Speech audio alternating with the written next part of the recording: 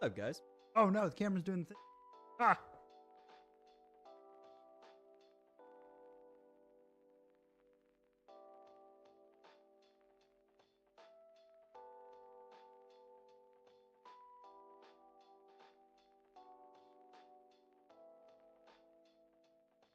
I'm all comfy. What's up, Dandy? What's up, closet lady? I say closet lady as if. Hi, Sarah. I forgot it was Wednesday too. I woke up really late. Yeah, I don't know what to do today. I just kind of thought it'd be a hangout stream. People want to die. But hangout stream, I gotta figure out what type of I don't know what type of video. So if you guys have any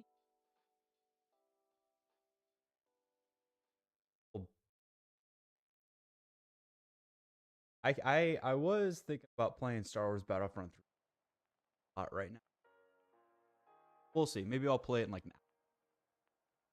I kind of wanted to hang out. I haven't done a just chatting stream. Wow. Play altars. Hold on. Let me look at what alt.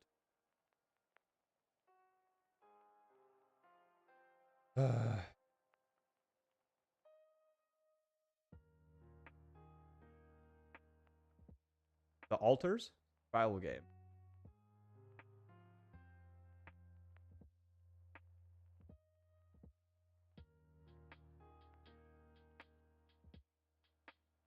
I assume it's on. Volume is low. Okay, hold. My name is Robert. How's that? Okay, volume's a little bit higher. I'm good. I assume you were talking about me, but I also turned up the music. Oh, might be Xbox only. Hold on. I'm pretty sure Taylor has Game Pass. Let me look. Gotta pull everything up on this screen. How's everyone's day going? Oh yeah, he's got. But the problem is I'd have to download it, not his download speed. For some reason, his download speed is awful. Which really sucks. Oh, yep, there it is. Altars. Install? How many megabytes is it?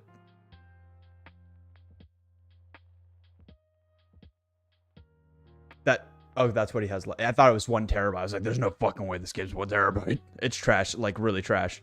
What do you mean? Oh, his download speed? Yeah. Sorry, I'm still waking up. I have my Monster and I have my coffee. They have a breakfast blend, Keurig, so I got that one, and I'm really happy. This is my favorite type of coffee. Grant, this is my second favorite type of coffee. Believe it or not, people call me crazy. I like black coffee. I grew up going out to breakfast and lunch with my grandmother, and she always got coffee, and I always got coffee with her. So I kind of got programmed to drink black coffee, and it was always a breakfast blend. Vulgar breakfast blend, what it was. And that's exactly what this is.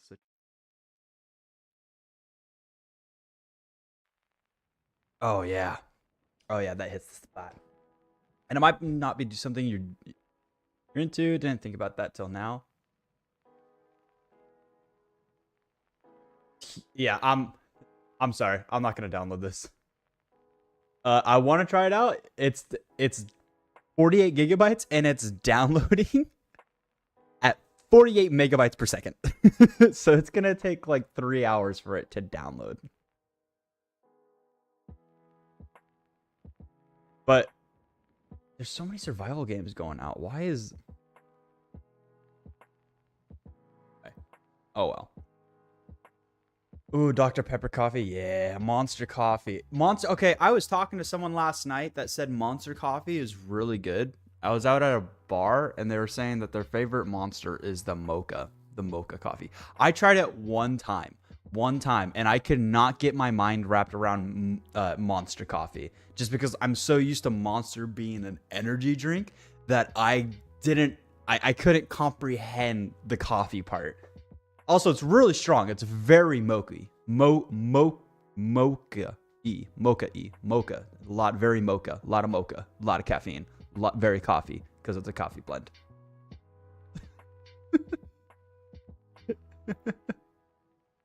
Oh, shit. Ah, no. Why do that? There we go. You know, I was thinking maybe I could introduce you guys to some Y-Files. If you guys have ever heard of Y-Files. They did post two new episodes that I haven't seen. That would be really fun to watch. Y-Files is a great channel that I love very much. I hold very dear to my heart.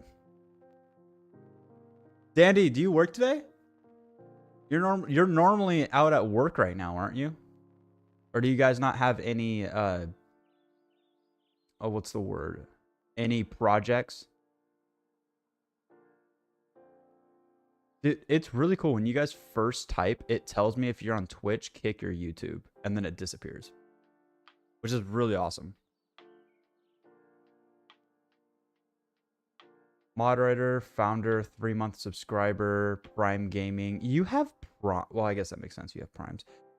Hey, how are you, man? How you doing? I'm good. Good. We're just kind of chilling. We're relaxing today. Watch the new Fantastic Four trailer. Ooh, there's a new trailer. Okay, hold on. Hold on. I'm pulling it up. Half a day at part-time job. Gotcha. I'm good. You're from Kick. We have someone from Kick. Oh my God. Welcome from Kick. I think we've had one person from Kick and they were a spam. So you're technically our first new Kick person. I am from the Pacific Northwest. Where are you from? Fired from the main job. Oh no. Is that the barn making job? I'm sorry, man. When did that happen? You were doing two. No, you were. I got this, Dandy. Hold on. You were doing one job. You didn't have two jobs. It's the final trailer, okay? I'm from the US. Sweet. What part of the wait, let me guess. Let me take a wild guess. We're from the Pacific Northwest. I'm gonna guess that you're from the Midwest. Somewhere in the Midwest. There's too many in the Midwest. I can't. Yep, okay. Shit, that's the one that you worked with your brother, right? Okay, Fantastic Four trailer. Hold on, let me look that up real quick.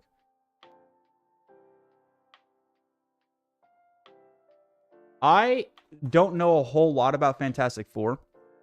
Oh, yeah, it was released 5 hours ago. Holy crap.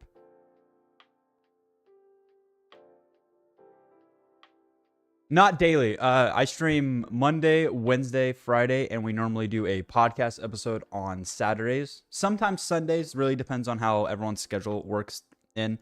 Schlenk Studios is run by me and my buddy Taylor, and also Closet Lady, who is also here, who is not a founder, but is a tremendous help to this project and stuff that we're doing.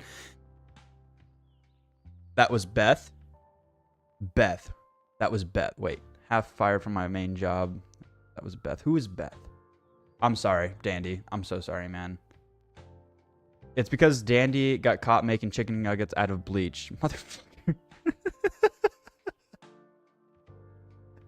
What? I just saw Hen's thing pop up and it disappeared. Birth. Oh, you're Beth. Hello, Beth. It wasn't popping up for me. Hens, I saw your chat for a second and then it disappeared.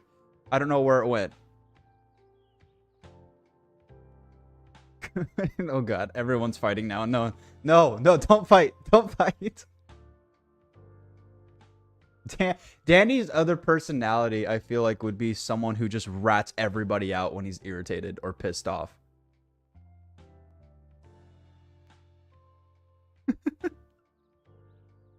Man, I'm so happy some people are here. Welcome to Schlenk Studios. Run by sometimes no one. It just kind of runs by itself. All right. Let me pull this up real quick. I don't know if that's copyrighted. I was listening to some classic music. Hold on. Let me put this up at 4. Stop doing that. All right, you guys ready? We're going to watch the Fantastic Four trailer.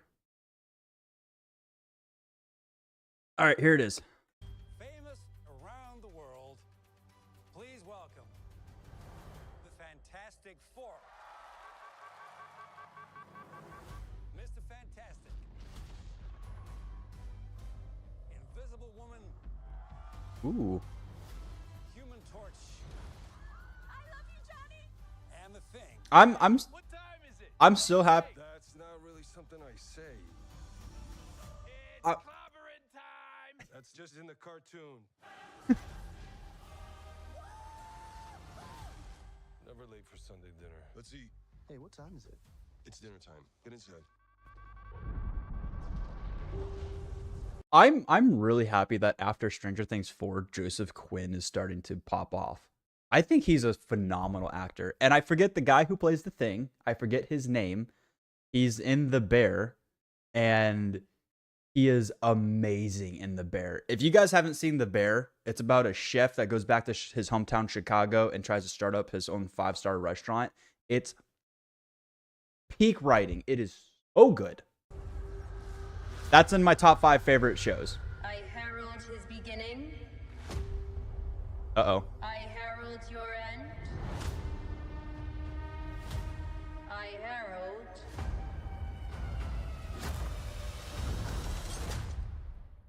Galactus. What is that? Get us out of here, Ben! Hold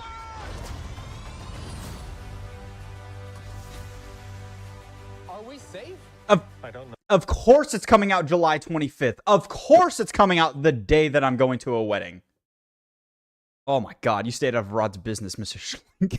Mr. Schlink. Mr. Schlink is Taylor. Okay, I'm just... Yeah, Mr. Schlink is Taylor. Sarah is Closet Lady. Schlink, Closet Lady. I still haven't had a name. I don't know who I am. Swear to God, if someone says Mrs. Schlink, I'm gonna deck you in the face. Oh. The clock is ticking. We are going to find a solution. We are going to make it right. You don't want to just crush him, hide that. The 4 of us will face the danger. We will protect you. Family. It's about connecting to something bigger than yourself. We'll face it together. As a family.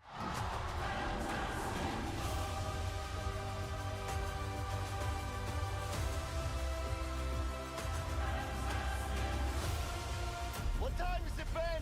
No. What time is it, Ben? No, Johnny. Say it! I don't wanna. Say it!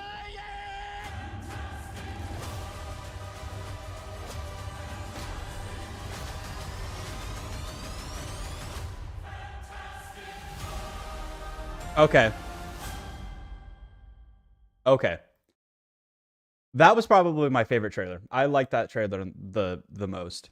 I grew up, well, I didn't grow up watching Fantastic Four, but I remember when the original Fantastic Four movies were coming out, and they never looked interesting to me. I never really thought they looked good. And again, I wasn't really that much into movies growing up until I got older.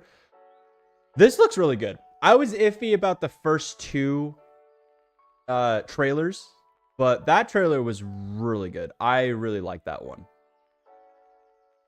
But yeah, of course, it's the day that I'm sure Taylor's gonna go see it when I'm out of town. Okay, I don't know a lot about Fantastic Four. Taylor, educate me. Galactus is like their main villain, right? Because every superhero duo or group has a main villain. And Fantastic Four's main villain is Galactus, right? Because that's how he was that in the very first Fantastic movie that came out in 2004. It was also Galactus, but they redid it in a way that didn't look like Galactus. And then... Oh, yeah. Also, I'm really excited to see how they end the movie, because if you got... Spoiler alert, if you haven't seen Thunderbolts, I'm giving you like 5 seconds, 10 seconds to turn it down for just like 10 more seconds. So turn the volume down for 10 seconds. And I'm gonna kind of elaborate what the ending of Thunderbolts is. Okay, 5, 4, 3, 2, 1. At the end of Thunderbolts becomes the new Avengers. No one cares if I spoil it. No one cares if you spoil it. No, you don't care if you spoil it. I do. I don't want to ruin it for everyone. At the end of Thunderbolts, the Thunderbolts crew becomes the new Avengers.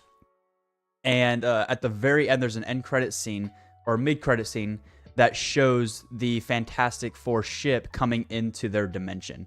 So something in this movie, in the Fantastic Four movie, Taylor, and this is all Taylor, by the way, something happens in the movie that basically destroys their timeline, and they have to come to the MCU timeline. So, and then that's why everything looks so different in this Fantastic Four movie, is because it's a complete different timeline. They're technically the only superheroes. I wonder if there's a thing that they go back in time, but end up sending Galactus to that timeline as well.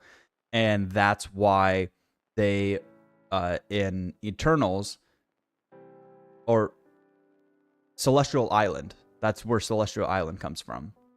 Of course, I don't know.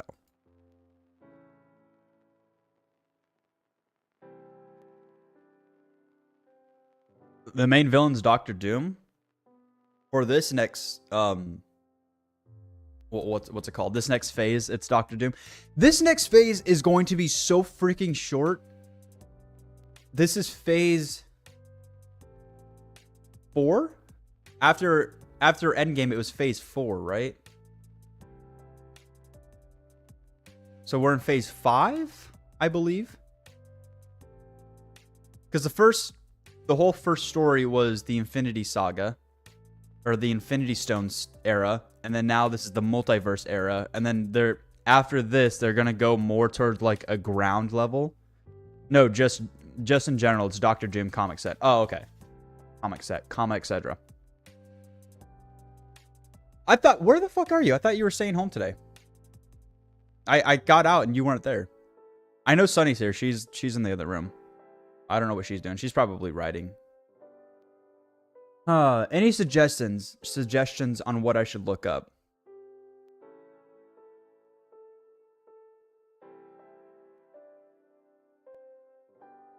They wouldn't let me? Ah, gotcha.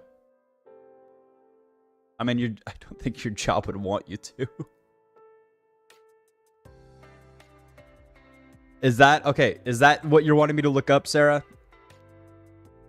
Pop Tropica? I wish Luis was here, because Luis always has something for me to look up that's just obscured and random.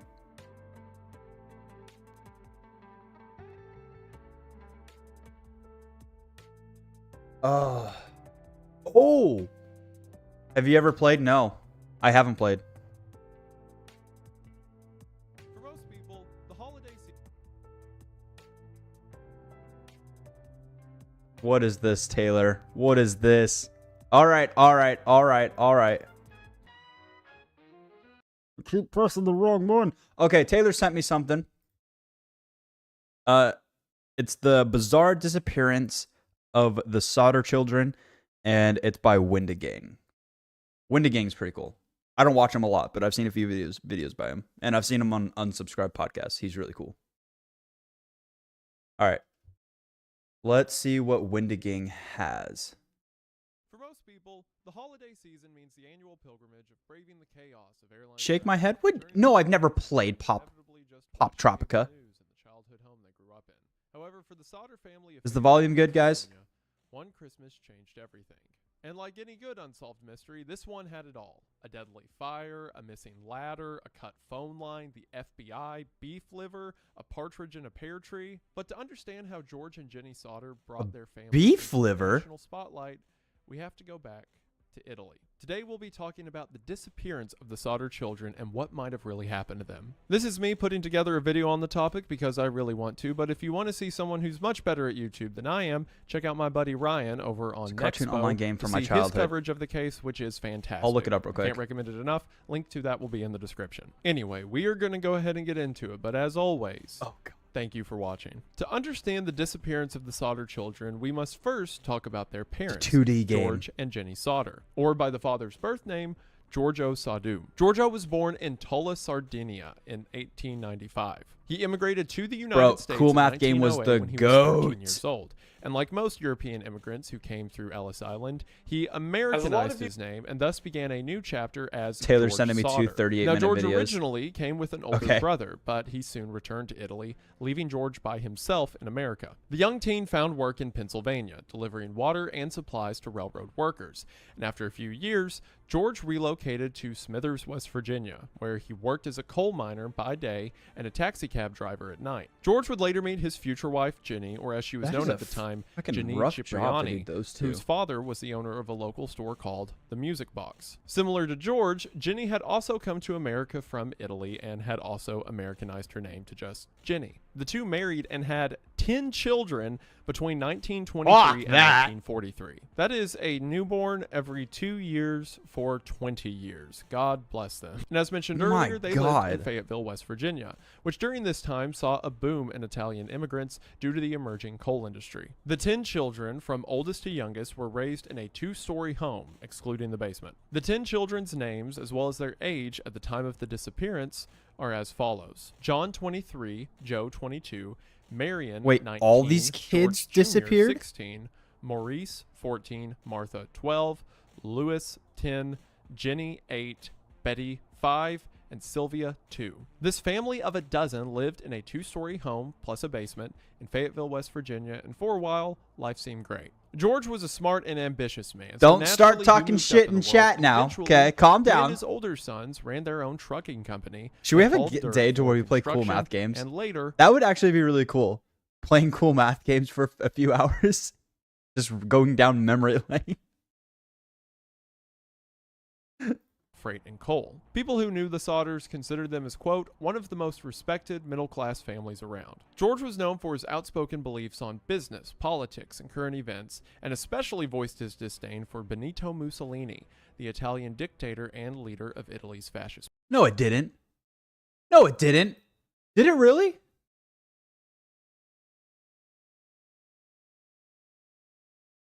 No, it's still up. I have it.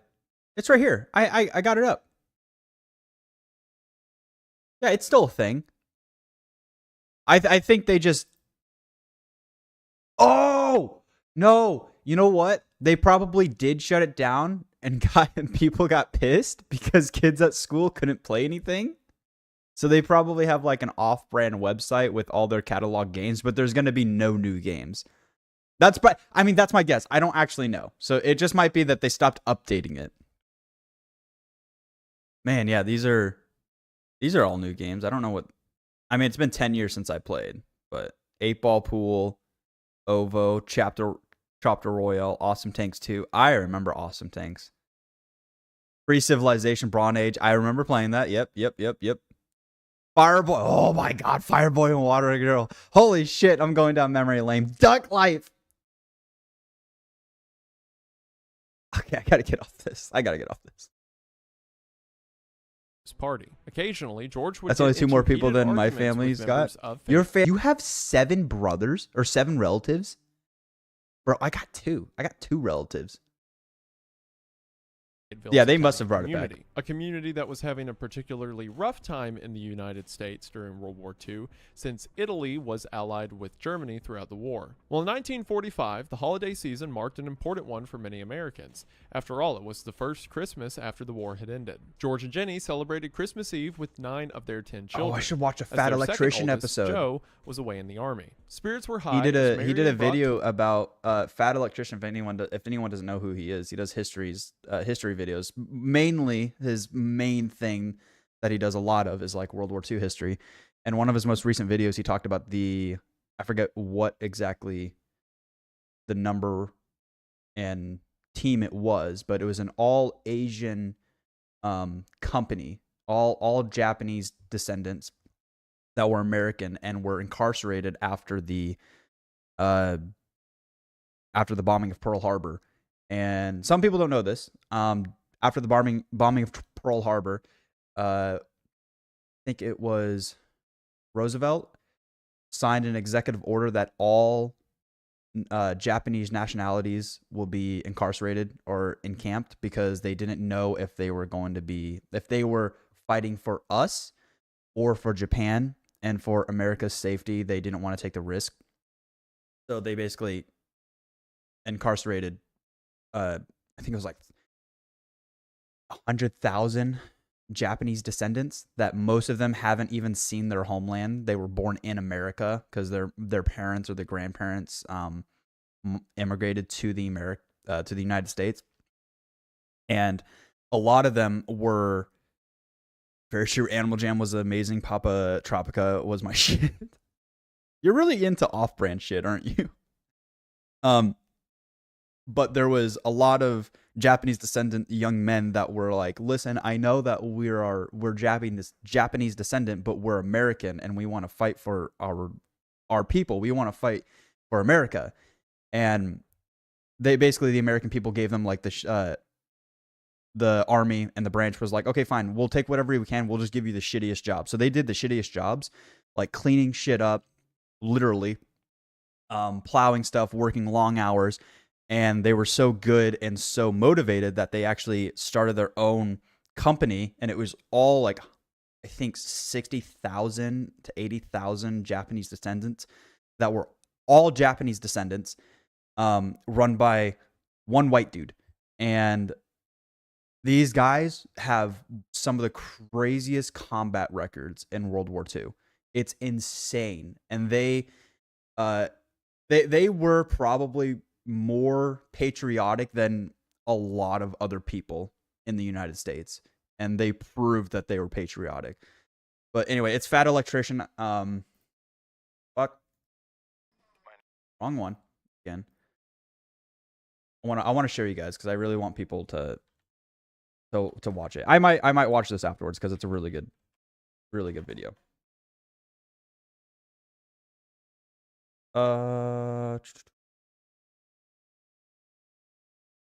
Oh, yes, here it is.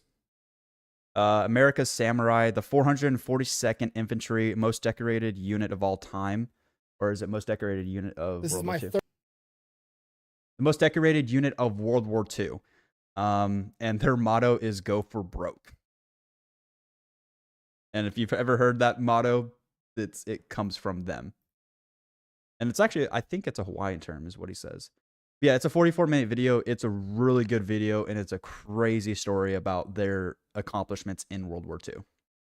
Toys for her younger siblings from her Hi, job Judge. at a local dime store. Welcome to George the stream. Sr., along with I'm the so two happy that oldest you're sons, here. John and George Everyone say Jr., hi to went Judge. bed after a long I'm not day going to of say his work, name, but while the there younger is a judge children, here. Maurice, Martha, Lewis, Jenny, and I Betty. really begged want to their meet mother you. to stay Sarah's up told past me a their little bit bedtime. about you. You Jenny sound agreed really and took freaking the awesome. youngest, Sylvia, We're just with her chilling to today. bed, We're having a good as time. The 2-year-old slept have my in coffee. the same room as her and George. Jenny was woken up after midnight, around 12:30 a.m., when the telephone rang from George's office downstairs. She went downstairs, answered the phone, and was I just want to greeted know, how with did a 10 quote, kids go weird missing? laugh from an A shitty unfamiliar babysitter. voice, followed by the sound of There's clinking 3 of them? glasses. Turns out it was a wrong number, and Jenny accepted the woman's apology. What do you mean there's On her 3 of way them? back There's to bed, 3 Jenny there's 3 noticed that judges. the downstairs Is there 3 judges watching me right now? Am I on America's Got Talent? lights were still on. The curtains usual one open, says and the hi. front I'm door just unlocked. Marion was fast Hello, asleep on guys. the I hope you guys couch. are having a good Assuming day. The younger I hope it's children going. went to bed in the It's Wednesday. It's Wednesday. I'm not gonna. Nope. attic where Nope. they had shared a room. Jenny Maybe I locked up shouldn't the mention the house drug and use. turned off What the drug lights use? before I returning to bed. don't know what you're talking About about. a half hour into her dozing off, so around 1 in the morning now, Jenny was woken We're up joking. again, We're but kidding. this time They by all the say sound hi. of a heavy object hitting the roof Oh. before rolling off. She That's waited for awesome. the sound to happen again. You guys are all just but it chilling, never did. watching stuff with so her. Jenny went back to sleep. Sarah's a good Another half worker. hour later, I again around I tell 1:30 Sarah that she a.m., works too Jenny much, woke up for the but she's third too time. loyal to her This people that she time, works with. Due to the smell of smoke. You guys A tell her fire to had get some. broken out You in guys tell her George's to office. sleep, right? As the flame spread quickly, I tell her she Jenny needs to shouted sleep for more, her and she husband. doesn't The couple sleep. quickly got out of bed. She's very and was bad at able to get sleeping. John, I think George we all need to Jr., team up Marion, and Sylvia okay, we out. all need to team up and make sure Sarah gets at least 5 hours of sleep at night. Like we all need to band together and work that this girl gets sleep because she does not sleep. She is a fucking night owl and gets like 2 hours of sleep. You know, early bird that gets the worm? Well, bitch, it's always early with Sarah because she never fucking sleeps. of the house. I think I need to George move went a back house. inside the house, breaking a window and cutting How do you his arm move in an the house? What do you process. mean you need to He was move a going house? back in Like, to you need rescue to his other move? 5 children who were still in the house. However, flames had engulfed the only staircase and were soon spreading That was throughout good the coffee. house. George sprinted back outside, hoping the remaining children escaped through the attic bedroom window, but they were, presumably, still inside. The family's ladder, which they usually kept propped up against the house for such an occasion, was 2 nowhere to hours be is found. not So with no plenty ladder, of- George had an idea. Use one Motherfucker! Oh, I want to out you so bad right now, okay? 2 hours of sleep? No wonder you drop dead every other day, okay? Get some fucking sleep. Sleep more. Get more sleep. of his 2 coal trucks and park it under the window so that he could Thank you, climb though. I into won't be the here for a house. second. I'm getting a Unfortunately, lecture. Go Neither for it. truck would start. No which problem. was extremely suspicious since both trucks Do had your worked work. perfectly the previous day. Next, in I desperation, actually George don't think decided Sarah's to body scoop can water from physically his ring handle barrel 8 to hours combat of the sleep. fire, but found the water frozen solid. At every step of the way, it seems factors out of his control kept him from saving his kids. Marion ran over to the neighbor's house to call the Fayetteville Fire Department, but was unable to get any response from the operator. Another neighbor, who had driven past the blaze, attempted to call for help from a nearby tavern, but they too were unable to get a hold of the operator. Eventually, that neighbor drove This is into town and 1940 tracked down the something, right? fire 'Cause he chief, said it was during World War F.J. II. Morris, and alerted him that the Sauter family house was burning down with the children still inside. Welcome, Because of Sierra. this, help wouldn't come Welcome for to the another chat. We're 7 just hanging out watching hours. When a videos. fire truck did Brian, arrive I at feel the like we Sauter have a residence, problem. You it keep was 8 skipping in my the chats, and morning. I'm By not then, quite frankly. the house was nothing I'm more than quite a pile of frankly ash. According offended. to the fire Well, department, the reason for I such a talk to you lengthy every delay single day, so was I don't due to really the, care what quote, you have to say in phone chat. tree system, or in other words, a system where an operator has to rouse a firefighter and So let's then confess to phone another crimes. Maybe they'll just firefighter and then phone another one by one. So then everyone has I to read get them, individually alerted, make their way but to I'm the not gonna firehouse, acknowledge and them then in they can go to chat the when fire. there's 3 Add to fucking that the judges fact that the fire watching department me. itself was pretty low on manpower. Again, it Oh, yeah, was still Sarah, you just missed wartime, it. There so a was lot of 3 able-bodied court men were judges still in the watching us. military, and it was the holiday season. Also, the head-scratching statement from I have a friend that Morris worked at a he courthouse. had to, That's quote, why. wait for a qualified driver to surface because he couldn't drive the station's fire truck himself. Because of that, according to the fire department, very little could be done to help the Sauter family. Don't you have- Because of the delay, What? both George and Jenny had to assume the Coward! worst, that their What 5 am I being a children had been coward lost for? to What the are you fire. talking However, about? an I don't informal use. search I'm around not a 10 in the drug morning user. Found no skeletal remains. I barely Moore smoke. suggested that maybe the blaze was so I don't hot, even the smoke remains that were much. completely cremated. But even bones are Granted, still I'm present kinda in the too cremation broke for it, but process. still. Not to be too graphic, Mr. but, you Schlonk. clicked on the video. Mr. Usually, bones You're Mr. require Schloink, hours at a I'm Mr. temperature of 1400 to 1600. Dude, I thought that was our transition for a second. I thought that was our transition for a second, and it freaked me out. I'm like, that's not our transition. What just happened? What do you mean? What do I mean? What I mean is that I have a friend that works at a courthouse, and she watches the stream while she's at work, and sometimes, periodically, a judge comes over and watches it with her, an actual judge. And just now, about 5 minutes ago, there were 3 judges watching me. They actually seem really cool, and I really want to meet them. She's told me a lot about them, says that they're really good people, and it warms my heart to know that there's people like that in our justice system that are actually very good. I think I have been asked to say this. I am sorry if my lack of work is due to lack of sleep. I understand it's important, and I will do better. Judges said they'll make sure. That's what we need. Your work ethic, Sarah, your work ethic is great. You have a great work ethic. But your work ethic would be better if you just sleep. And that's all we need. We don't need you to improve your work ethic. You already have a great work ethic. You just need to improve your sleep. That's it. They're staying through lunch. Oh, okay. So, well, hi. Degrees Fahrenheit. We're just but watching even then, videos. some bone fragments remain, and those are then processed in a cremulator, in which they are mechanically crushed into finer I tell you pieces what, of ash. What we know is if that you're the on solder fire did SSRIs, not reach the temperature range well, needed don't for take them cremation, for and the 2 blaze days, but also itself stay lasted hydrated as under fuck. an hour. Dude, Even I'm always hydrated. Do you know how much water I drink? I drink like 4 of these a day, and not counting, and then like 2 or 3 of my water bottles while I'm at work. some household appliances I drink so found much in the water. basement were recognizable. I drink so much Things water, that my should have pee's burned clear way constantly. before a skeleton. A typical house I'm fire, sure- I'm factoring pretty in positive I'm variables immune such to as water materials poisoning. used, can reach between 1100 to 1400 degrees Fahrenheit. Again, neither Mr. hot Schloink, enough we're gonna nor have to long ask you to enough leave if you don't completely calm down cremate in the court. children's skeletons. That is such a brutal phrase. That wasn't I the could only straight thing up that just seemed ban off, him. however. For example, that ladder Ban that was Taylor supposed from to lead up his to own the attic where the chat. children slept, well, it was found at the bottom of an embankment about 75 feet away from the Sauter property. Which, you know, even if it fell off the house in the confusion of the fire, it probably wouldn't continue Are to you fall okay? several hundred yards away Dear to the God. bottom of a ditch away from the property entirely. I mean, you're alive, it's so a you seem to ladder. be Those things okay. don't really move that much. Because it was Christmas, Morris postponed a more thorough it late- inspection late and work told last the night? Sauters to leave the site untouched. However, after 4 days, George bulldozed around 4 or 5 feet of dirt to cover the basement, with what we believe was the intention to plant flowers as a memorial to his 5 children. Now, this seems really weird, but I do That think seems there's really an sketchy, explanation. though. Keep in mind, the Sauters, at least Just George walk and it Jenny, off. were completely Sierra, are you under good? the assumption Ignore that Taylor. their children were killed in the fire. Taylor. And part of their frustration with that is the fact that it took 8 hours for the fire department to get there. You're gonna So hate then this they do get- suggestion, but I'm not joking. Take an ice bath. If you have a sore body, an ice bath helps so much. You don't even need to do it for a long time, just like 5 minutes, 5 or 10 minutes, which granted is probably really cold, really long in an ice bath. But 5 minutes for you should be fine. It helps tremendously. get there, you believe your 5 children are dead inside. Need a Skittle, and then hey, the those fire aren't for chief who you distribution. hold responsible says, "Well, Wait, just don't. you touch can't just- anything you for 4 or can't- 5 you days. can't- no, It's you- the holiday. the I don't resale wanna do values it of those right now." Skittles are And as shit. far You as can't George resell knows, them. all You that have to guy's keep gonna them. do is show back up and say, "Yep, there was a fire. Your kids are definitely dead down there. Have fun with that." So to me, it kind of makes sense that George was like, That's kinda "Forget messed those up. guys. I want to bury my children." My Whatever legs and arms remains were of them extremely are numb. I left, couldn't even don't drive, want and I had to a D. rot. I don't think he was bulldozing D the get property me. in I almost order passed to out, cover and you up just almost evidence full or panic over and anything. over again. I'll Although take I an orange do Skittle. admit that someone saying, "Hey, You know wait for what? the We'll give investigation." we will allow one orange Skittle. Okay, just a Skittle. We can't give no more after this. But we feel bad. We'll give you one Skittle.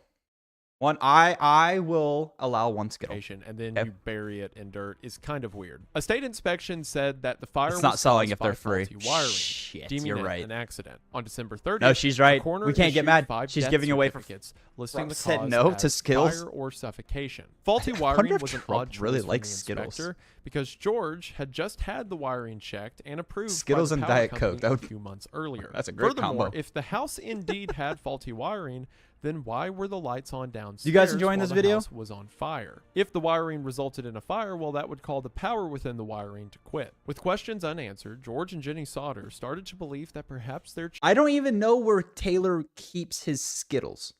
I don't even know where he keeps them. He hides them from me. So even if you wanted Skittles, I couldn't get you. He just leaves a certain amount out, and if Sarah earns it, I give her Skittles.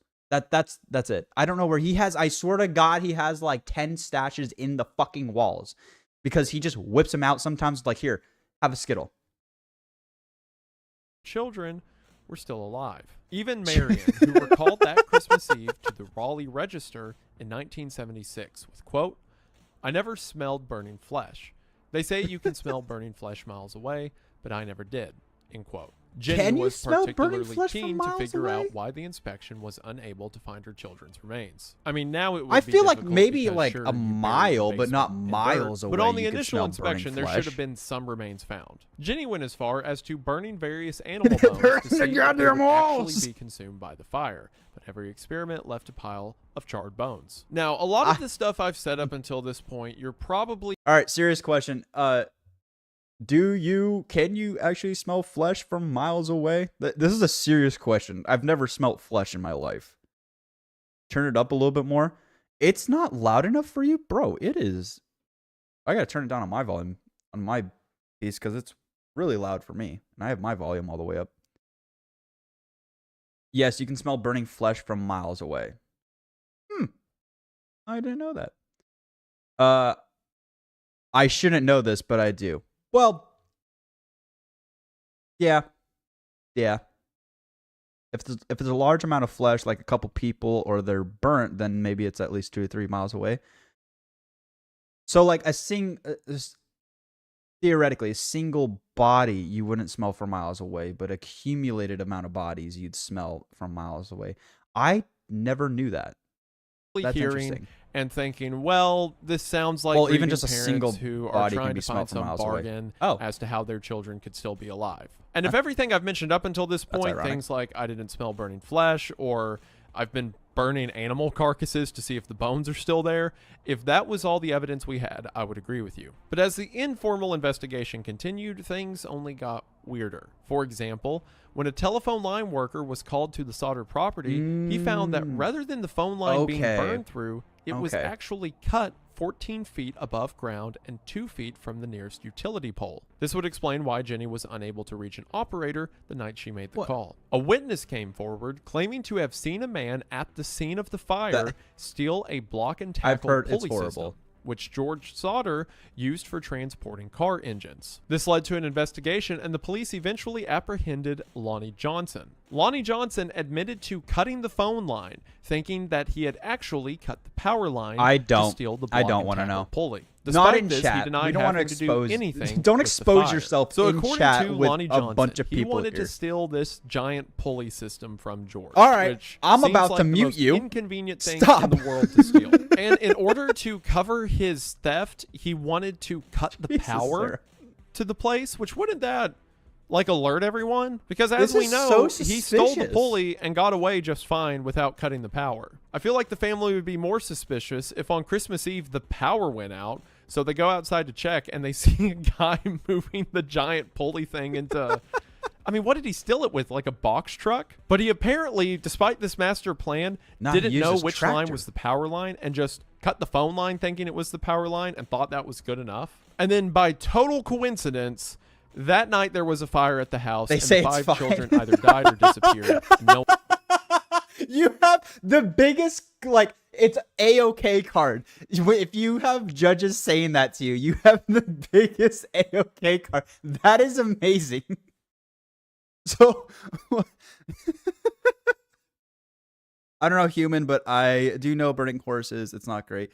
That is true. You did grow up on a ranch. So, you know, one of these days, Taylor needs to have a just chatting stream like this and just go through all the stories that he did growing up on a ranch, because there's some things that he's told me and I'm like, oh, really? Granted, I'm a city boy. I never grew up on a ranch or a farm, and I didn't hang out with people who were ranches or farmers until I got older. So I'm still learning a lot of stuff. Sarah fucking tells me a lot of stuff about farmers and ranchers that I've never known about. But yeah, that's Taylor, you need to have a stream to where you just talk about all the stories and your experiences. I know how boiled flesh smells like. Am I just isolated or something? Why does everybody know what flesh smells like? Tell me, judges, is it true that cops have a ticket quota? Don't answer that.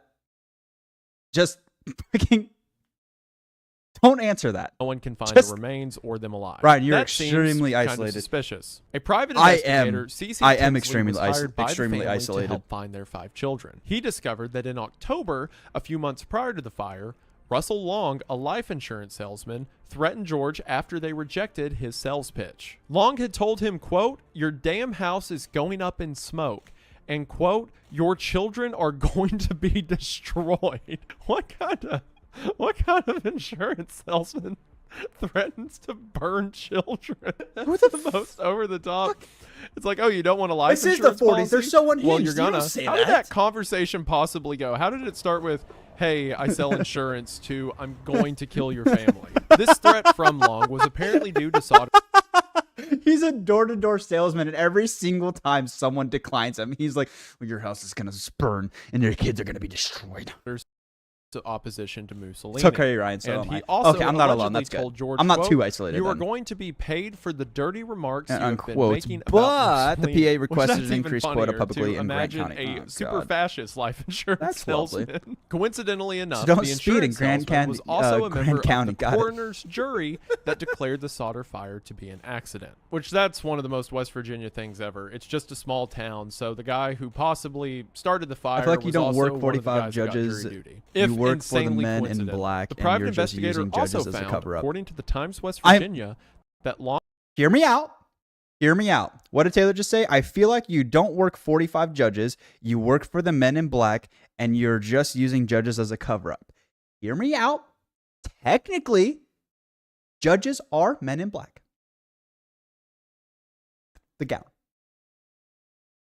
I'm not wrong, but I'm also not right. Song was sent by Fiorenza Giannutolo. Giannutolo was a former employer of George's who owned a hauling company. Giannutolo was also the director of the Fayetteville County National Bank. He was also a co-signer of Sauter's home insurance, which he increased from $1,500 to $1,750 I'm trying really hard to, before the fire. like, keep up without with the this, but I'm family's also trying to consent keep up or with chat. knowledge. So the guy who sent Long, again, I the dude have who no got so idea mad what's at going Sauter on. that he All I threatened know his is that there's children. 9 His kids boss that was died. the co-signer of Sauter's home Or insurance, which missing. he increased without alerting the family right before the fire. And the reason that he was the co-signer and seemingly George did business with him is because he was previously George's boss. Again, more small town shenanigans. Also, some of the family members recalled that just days prior to Christmas I mean, Eve, when your son they grows saw up, a you can man explain to parked him that outside you're not watching the younger lying and you're children technically as they not came home wrong. from You school. are Another you witness, wear this one a black late-night for bus work. driver, You gave are a testimony man that in black or a contradicted man in the black. inspection's claims of an accidental fire. The driver reported seeing an unknown person lobbing, I'm almost off lunch. balls We of won't be fire as distracting onto soon. Sauter's All right, roof, no Which problem. it's funny that this driver I had to appreciate come all forward. you guys Like, he stopping heard by, and I hope you stories enjoyed about watching his this. family home Gave you a burning little bit of down, break and he's from like, work. Oh yeah, that was the home that someone was throwing the fireballs at. Later, the youngest child, Sylvia, What? found a green hard rubber object near the ruins, which could explain the sound coming from the roof that woke Jenny up in the middle of the night. Just now, believe it or casually. not, Oh everything I've yeah, said that's so the far house is that someone was perfectly throwing normal. fireballs This is where at. it Like gets you weird. just that's a truly fucking normal bizarre twist Tuesday of the night. story came to light in the aftermath of the fire. Sarah, the jig is from up. I none know a other than wrangler. Fire Chief You wrangle up F.J. aliens. Morris. If you'll remember, he's the guy who was part of the reason it took 8 hours to get there, Extraterrestrials, right? and then said the investigation Right? would be another 5 days. According to the private investigator Tinsley, Morris claimed to have found a body part, a heart, during the inspection. This was not mentioned anywhere in the initial report and also does not make any sense. Morris, the same guy So who is said this- the reason we probably can't find Oh their my God. skeletons is because, you know, they were cremated in the fire, also claimed to have found just the heart, like no other organs or anything attached, an intact heart Damn it. in the fire that somehow didn't burn. To make it even weirder, Morris said that he buried the heart in a box at the site at the time of the fire. And wanting to confirm this for themselves, George and Tinsley asked Morris to dig up the box. So George, the private investigator Tinsley, and Morris, the I'll read fire that in a chief second. who found a heart in the rubble, didn't tell anyone, put it in a box and buried it there, takes the two men back to the site. And guess what? He actually did bury a box with what he claims to be a heart inside of it. So What? Okay, whose heart? Where did the heart come from? That doesn't make any sense. Why would you bury a heart? Okay, and the heart didn't burn, but he dug up the heart after the fire and then put it in a box and then reburied it and then redug it up. I get why this is such a mystery. When I talk to my son about being a judge, he always tells me it's not that cool. So I started telling him I'm a man in black, but I haven't been able to explain how they go together until now. You're welcome. Tell him how it is. It's your time. It's time for the truth. In your youth, you were trained by Will Smith and take down aliens and bring them to justice. Yes, that's what every judge does. That is their night job, and their day job is judging. Or what's the actual word for it? Obviously, it's not judging, but you're a judge. What's the proper word to use? Sorry, Judge wanted to say it himself. They got to go. So they say happy streaming and thanks for the laughs. No problem. I'm glad you guys enjoyed it. Hopefully, I'll see you guys around more often. It was really fun. Enjoy your day. Be safe. And thank you for doing what you do. George and Seriously, thank you. Tinsley take that box to a funeral home to have it inspected, and it was concluded that it wasn't a heart, but was instead beef liver.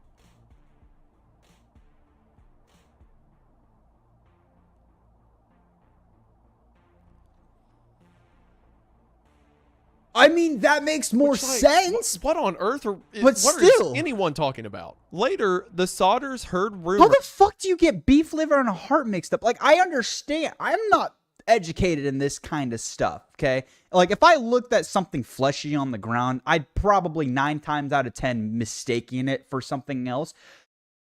But I feel like I would be able to know the difference between a heart and beef liver, okay?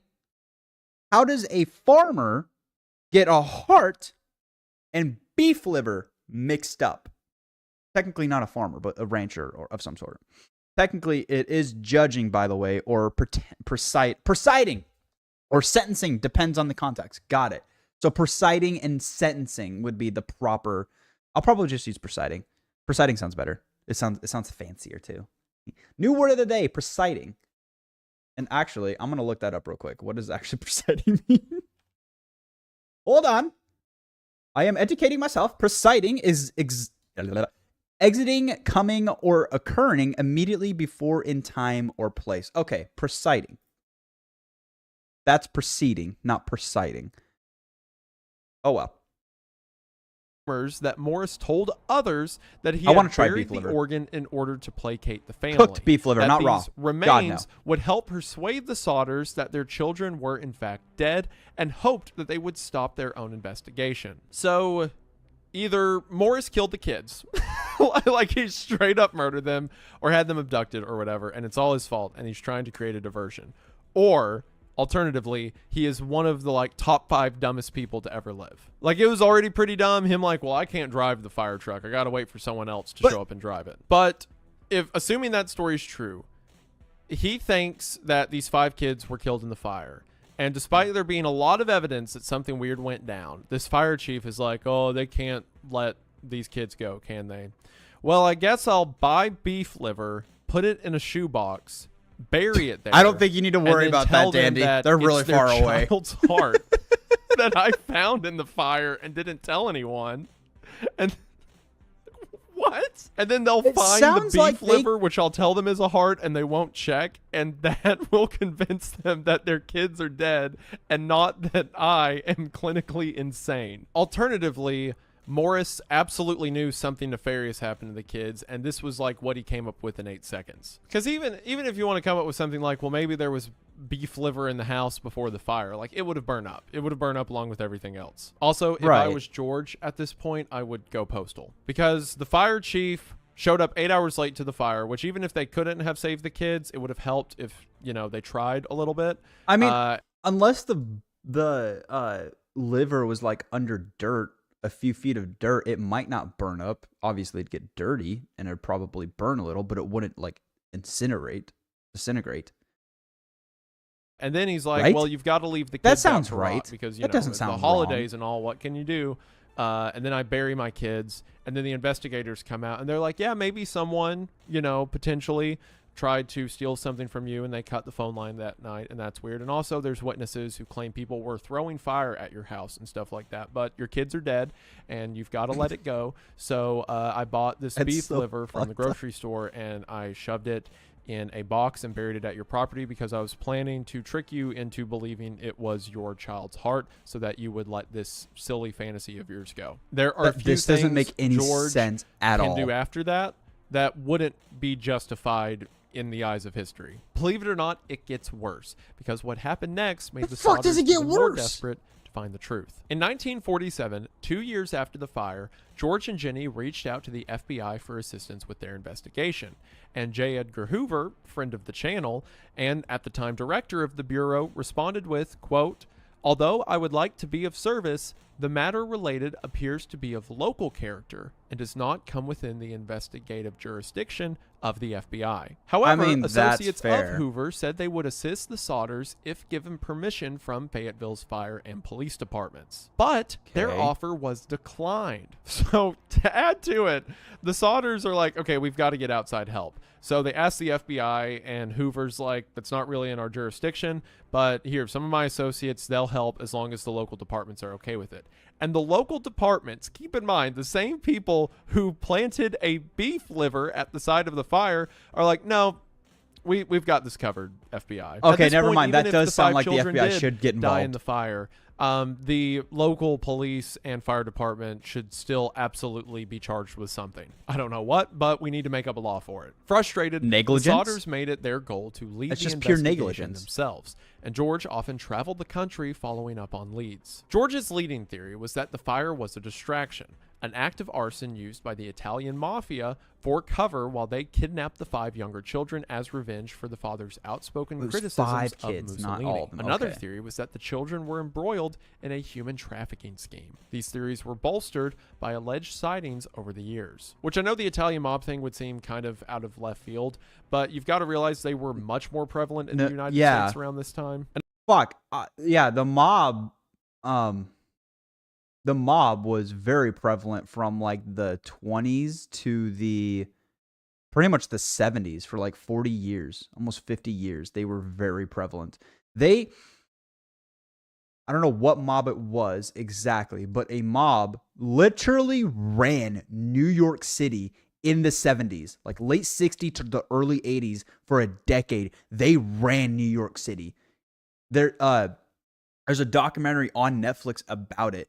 They had judges, officers, and when the mob got caught and they were investigating them, during that time, they were also trying to get a hold of the entire construction union, or like the entire union as a whole.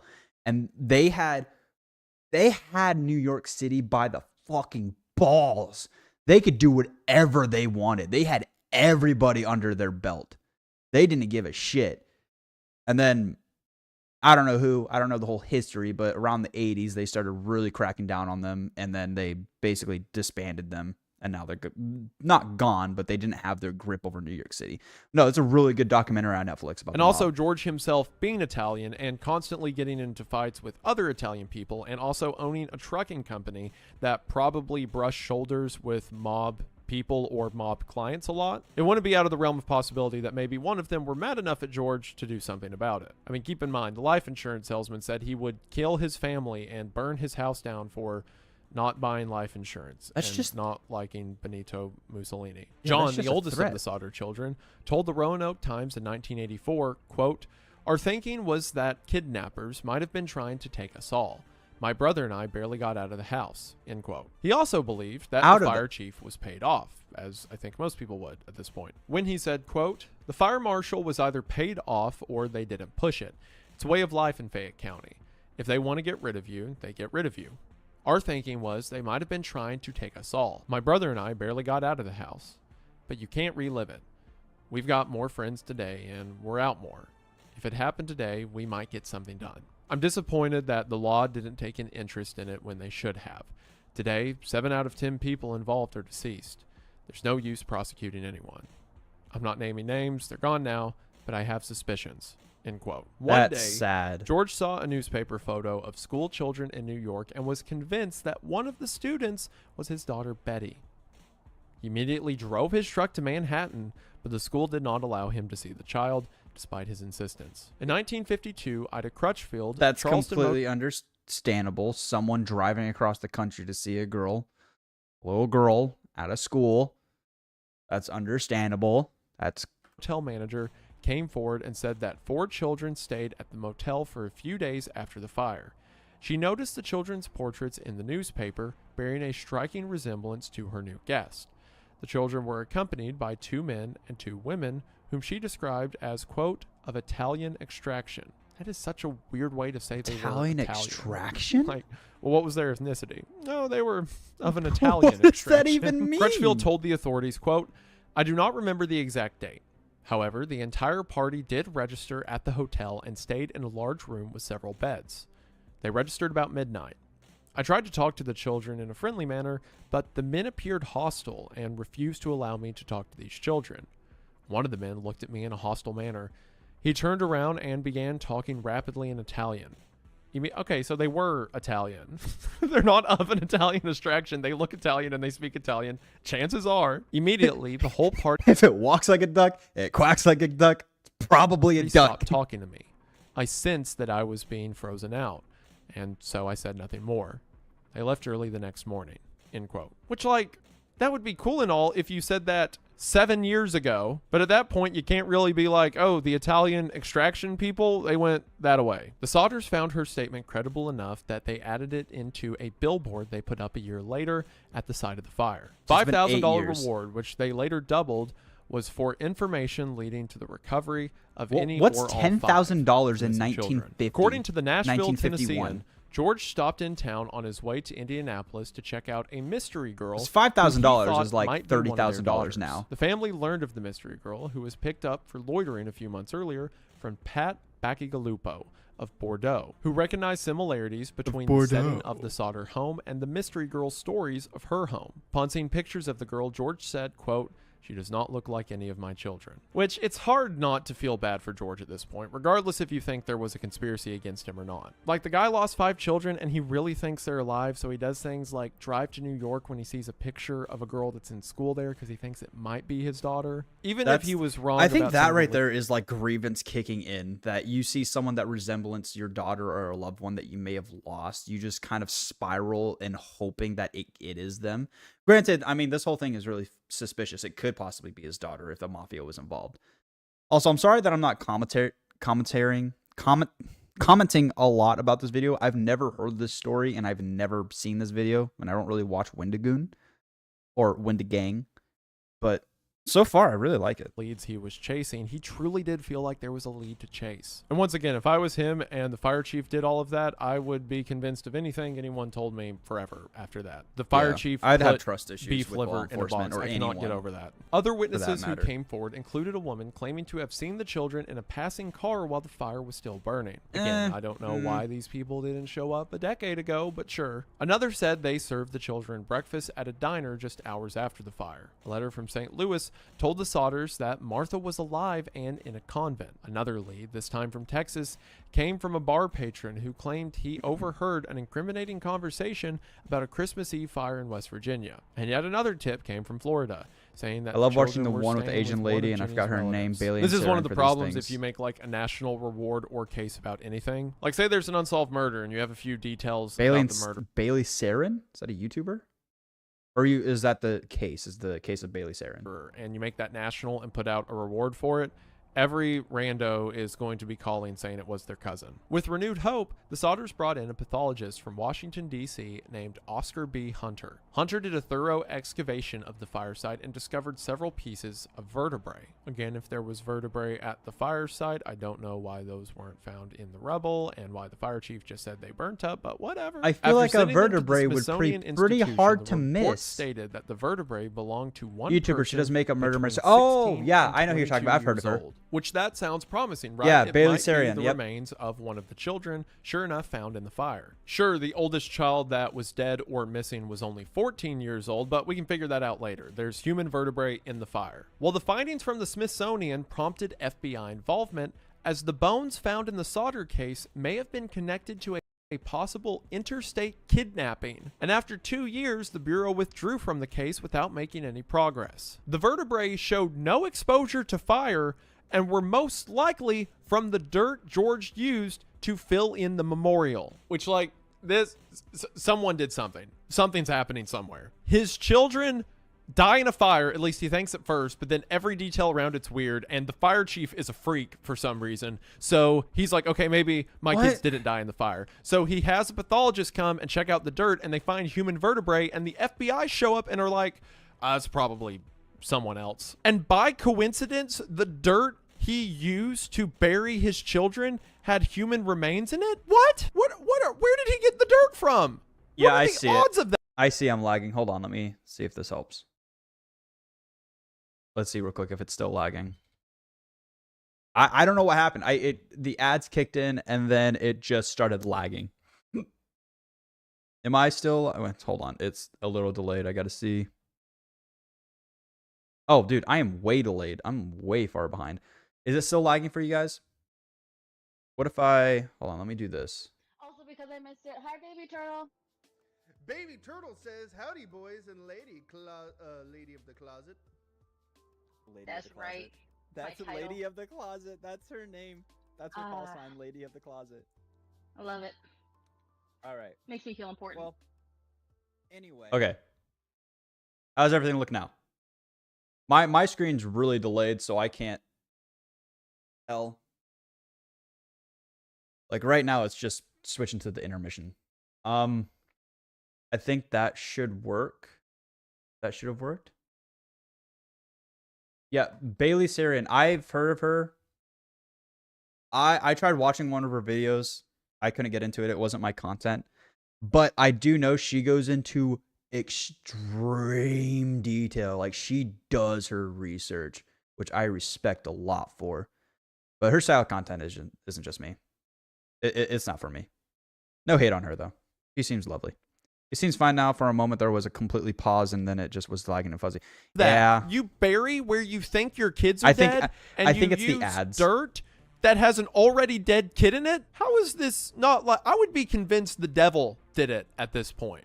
Like, with this level of absurdity and weird stuff happening, just, the fire chief put beef liver in a box. Where was that guy? Did that guy have a collection of bones? Maybe that fire chief just finds dead kids and keeps their bones. And then when George decided to bury his house and make a memorial or whatever, he's like, oh, well, great time to sprinkle these around. Which that sounds like a crazy accusation, but let's keep in mind he buried beef liver to convince George it was his kid's heart. Also, just kind of while I'm on this tangent, a lot of the papers around this time were like weirdly accusatory towards George. Like during this whole Bone thing, one of the headlines read, Bones failed to convince father of children's death, which makes it sound like his children's bones were found in the side of the fire, which, as we have stated, it was another kid's bones found in the remains. And the papers other are like, lady, no. There's when will he let it go? There's so many. I didn't realize how many. I knew there was a lot of people who do crimes and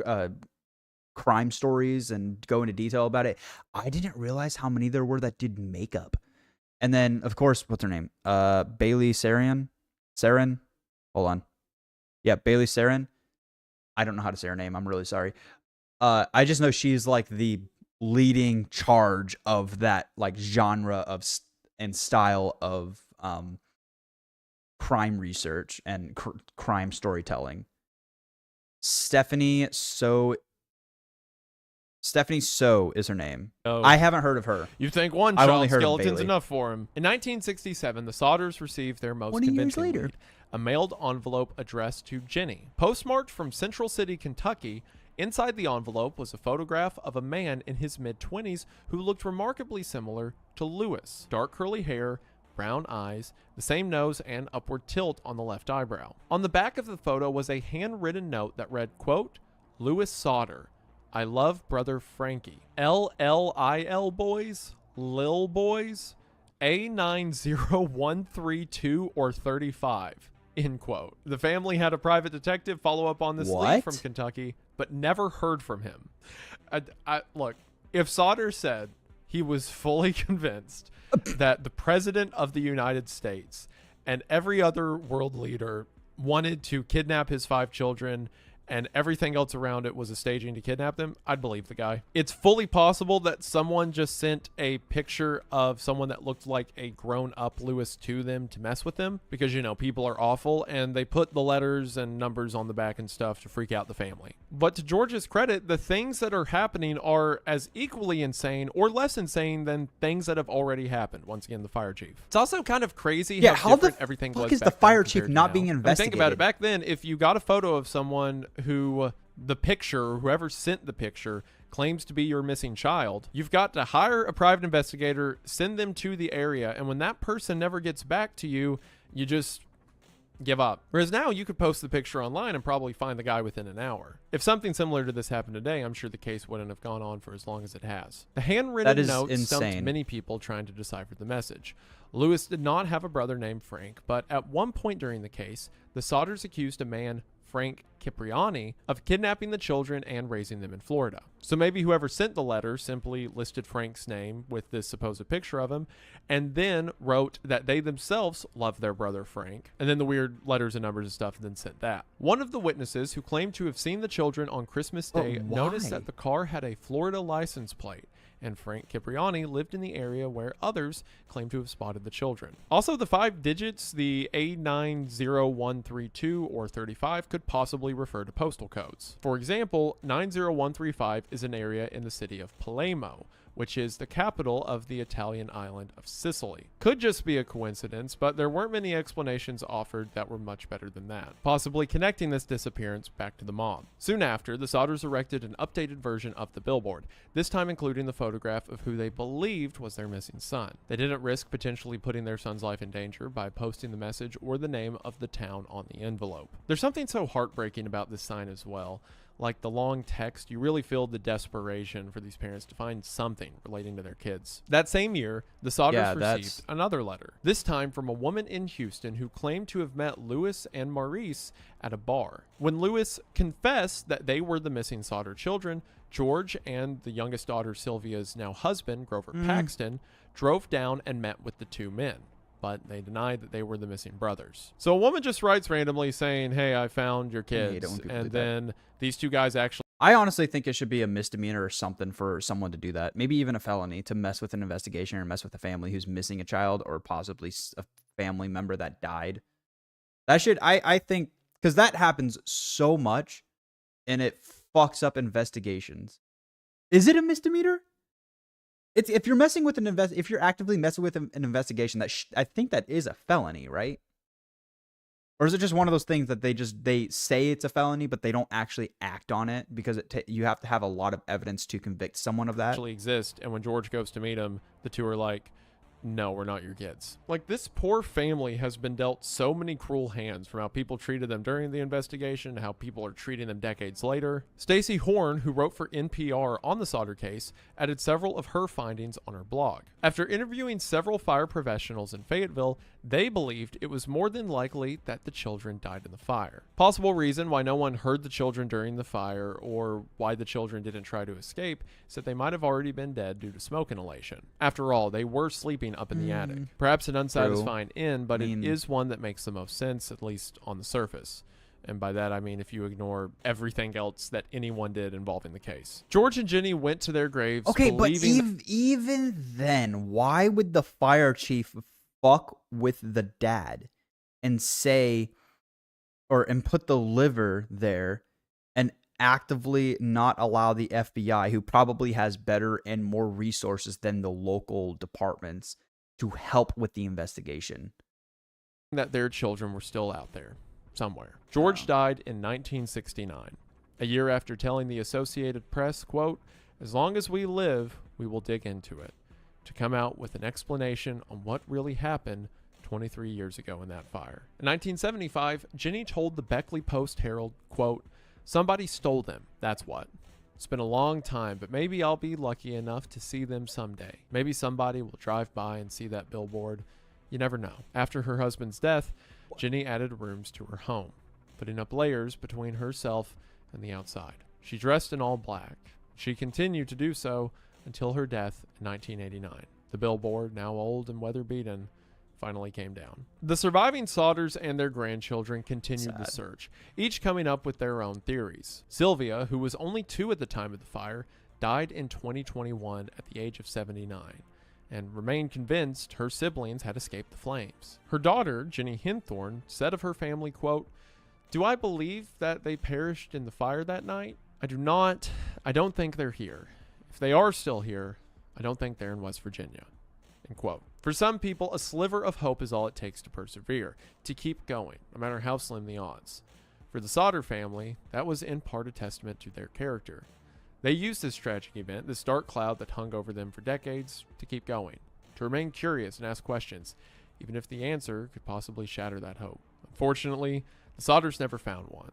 And like their home on Christmas Eve in 1945, any trace of closure went up in smoke. And to this day, it's one of the most absurd, unsolved cases that I've ever come across, because logistically, the 5 kids died in the fire. The end. And while I still think that is most likely the case, the kids probably did die in the fire, there are so many weird coincidences and sightings around it. Not to mention how bizarre figures like Morris, the fire chief, behaved. If the kids died that night, and that's all there is to it, then it goes to show how ineptness, even when there's no mystery to be solved, can create enough questions to create its own mystery. And not to mention, again, the insanity, the dirt he used to bury the bodies had a body in it. Or pieces of a body. You get it. The Sodder children's disappearance is a bizarre Yeah. case. Okay, if that's the case, where the fuck did they use to get the body? Where did they dig up to get... No, not the body. Where did they dig to get the dirt?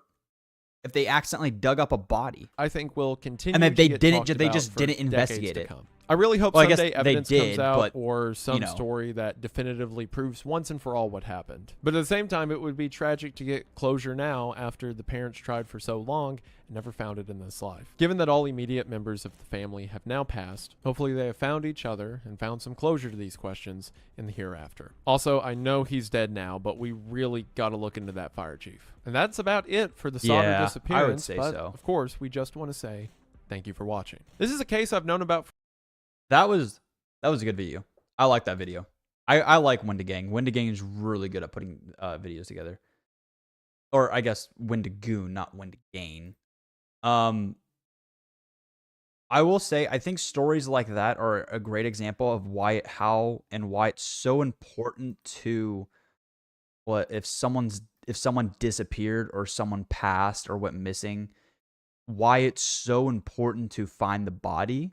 And why solving a lot of cold cases are so important, because the grief that the family members go through their entire life after an incident like that completely destroys them. And the stress, the anxiety, and just the pure depression of it, of losing a loved one like that, not knowing where they are, spirals someone into the point to where they slowly start dying from stress. And that every single time they get hope from something, it's completely vanquished because it's not real, or it's not actually them, or it's not information that helps them in any kind of way. But I know I have this up already. I already have another video up. I'm going to play the 442nd Infantry Division video by Fat Electrician, which is a really good video. But I'm going to be right back. I'm going to use the restroom. I'll just be a second. I'm not going to be that long. I'm gonna give her the point just because she's behind. But no, it was, you were kind of right. What did you give her the point for? Listen. The first time I first started skating was BP. Basically, you just learn how to skate, you learn how to move around in your skates, you learn how to handle a puck, you learn how to handle a stick, and it's just for fun, right? It's goof, nothing competitive. I was 3.5 to 4 years old when I started playing hockey. I was 4 days old when I got put in front of a hockey Dang net. it. That's what it was.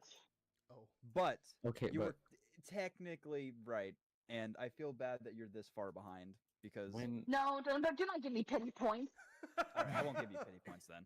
You're fine. Thank you. can didn't so when did you start playing like organized hockey with like teams? when I was 5 or 6 years old. Because that's the youngest that you can play. I knew it was early. Because I didn't. The last year I played hockey was. Oh, when I hold was up. 18. I'll be right back, you guys. So I played for about 15 years or 14 years, but I played organized hockey for about 12 years. Wait, how are you? You're at home. Did you fix your PC? Yeah, no, I have my laptop. Oh. No. Oh, I was gonna say you got a new graphics. Oh card? yeah. Good By the though? way, did you ever test the graphics No. card? No. Not at all. You knew I was going. Like, no, I haven't tested it once yet.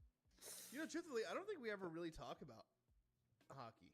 You and I really don't talk about hockey very often. Maybe it's because it's just not something I'm super interested in. But I know there was times in the past where when we first started getting into we started hanging out, I tried talking about hockey and Wait, okay, you I'll just be right back had too. this Hold face of, bro, I could give two shits. I don't understand hockey and I do not care. really, was it that bad? Did I show that much disinterest? That's why I just never talked about hockey around you until pretty much recently. I like This watching past, you play. I like watching you do it. It makes me. You've watched me one time, and that was just a drop in. Well, I want to watch Hopefully- you more. It's just their hours are fucking awful. Hopefully this summer you will be able to. Yeah. But Well, you know, and I like watching you play. For two reasons. One, because it's just fun to watch. But two, I enjoy seeing that you're enjoying something. it's like a father figure. It's like a father. I'm just no, like I I'm think happy. this is just a good friend. he's just having fun. He's having a great time, and I'm happy that he's having a good time. Right? Because we have to you enjoy yourself. I go to a movie theater with you, Okay, and I'm I back. look over What? at you, and I'm like, Whoa. he's enjoying himself. So I like that he's having fun. Yeah, see? You get the feeling. I do. Even though it's completely different, but yeah, I get it. No, it's not. What do you mean? It's the same thing. Sarah, you good? Oh, she was back a second ago. Well, we're waiting. Now We're she's waiting gone. for Braxton. Braxton to Hang on, my mic disconnected. Oh, okay. No, all good. Lock all and good. gang, take your pills. We're remote viewing the Ark of the Covenant. Ooh. Okay. That should be a podcast episode for some day. It's like outrageous things that we may believe or we may not believe. Weird takes. We should talk about that dude who had rad. Oh shit! What's it called? What's the Radiation poisoning. Yeah, the radiation medicine that everyone was taking back in the day.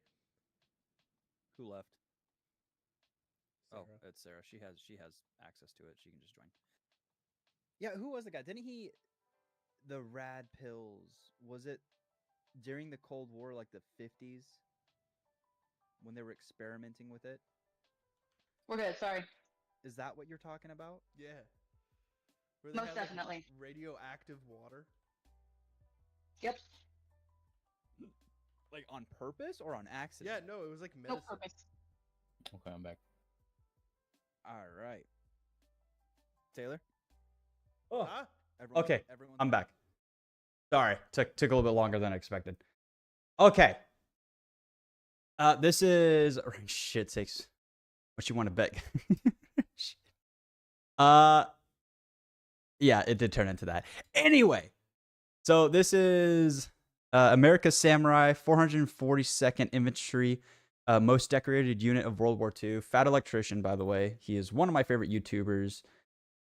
If you like history, specifically World War II history, I highly recommend him. He goes into amazing detail and is so funny.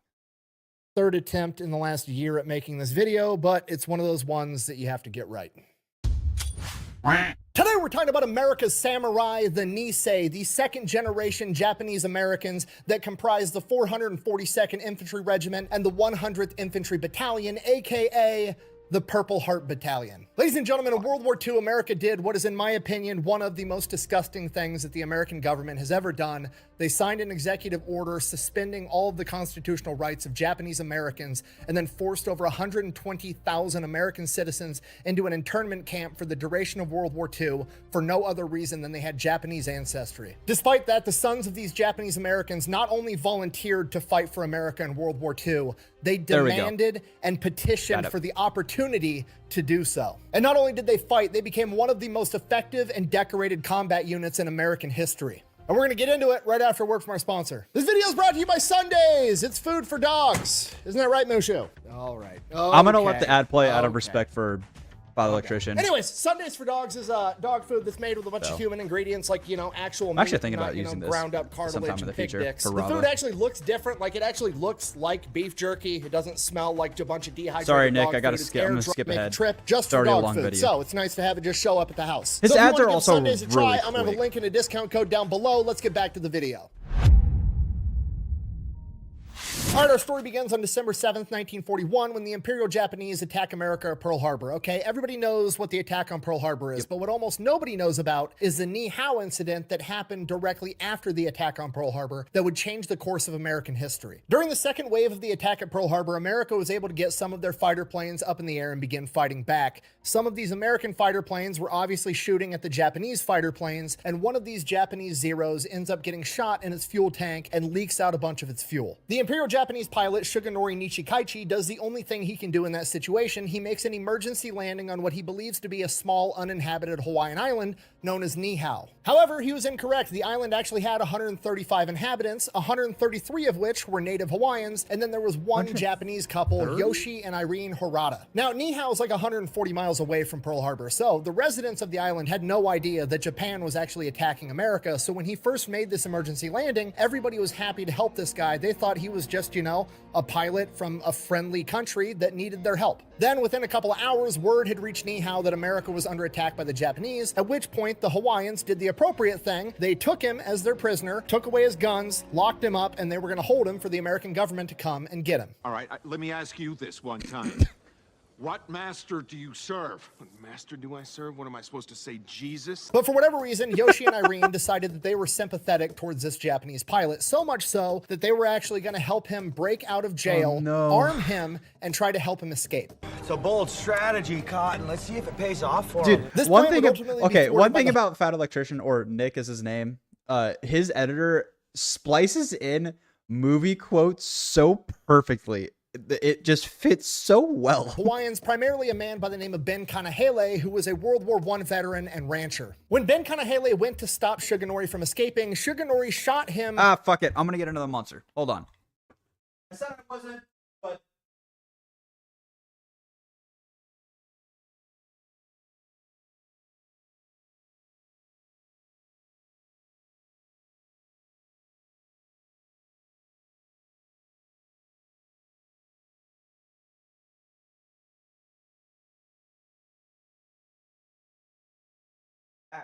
Back, guys.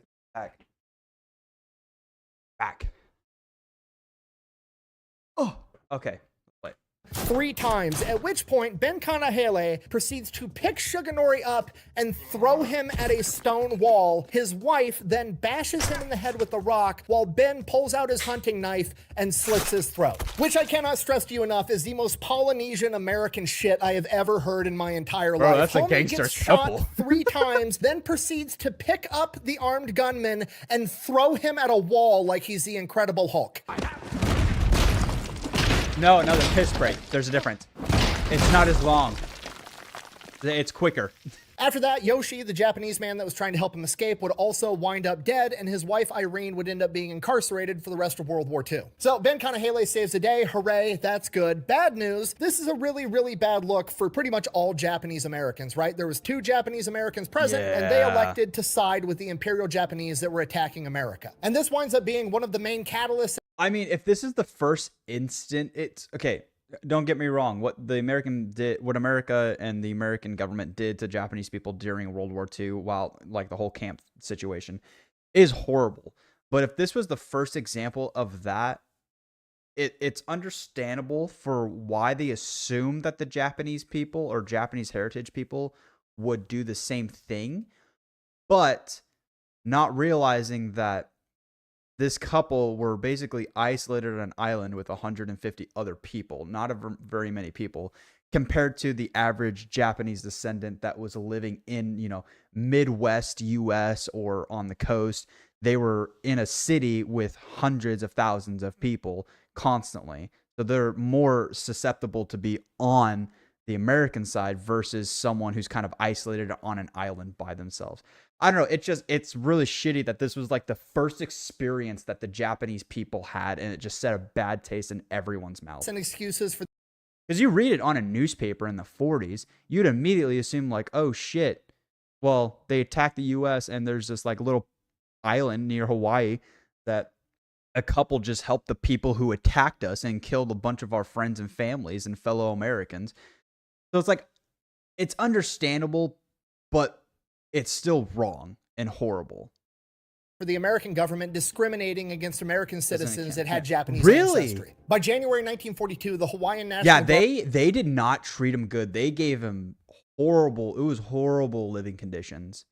I think a lot of them tried to, I don't think it ever worked, but a lot of them tried to sue the US government for the living conditions that they were in. Because they literally were just like, you have Asian descent. All right, cool. You're going to this camp, and they just take you to the camp. You had no choice. It was either, I think, you willingly went to the camp to stay in America, or they just deported you back to Japan. And I don't know what the relationship with what the relationship was like with people who were in Japan or living in America who had Japanese descendants directly from Japan, because most of them probably. No, I think most of them never went back to Japan or never went to visit. Released Especially all of not its during World War soldiers that II. had Japanese ancestry and basically just kicked them out of the army. Yeah, they weren't allowed to leave. My grandma and auntie had to beg and beg for them to take my other aunts to the hospital for a burst appendix, and it had been 3 days of it before they said, okay, fine. Yeah, that's burst appendix. Which is kind of a big That's so... deal, because at this point in time, like 40% of the Hawaiian population actually had Japanese ancestry. My gut hurts then, now. by February 19th, 1942, And it's not from the FDR would drink. sign Executive Order 9066, which effectively suspended all of the constitutional rights of any Japanese American, ordered them to sell their homes, sell their businesses for a much lower value than they were actually worth, and then they were supposed to report to an internment camp for the duration of World War II. With a single pen stroke, 120,000 American citizens lost all of their constitutional rights and went from being a full-fledged American to a prisoner like that. Now, like I already said, I think that is one of the most disgusting things the American government has ever done. Agreed. However, I do have to get kind of sidetracked because I have a crazy conspiracy theory about this, and it's going to get weird, so bear with me. I'm gonna get real weird with it. Meanwhile, block the wind. I'm gonna roast this bone.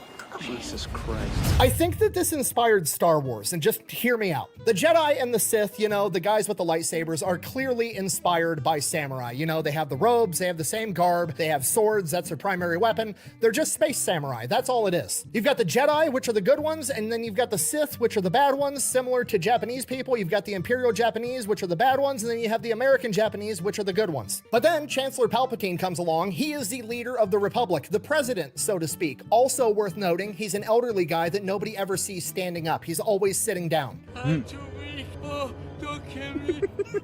And he issues an order to get rid of all the Jedi. He gets rid of all the good guys just like that. Okay, I know what you're thinking. Chubby Electron guy's reaching too far. He's lost his mind.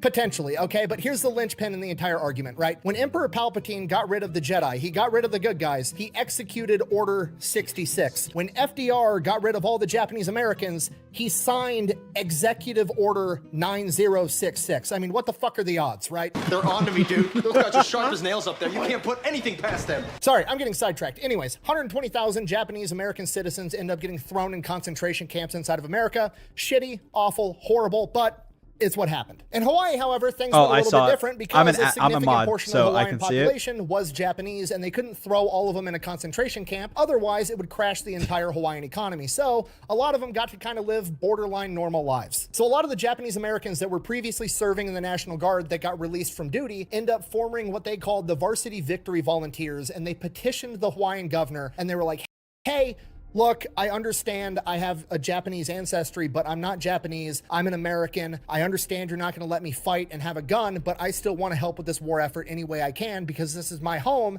and I want to fight for it. And the Hawaiian governor ends up letting them form this volunteer group. And essentially, they just start doing any manual labor jobs that they can do that's going to help with the war effort. They're stringing out concertina wire. They're digging ditches. They're pouring roads. They're pouring airstrips. They're doing anything and they everything did that the gets labor asked of stuff them. that And this goes on for months. And for then by June of free 1942, the government's like, volunteered okay. that they didn't, a lot of other people didn't want to do.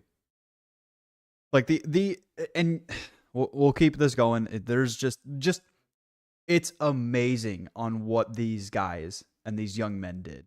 It's astonishing. They're more patriotic than probably 90% of us today. Okay, I get it. You guys are loyal to America. We're going to go ahead. We're going to bring you back into the army, but you're going to be in a segregated all Japanese unit being led by white officers. You're going to be known as the 100th Infantry Battalion. So they take 1,500 of these young Japanese American men that are second generation Americans, also known as Nisei, and they ship them off to Fort McCoy, Wisconsin, which is completely redundant because all of them had already been in the Hawaiian National Guard and they'd already gone through Army basic training, but that's where they send them to go through it again, and they do. There we go. Tundra, Sergeant! Why did you put that weapon together so quickly, Go?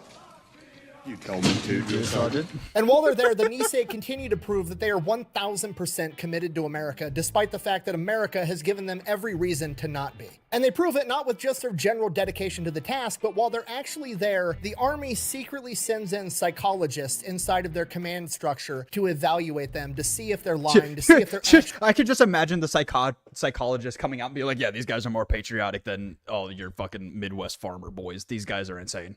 dedicated to America. And all of the psychologists are like, yeah, these guys are 100% legit. They mean it when they say they're here to fight for America. On top of that, they go above and beyond when 5 Nisei end up getting awarded the Soldier's Medal because there was some civilians that went out on a frozen lake and the ice shattered and they were going to drown, and these young Nisei went out and saved these civilians. In addition to that, 26 of them volunteered to go be bait for attack dogs when America was trying to train dogs to be able to sniff out Japanese people for the Pacific Theater. They were literally doing anything and everything that was asked of them, regardless of how shitty of a job it was. And somewhere along the way, it becomes clear to the chain of command, like, okay, these guys are legit. We're going to give them guns and we're going to send them off into combat. But we're going to make sure that we send them off into the European theater. We're not going to send them into the Japanese theater for a multitude of reasons. One, if they get caught as Japanese Americans fighting against Japan, the Japanese are going to absolutely torture them to death, and it's going to be horrible. So A, we're going to protect them in that fashion, but B, we also don't want Japanese Americans really participating in the Pacific Theater in a combat role, because if the American soldiers that aren't Japanese get accustomed to seeing Japanese guys in an American uniform, eventually the Japanese could figure out like, hey, we're going to start taking uniforms off of dead GIs, we're going to dress up as Americans, infiltrate their ranks, and then wreak havoc behind friendly lines. See, I never would have thought about that, but that is so smart, because that is definitely 100% something the Japanese would definitely do. Granted, their English probably would be a little bit more difficult to get by, but you can still sneak behind enemy lines without talking. So when I first learned that, I was like, that makes sense. So they're probably going to go to the African theater and then the European theater. Be honest right now. How confident are we? Oh, God. That we're gonna announces that he's going to send them off Sorry, to camp. it's a really funny bit, but I don't want to play it because I don't know if it's copyrighted or not. Training, so I gotta just go past it. Announces that he's going to form an even larger all-Japanese Nisei regiment, the 442nd.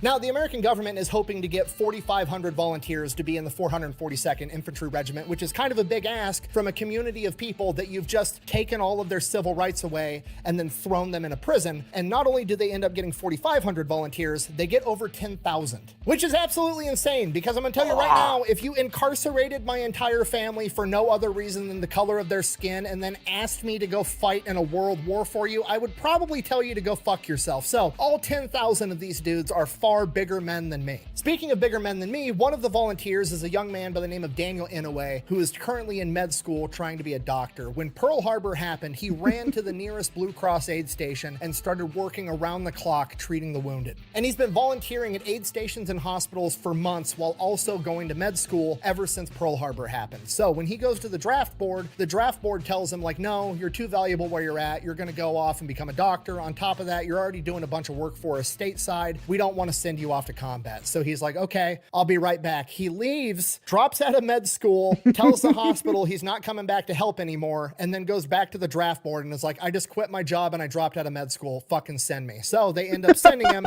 and he... Dude, I can't get over the fucking dedication that these dudes had. Ships off with the rest of the 442nd Infantry Regiment for basic training 2 days later. While the 442nd... And these motherfuckers, compared to, I think he says it later in the video, but these guys were like, the average height of a Japanese American was like, I think like 5'4" to 5'6", while the average height of, you know, just your normal Army Ranger, 101st Airborne guys were like 5'8", 5'9", and 140 pounds. And a lot of these Japanese Americans were fucking 110 to 120 pounds and were 5'4" to 5'6". They were not intimidating, physically intimidating compared to the Midwestern farm boys.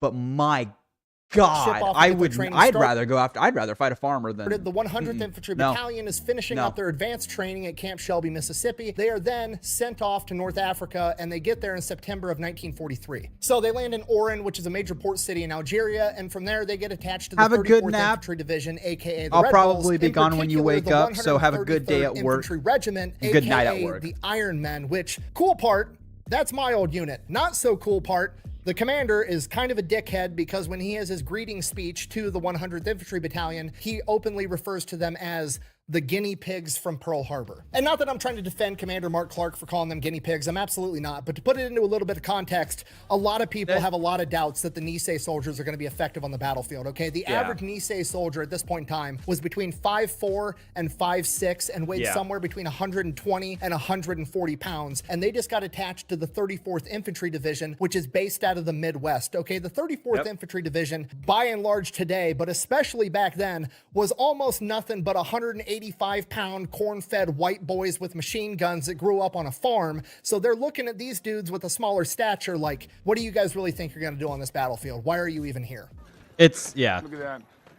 Like, that was like 60 or 70% of the United States Army was that they were just freaking farm boys who have been baling hay for 10 years of their life. That's exactly what they did, because they started kicking ass right outside of Salerno, Italy when they first saw combat. For their first week of combat, they drove the Germans back 15 miles per day, every single day. These guys were fearless on the battlefield. In a matter of a couple of months, they had completely changed the opinions of absolutely everybody that encountered them. Mark Clark, the same commander that referred to them as guinea pigs, sent a note up the chain of command saying, hey, when that 442nd Infantry Regiment's done training, I want them too. These Nisei fighters are fucking awesome. When the Des Moines Register, the biggest newspaper back home in Iowa, wrote an article being critical of the Nisei being attached to the 34th Infantry Division, the members of the 34th Infantry Division wrote a letter to their editor. And I quote, "We're Iowa boys of the 34th Division. We have fought side by side with the boys of Japanese descent. We know plenty of folks that call themselves Americans that have done much less to prove they give a hang about their country. There have been times when these Japanese, as you call them, have saved many lives, only because they have proven themselves better Americans than some that were not of Japanese descent." So not only are the Nisei of the 100th Infantry beating the Nazis, they're also winning over hearts and minds left and right, and they're just getting warmed up.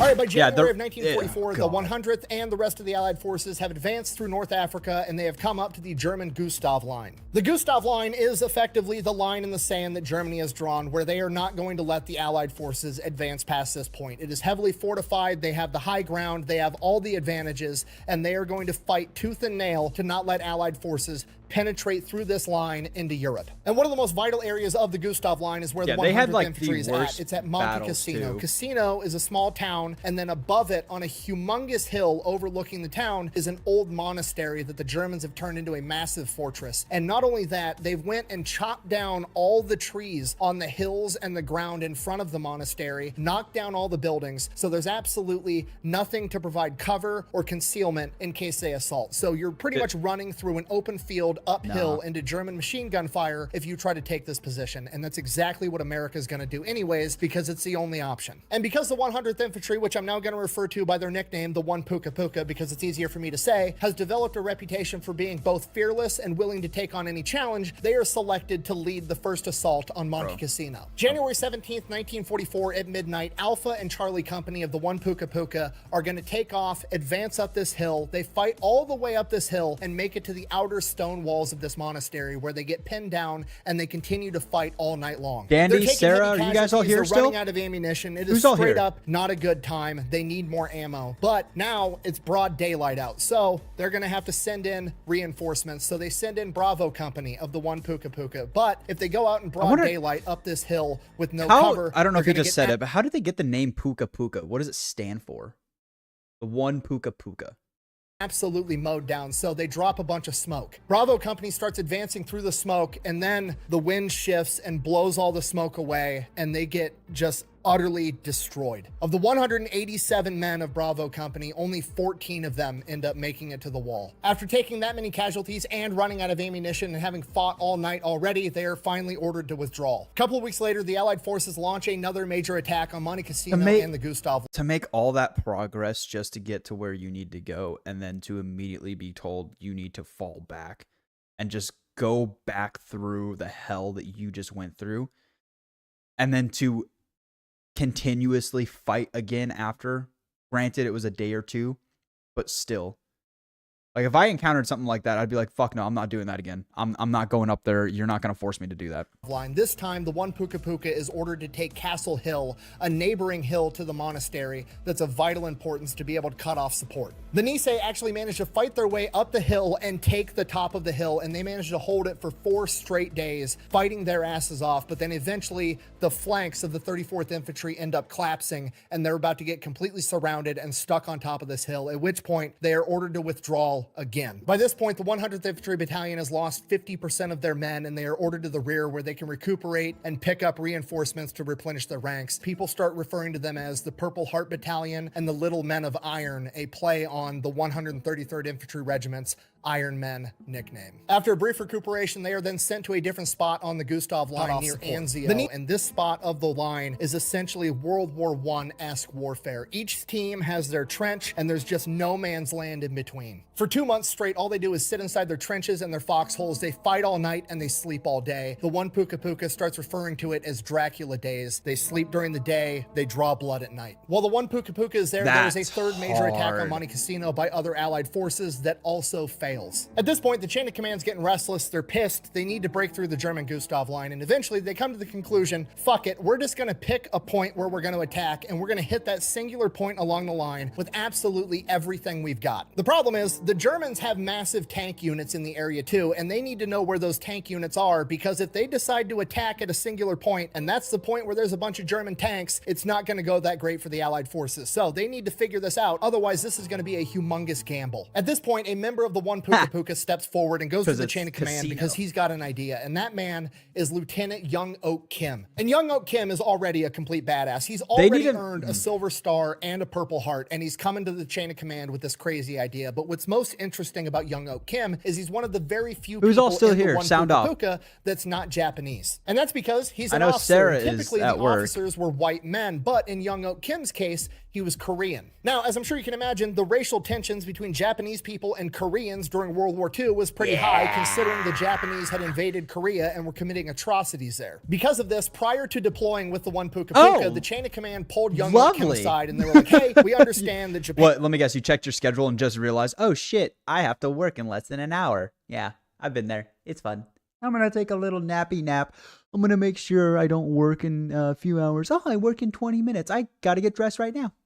Japan is invading Korea. There's racial tensions between Japanese and Korean people. If you want, we can give you different orders and have you attached to a different unit. To which Young Oak Kim replied, and I quote, "There are no Japanese nor Koreans here. We're Americans and we're fighting for the same cause." So Young Oak Kim is just a complete badass, and he goes to the chain of command and he's like, look, you need somebody to go behind enemy lines and figure out where these tank units are. Here's my plan. You guys keep attacking at night with these major formations. It's obvious. They know we're coming at night. Why don't you send me and one other guy behind enemy lines in broad daylight? I will sneak back there. I will capture a German soldier, drag him back. We can interrogate him. And 3:30 schedule. You're not having to work until what, 2 in the morning anymore, or 12? Did you get changed from like 3:30 to 11? Figure out where that's a shit schedule. these by tank the way. units are, and I'm then we'll so know where sorry. to attack.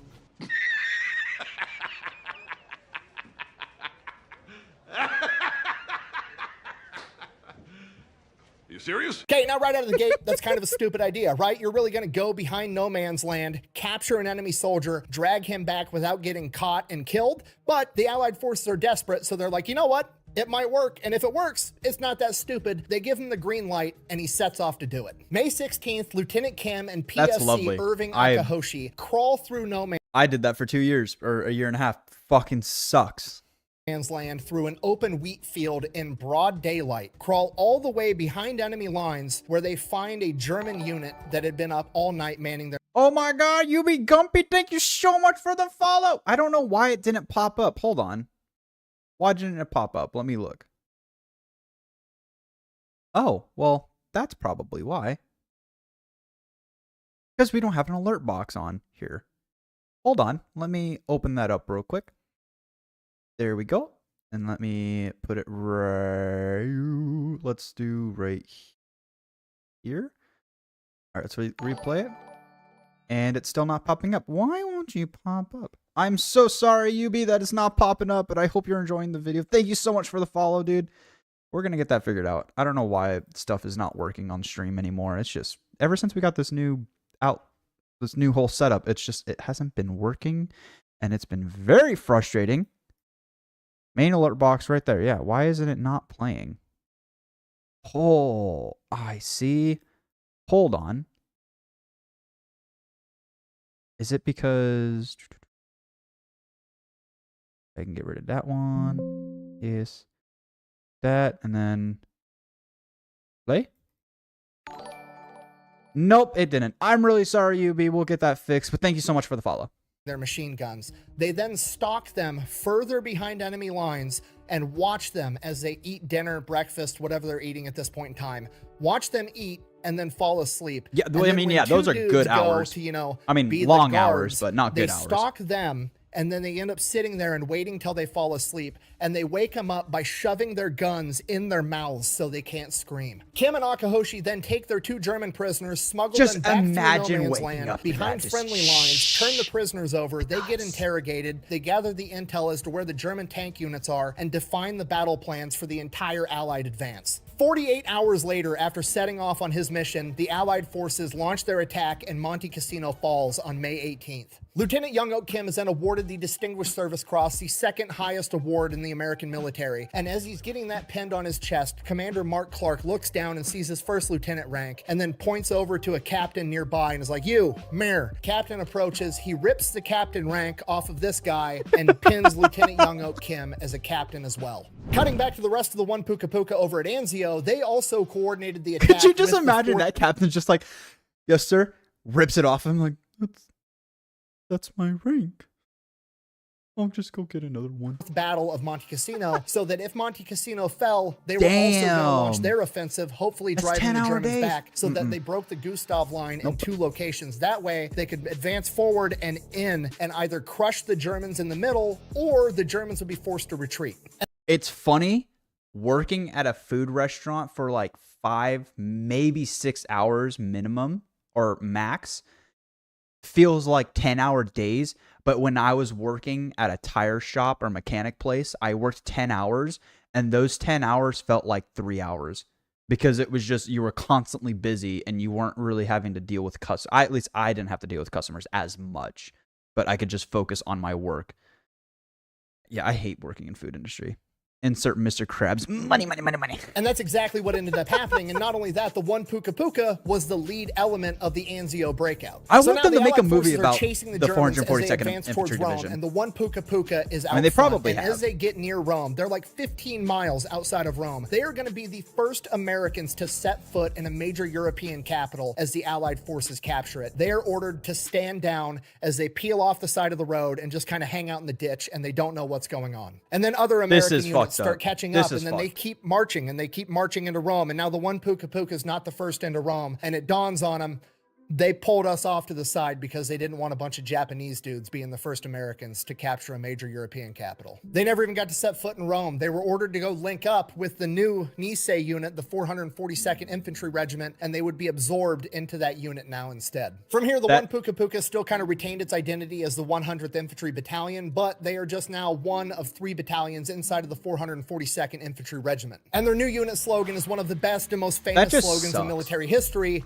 "Go for broke," which is a Hawaiian slang term that basically means I'm going all in. I'm pushing all my chips into the table, because that's exactly how these guys felt. They're all in this shitty situation where their former homeland is attacking them and their new home seemingly doesn't want them. So they're picking their side and they're going all in. From here, the 442nd is ordered to head north and take over a town called Suvareto, and this is going to be the first major military operation that they get to conduct by themselves. This is the ultimate point that they get to prove themselves, where they can say, we did that alone and nobody else helped. May I remind you, these guys, most of them were between, the average age was 22. I think maybe 20. No, might have been 22. I don't know if he goes into detail on how old the average age is, but just counting as whole enlistment of the United States in whole during World War II, I think the average age was 19 or 20. And they do so I just assume that this infantry division was around the average age as well. They end up taking the 2nd and 3rd battalions of the 442nd Infantry Regiment, and they attack the front of the town, and then they send the 1st Battalion, the 1 Puka Puka, around the backside to flank their retreat. Now, 2nd and 3rd Battalion, this is the first time they've seen combat. These guys are green. They just got out of training. So the Germans actually end up launching a semi-successful counterattack, but the 1 Puka Puka, 1st Battalion, sees it happening, and they instantly, without orders, adjust, go through, and they flank the Germans from the side, completely crushing them and taking over the entire town. From here, the 34th Infantry Division continues to advance deeper into Europe, and the 442nd They were basically just alongside operating them on is them credited with over themselves. They weren't 1,100 getting confirmed higher kills commands and capturing or orders from command. 331 German prisoners of war. They then come Well, up on another German defensive line where the not Germans have entirely. dug themselves in, called Hill 40, which they end up nicknaming Little Casino because of how hard the Germans resisted, and the town of Castanella. 442nd leads the assault on Little Casino because, like it or not, they are now pretty much America's premier fighting force when the situation is running uphill into enemy gunfire and winning anyways. They battle the Germans for 3 days straight and end up taking Hill 140, aka Little Casino, which is ironic because their entire motto is about gambling big and going for broke, and every single time they manage to win. From here, the 442nd goes on R&R for a little while. Then they get called back in. They are going to go into France, and they are getting detached from the 34th Infantry Division, and they are getting reattached to the 36th Infantry Fighting Division out of uphill for Texas. 3 They days. travel 500 miles Just by fighting for foot 3 and days rail into in France. general they is link up horrible, with the but Texans, and they go uphill? back into battle. Now, combat from here, the terrain's completely different. They're in the Vosges Mountains. This combat is brutal. They're in heavily wooded forests, and every time they have to take a hill with Germans on top of it, the Germans retreat, run down the hill, run right up another hill, and then they have to fight up the high ground again. It's absolutely miserable. And the first thing they need to do is they need to take over a town called Broyers, and in order to do that, they have to take over all the hills surrounding the town. There's 4 big ones, A, B, C, and D. The 442nd is in charge of taking over all the hills, while the rest of the 36th Infantry goes in and takes over the town. 442nd goes to work, they do their thing, they run uphill into German machine gun fire, take the hills anyways on A, B, and C. But on D, the Germans are putting up a hell of a fight. This battle goes on for hours. It's just a seesaw battle of they drive up the hill, they get driven back down, they drive up, they get driven back down. It is yard by yard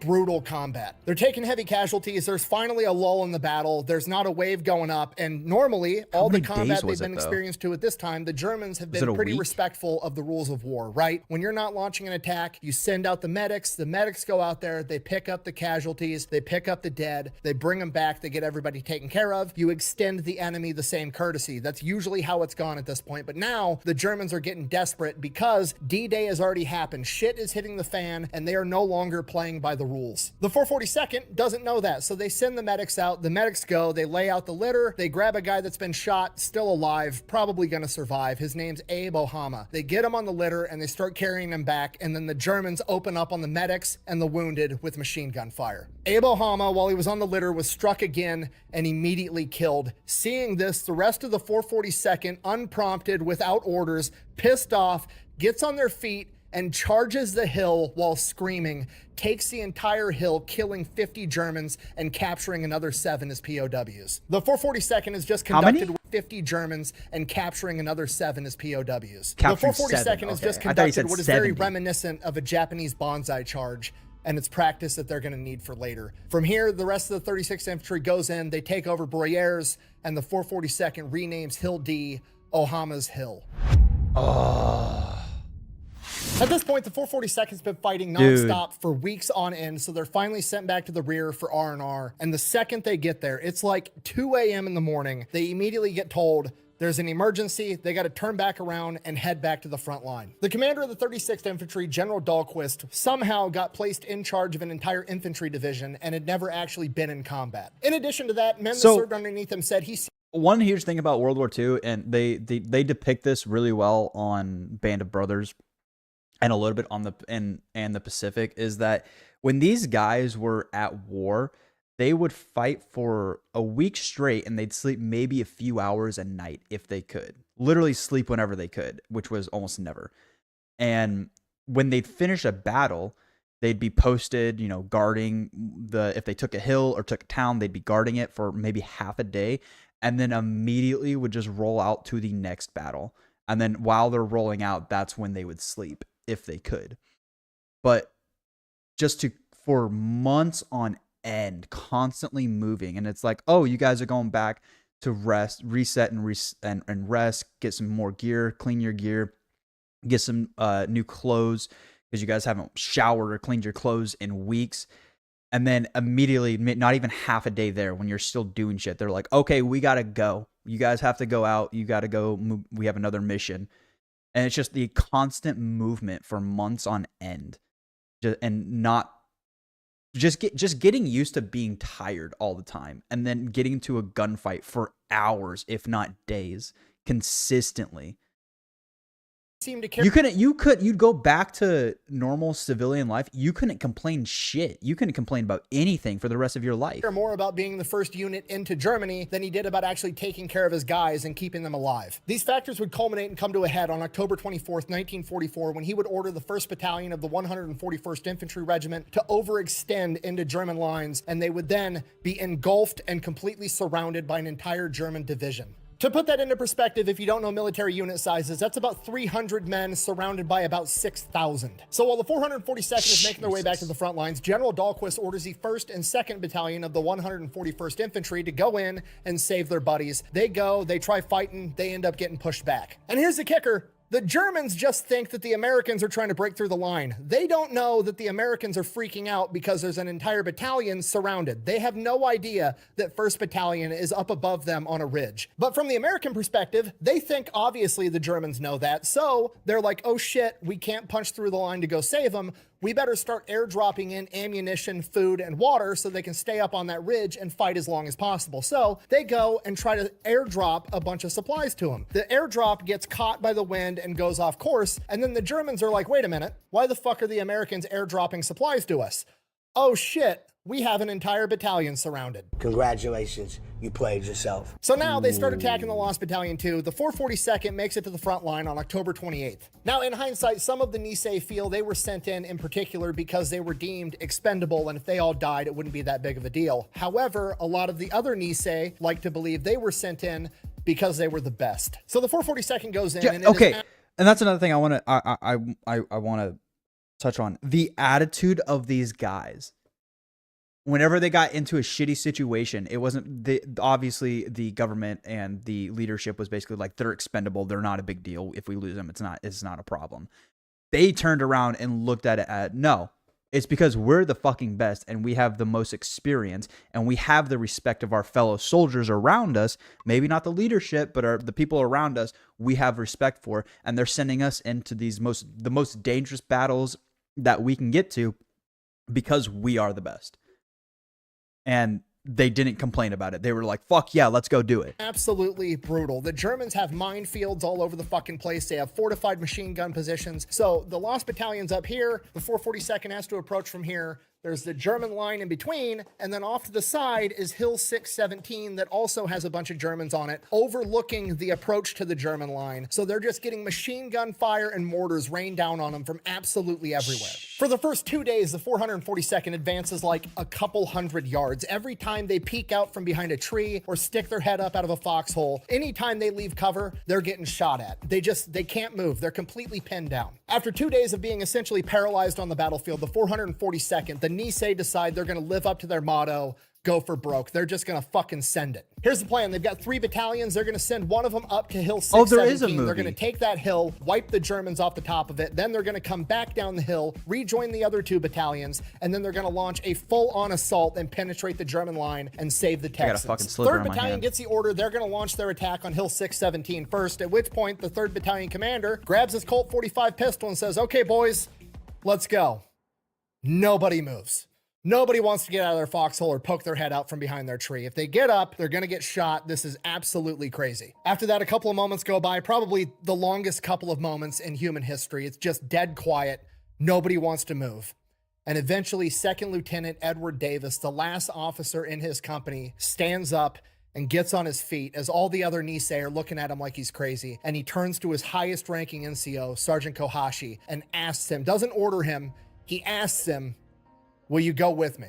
Sergeant Kohashi leaps up onto his feet, screams a battle cry, and starts running up the hill. And all of the other Nisei do the exact same thing as they have a full frontal assault up this hill. Some of the men even sarcastically screamed, Banzai, both making fun of the Japanese that do this and making fun of the situation as a whole, literally being a smartass in the face of death. They take heavy casualties, but within an hour, they've cleared all the Germans off the top of Hill 617. In a fucking hour? Split up, but within an hour, they've cleared all the Germans off the top of Hill 617. What? They then split up that battalion and send some of the companies back down to rejoin the other 2 battalions as they begin their assault towards the German line. And those companies that come down from the hill bring the same energy with another banzai charge straight at the German line. Worth noting, one of the men that was in this charge was Daniel Inouye. Remember the kid we talked about earlier that dropped out of med school to go be part of the 442nd? He is in this charge going in to rescue the lost battalion. And as he's charging towards the German line, he gets shot in the chest. But he carries $2 silver in his front breast pocket for good luck, and they literally deflect the bullet and save his life. The 442nd then proceeds to fight and break through the German line, and what happens next is probably one of the coolest moments in human history. Cutting back to the Lost Battalion, they've been surrounded and fighting for their lives for the past 5 days. They're starving, they're dehydrated, they're low on ammunition, and there's this 19-year-old Texan kid in his defensive perimeter with his gun pointed outward, just waiting for the Germans to come and get him. There's fog, there's smoke, he can't see shit, and off in the distance, he sees a silhouette approaching, and it's getting closer, and it's getting closer, but the silhouette's not shooting at him, so he doesn't shoot at them. And as it gets closer, he can start to see the person through the smoke, and it's a Japanese guy in an American uniform, Private First Class Matt Sakamoto. And as he gets closer, he stops, and Matt Sakamoto and this young Texan kid are looking at each other, and this Texas kid's lip starts quivering, and he starts tearing up. He's just had his life saved by this Nisei soldier. And then Matt Sakamoto, in the coolest thing ever, just reaches in his pocket and pulls out a package of Lucky Strike cigarettes, one for himself, and goes, "You want to smoke?"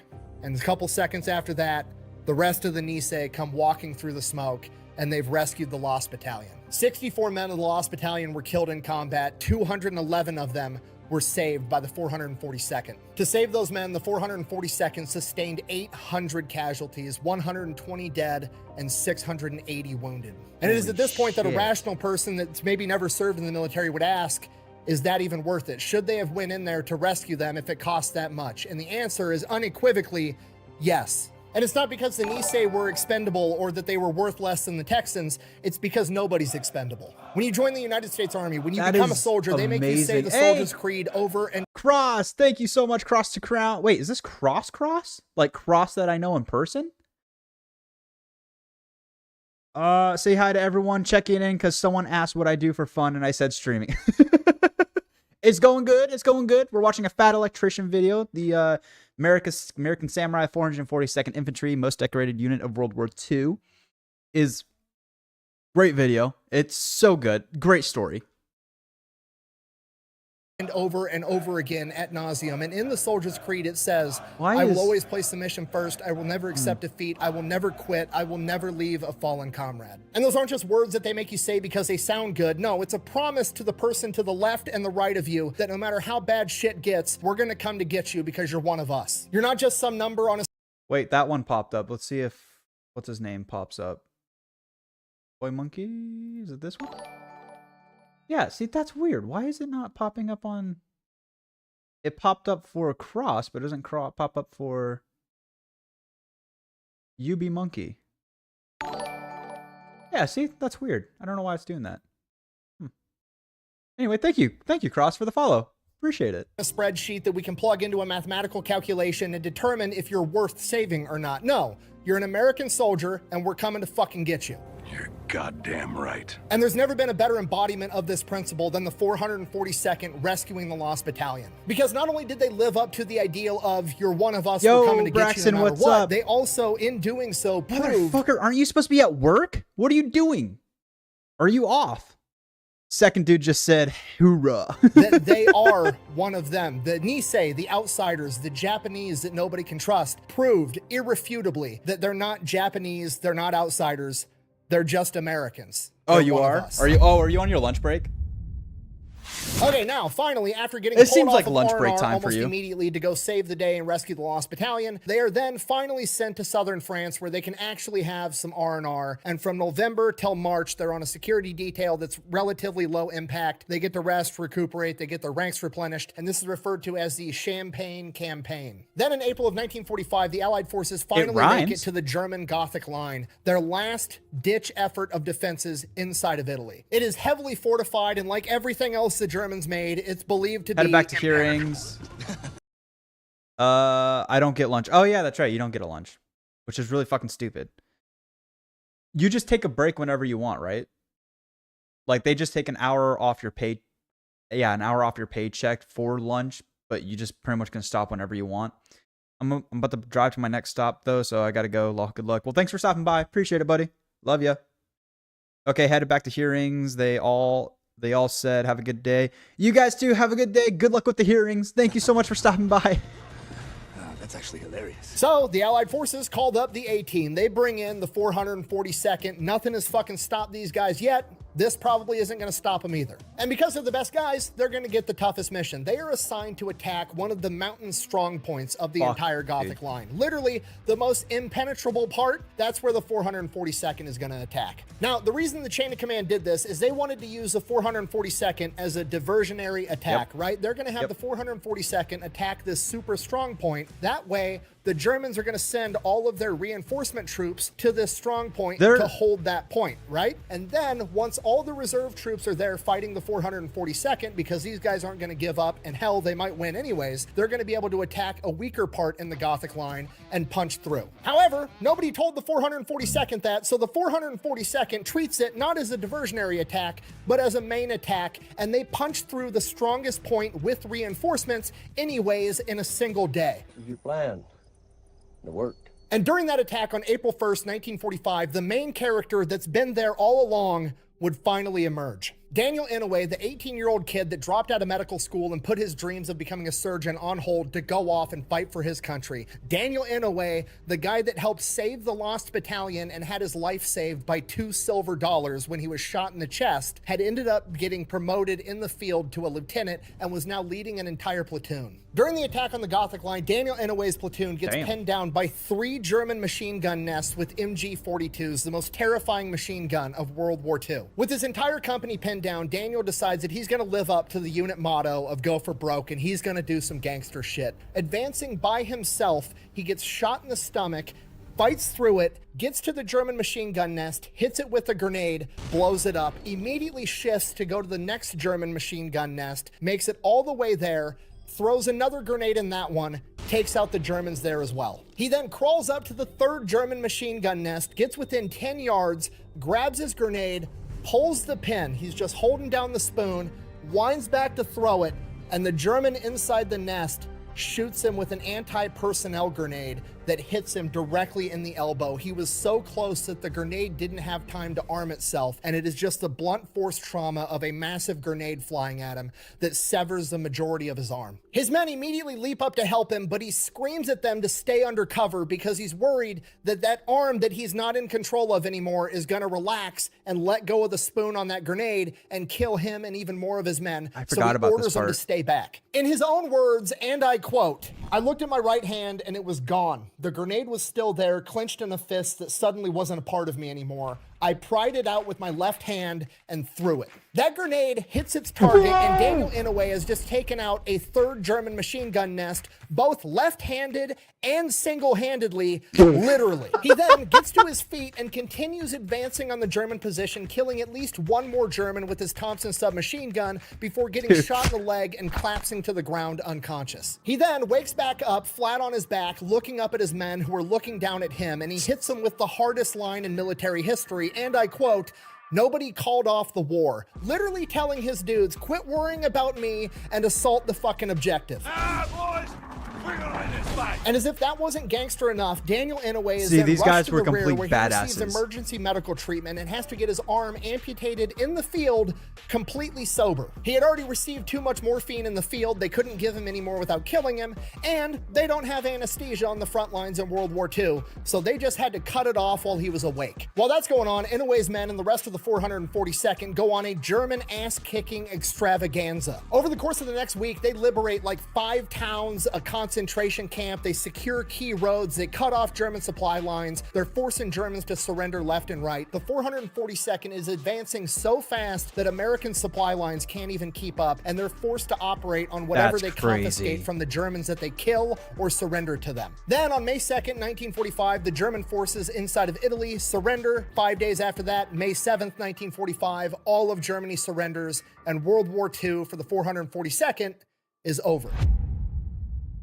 That's insane. When all was said and done, approximately All within like 5 18,000 months men too, fought in the 5 or 6 months. 442nd Well, no, Infantry actually no, but Regiment. probably And more like those a year. 18,000 2 men years were actually. awarded more I have than arrived again. 18,000 Hello. medals, making them the most decorated unit in U.S. military history Welcome for back. their size and tenure. A few of those medals include 8 presidential unit citations, which is like the Medal of Honor for a military unit, and they earned 5 of them in a single month. 21 Medals of Honor, 29 Distinguished Service Crosses, somewhere between 360 and 600 Silver Stars, 4,000 Bronze Stars, and 9,486 Purple Hearts. And that is the story of the Nisei, the Americans that made up the 442nd Infantry Regiment that had every excuse in the world to hate America and chose to love and fight for it anyways. Thank you for watching. Best way to support the channel is go buy some merch over at thefatelectrician.com. Quack bang, out. You fought not only the enemy, but you fought prejudice, and you've won. Keep up that fight, and we'll continue to win. To make this great republic stand for just what its Constitution says it stands for, the welfare of all the people, all the time. He always has one extra, like, I one scene. feel Yep. like I'm forgetting something. Oh, Daniel Inouye, the main character. Yeah, so he made a full recovery. He survived World War II. Not only that, he goes back home, and you can't exactly be a surgeon with one hand. So Daniel Inouye gets involved in politics, graduates college, ends up becoming one of the government representatives for the United States territory of Hawaii. He is then instrumental in Hawaii becoming a state, and once Hawaii becomes a state, he then becomes Hawaii's state senator until he passes away in 2012. Now, I realize that I've just glorified a politician, and that's inevitably going to rub somebody the wrong way for some reason, and to be honest, I've intentionally avoided looking at his political career while researching for this video. I genuinely have no idea right now whether that man was a Republican, a Democrat, an independent, something in between. I have no idea. But here's what I do know. Regardless of what his politics were, I have the utmost confidence that that's the type of dude that I want in a leadership position, because at the end of the day, I have absolute confidence that he wants what's best for the country and not what's best for his party, which is extremely hard to find in a politician. So yeah, thanks for watching. I really hope I did that story justice. See you later. On the day. Yeah, go check out Fat Electrician. I love his videos. He's such a good storyteller when he tells all these things. Go support him. He's fucking awesome. I hope I did it. I don't know how to. I was trying to commentary some, but I didn't know much about the story. So I'm trying to think what if I should start playing a game right now, just for a few hours, you know. Watch all we could carry. Watch all we could carry. You guys carry the stream. Talking about the whole thing. I'm trying to think of. Man, should I play Star Wars Battlefront 2? It's popping off again, for like the 3rd time in 4 months or 2 months. Can't play Days Gone. I finished Days Gone. It's a documentary. Watch all we could carry. Oh, it's a documentary. I feel so stupid. All we could carry. Let me see. Let me look it up real quick.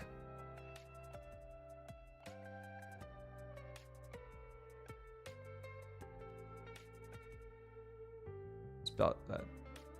All We Could Carry documentary. Is it just on YouTube? Like, is a... Who's it by? I should probably go to YouTube. Hold on. I just looked it up. I thought it was a real, like a legit documentary, not a YouTube documentary.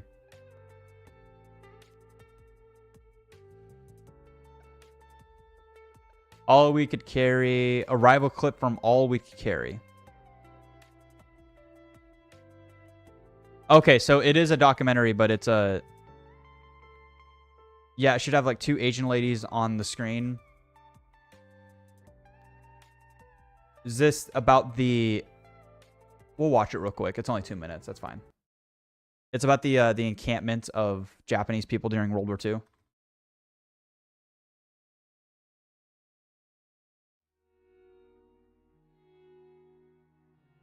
Most of us had no idea of what was happening to us or our families or to, you know, the Japanese people at the time. It was a bewilderment for me. We didn't do anything, so why are we being treated this way? In those days, we obeyed what the government says, what authorities say. So you just did it. Oh, really? I guess being Japanese American, I don't know whether we were not able to express our opinions. Being Japanese, I felt that the Caucasians were in a different category, and I never really felt that. Wait, hold on. That I was. Hold on. To them is because opinions. This is your grandma and auntie? Are you being serious? You're related to these 2 people. I would love to sit down and talk to them. I don't know. Yes, that's them. That's so cool. I would love to just sit down and talk to them and ask them about it. And just because it's one thing to watch a documentary about it, but then to sit down and actually have a conversation with someone about it in person is completely different than just watching a video or a documentary online. And I never really felt that that I was equal to them, just because they have always been the boss. What were we going to do? Rise up and fight? We couldn't do that. No, we were just like a herd of cattle or sheep. You know, they just... I'm sorry. Us and we just went there and could have gone to our slaughter. They ordered us to go here, we went there. Ordered us to do this, we did that. The guards were watching you, and the spotlights would follow you at night. We were not free. That's... I saw the barbed wire fence around us and guard towers. I thought, my God, this is a camp, concentration camp. Granted, it wasn't... It's still horrible, but that's awful.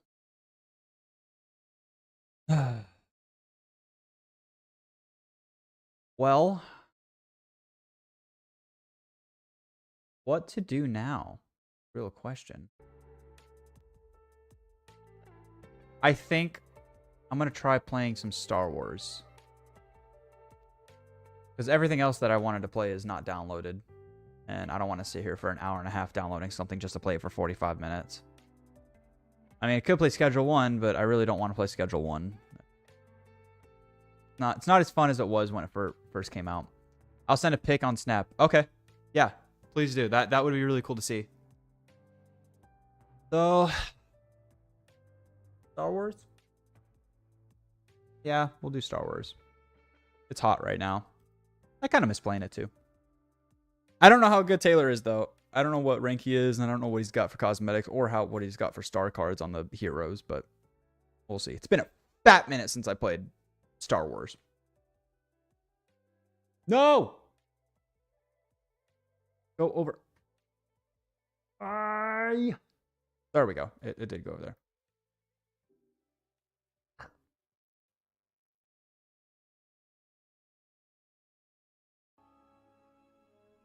Oh, I hate it when games do this.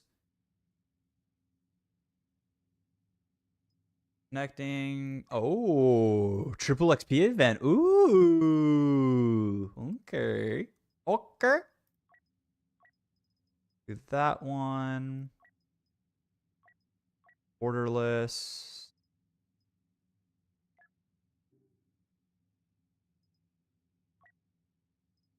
There we go. That's what I wanted right there. Yeah. Does it seem like it's...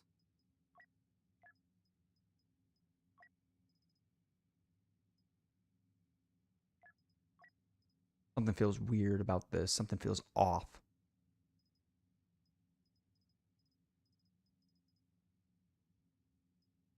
Okay, well. Working. Let's do multiplayer. Supremacy, Hero versus Villains, Galactic Assault, Age of the Republic or Age of the Rebellion, Age of the Resistance. Let's do Age of the Republic. All right, I'll be right back while it finds game.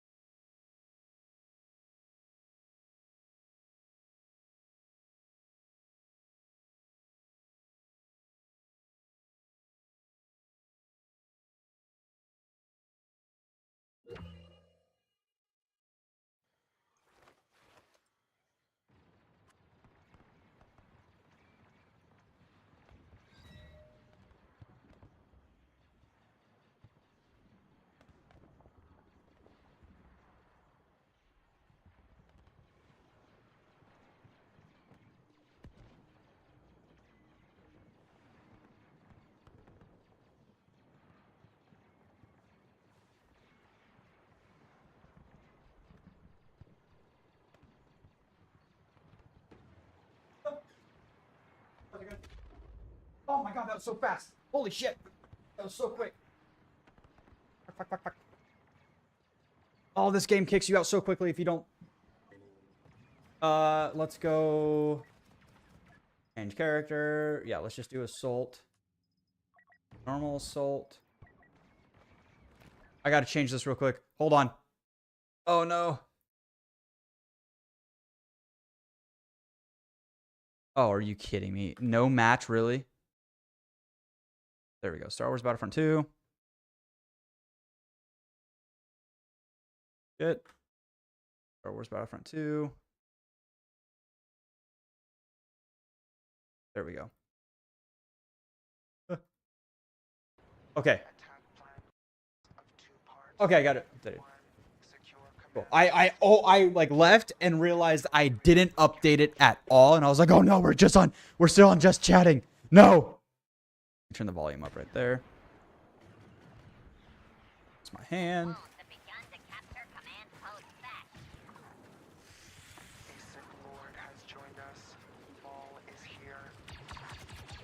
Oh yeah, we got Maul. Hell yeah.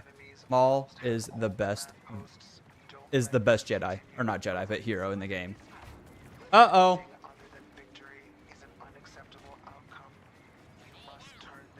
I haven't played this in so long. I'm so bad.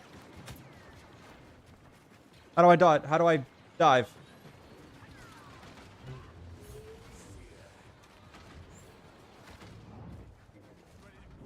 Nope, I hear Anakin. I am not fighting Anakin. I'm not fighting the Chosen One. And there's an AT-ST. I think it's an AT-ST. I forget. It's not an AT-AT. I know that. Oh, there's no one there. I'm going to push this way, see if there's anybody over here. Where is... Are you fucking kidding me? Oh, I got double teamed. That makes sense. Let's go. Nope, nope, not the officer. Not the officer. Let's go Assault. Yeah, let's go Assault. Good. That's not what... Oh my god, we don't have any more. Oh, they captured. They're boarding. Oh, dude, we're so dead.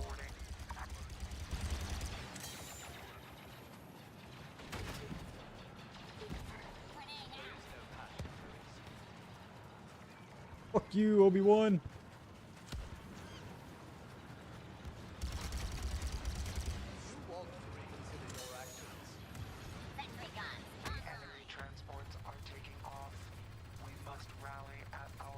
Oh, there's no one here. We all messed up. We're all dead. I can change the controls. Taylor doesn't play on keyboard. Sprint, combat roll. Combat roll. I want to... that one. There is a concern that the Republic may have discovered weaknesses in our ship's design.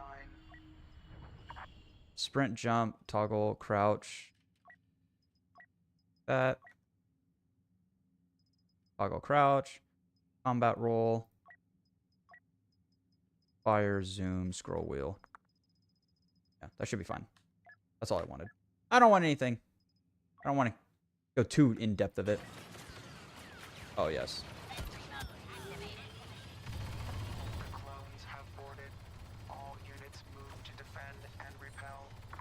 Oh, no, there's Obi-Wan too.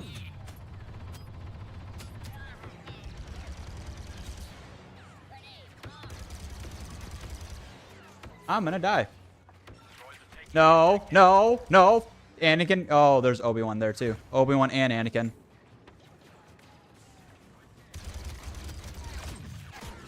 Fuck me. Oh, you got trapped in there. Suck a dick. You got stuck. I'd rather have this one. Select. There we go.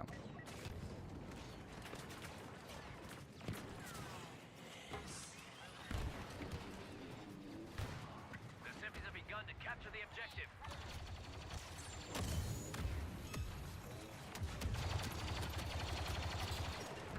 Shit.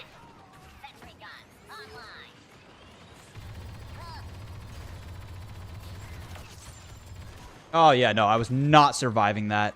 Dude, I was definitely going to die. There was nothing I could do there. Ooh, I don't want to go Jordica. Jordicas aren't that great. Man, Taylor doesn't have anything unlocked. I wish I was playing on my Xbox One. I have literally everything unlocked on my Xbox account. I got pretty much all the star cards for all the heroes at purple, and I got all the weapons and all the attachments unlocked. I think I sunk like 300 or 400 hours into this game. And here they come. Please do, boss. Please help us. We need it.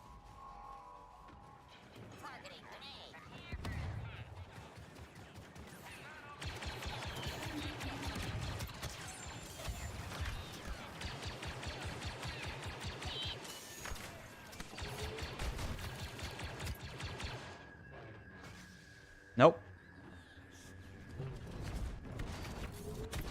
Oh, yeah. I heard Anakin. I wasn't going to be able to do anything. I was just trying to run away, man. I didn't want to die. I didn't want to die.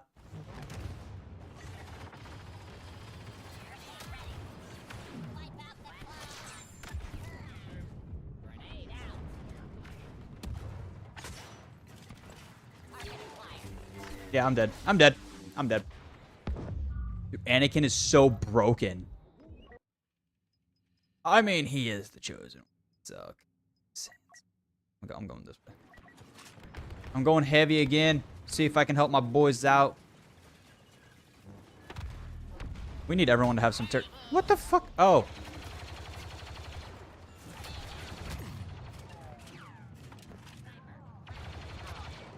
Oh, shit.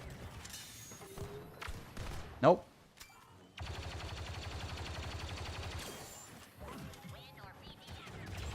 Oh, no. I'm dead. Yep. No, I didn't think it through. What's your level? You're 129? Your level 129 is just Anakin? Bro. Get a life. Damn.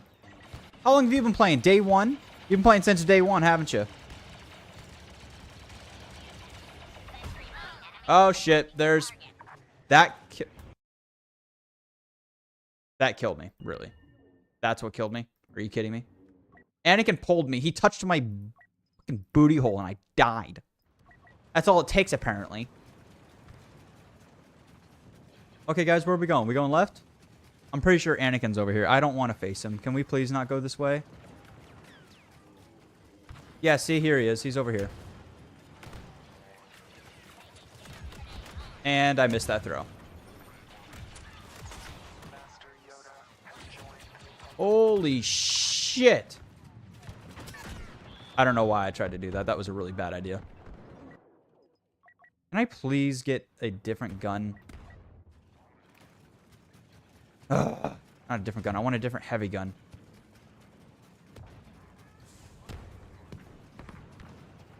Anytime Anakin comes near me, it's just instant death. You just don't even try to fight Anakin. Just run away, because you're not going to live. It's impossible.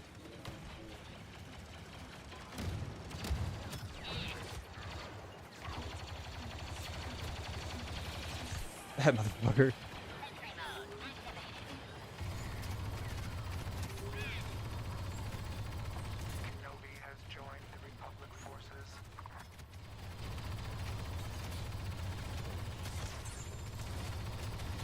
Oh, dude, I love doing this. This is so much fun. I'm almost dead. Dude, I didn't even have my shield up for a second. Holy shit. Nope, nope, nope.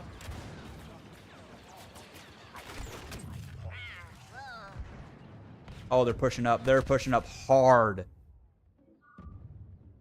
So many. I get Bosk. Is Bosk here? Yeah, Bosk is here. Damn. That sucks. Wait, I gotta see what the star cards he's got. Does he have any other star cards? Doesn't have any other star. You got 10 star cards to spend, man. What's this? Nah. Man, none of these are... That's okay. I'll still fuck shit up.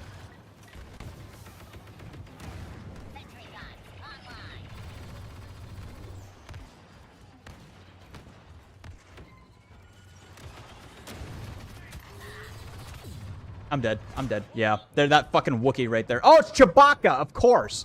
Of course Chewbacca's the one that's gonna kill me. Dickhead. Your cousin Sasquatch called. He's still waiting for you to pick him up. Oh, I heard him.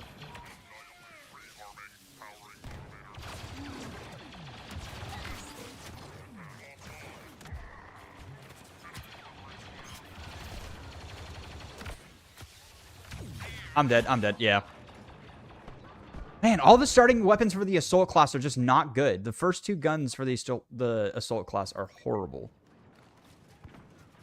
The last one that you get for the assault class is so good. So good for close quarters. Uh-oh. I'm gonna go like this.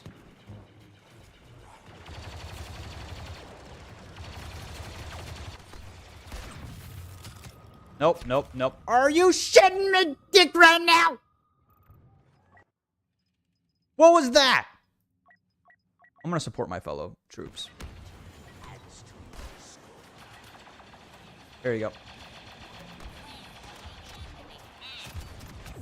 There we go. What the fuck was that? I was behind a wall. What killed me? Was it explosive? Bullshit.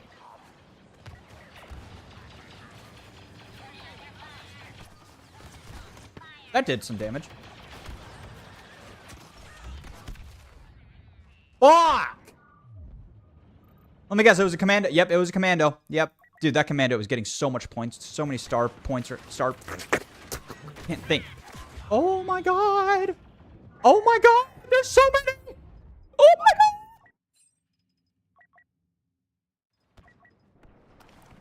god! Oh. Okay, so it's not automatic. I just had to make sure. Motherfucker! Oh my god, I'm so tired of these explosives! Where are we going?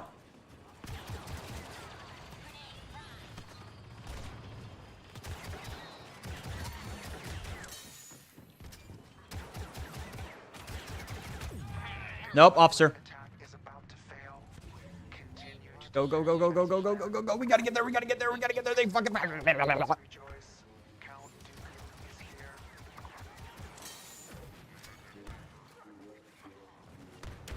Dude, they are going to... Nope, nope, nope, nope, nope, nope, nope. Dooku, take care of him. Take care of him, Dooku. Please, please, God, please. Did we lose? Yeah, we lost. Yep. Yep, we lost. Damn. I mean, we held them off for a good set of time. Not really. Not that long. We didn't even hold them off for an entire set. Dude, so these Supremacy games can take... They can take hours. Longest Supremacy game I've ever been a part of was 2.5 hours long. Because we just kept boarding each other's ships and we wouldn't be able to even get to our the opponent's core. They couldn't get to our core and we couldn't get to their core. And finally, when the game was over, people were like, oh my god, I can finally go to bed. Some dude had 1 million points or something. I ranked up 4 or 5 times in that single game when normally it takes like 8 games to rank up twice. It was crazy. It was so much fun. So much fun. I wanted to. Should I? No, I'm not. This. Actually, yeah, because it'll probably find a Supremacy game faster if I go back. I'm going to see if what he's got for star cards. I might upgrade something. Sorry, Taylor. I'm going to... You guys don't see it, but you can probably see it on my reflection. It's flashing really bad, and I don't know why. There we go. That's better. Okay, let's see with the Assault class. You've got that. Let's upgrade this because it's definitely going to be better. Bodyguard, reducing critical health. Sure. Upgrade that one real quick. Got these 3. I'm gonna... Your handling is... Small amount of health. Grab that. Nope, not First Order. Galactic Empire. Galactic Republic. There we go. Yeah, Phase 2. I think Taylor's favorite is the... Is it the Coruscant Guards? I know one of whatever Taylor's favorite clone troopers are is a little less popular. Okay, let's see what he's got for heavy. Got a lot of skill points for heavy. This. Nope, nope, nope, nope. When you defeat an enemy, a headshot. It's called. Upgrade that. Bodyguard, take reduced. Yep. Yep. Hey, Risu! Welcome, Luis. Welcome to the chat. It's about time. I've only been streaming for about 3 hours. We were watching videos for the first 2 hours, man. You weren't here. I was expecting you to be here the first, like, 15 minutes. Long day? You having a long day at work? I feel like that's what it is. I feel like you were having a really long time. Really, really long day at work. Victory pose. Emotes. Appearances. Here it is. Galactic Republic. He's already got that one. Okay. Specialist. Officer. Let's see what officers got. Literally none. Survivalist or health regenerates after is shorter than normal. Enforcer presence reduced. Yes. That one. Because this is really important. I dropped a video this morning at like 4. Why at 4? Stuff now. Dude. Do this one. Yes, unlock. There we go. Taylor dropped one last night, too. Yeah, Taylor dropped a... Not First Order. In Galactic Republic. Do 501st. Because it looks closest to... Commander Cody. Rex. Nope. Wrong one. Okay. We're going to fight... Change the controls. I'm going to change... This one, combat role, I'm going to change it to this. There we go. That feels more... that feels more natural. Okay, let's do... Should I do Ewok Hunt? I'm going to do Ewok Hunt. Ewok Hunt is so scary, but it's so fun. I sent some news on Discord. It is okay to share, but didn't want to interrupt the stream. I appreciate that. Okay. Let me look at it first, just to see what it is. Oh, wait. I have to log into mine. Apparently, it logged out of Taylor's. So let me...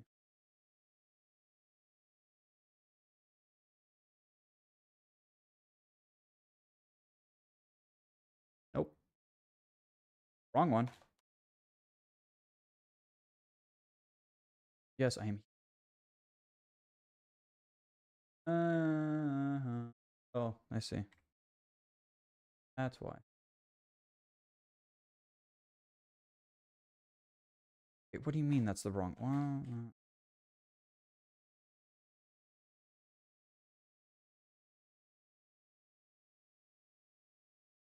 There we go. Okay.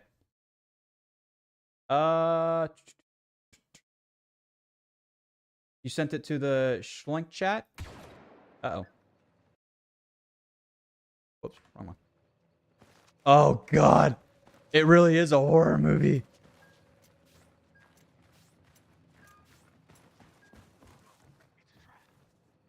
What is going on?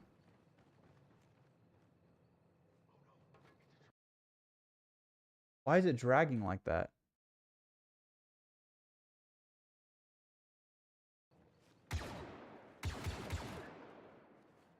There we go. Why is it dragging like the fuck? Is it lagging?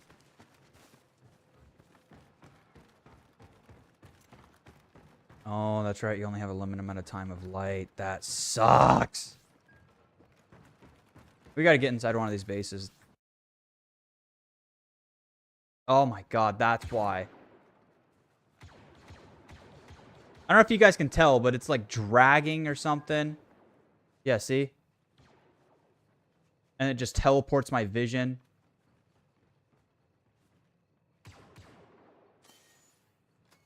This is really weird. Here, let me see if this works. Controls, gameplay, nope. Not credits, videos. Hold your ground. Shuttle's inbound.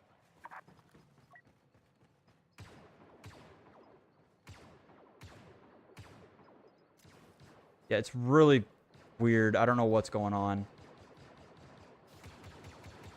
I'm pressing it. Why does shit like this happen to me all the time?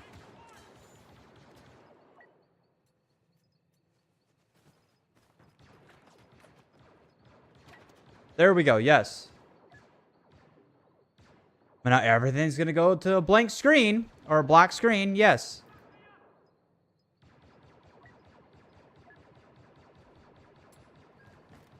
And it's still doing it. What the fuck?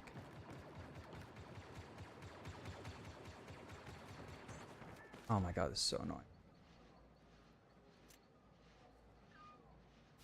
Is it because this is plugged in? Nope, that doesn't do anything. Dude, I get the weirdest shit happen to me when I play games. And my cursor's over on the other screen when why is it doing that? Where's my cursor now? Now my cursor disappeared. I don't have a cursor. Where's my fucking cursor? If I don't find my cursor, I'm going to start cursing. I'm going to start cursing. Ooh, where's my cursor? I want to find my cursor. There's my cursor. I found it. Ooh, why won't my cursor work? Why won't you work, bitch?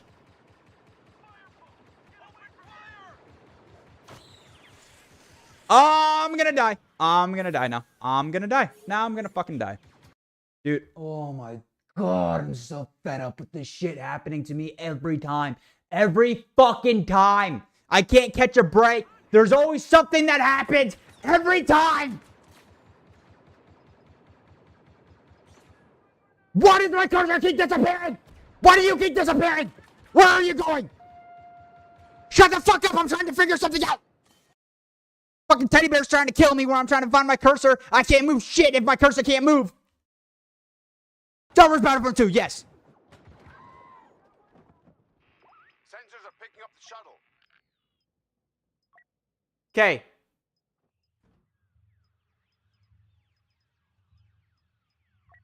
Okay. Are you gonna work?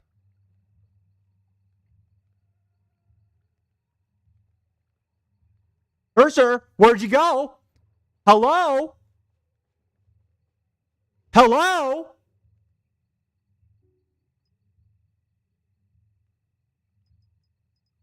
Did it? What the fuck? Oh my god, I am so tired of this shit. Oh look, I'm an Ewok. Video.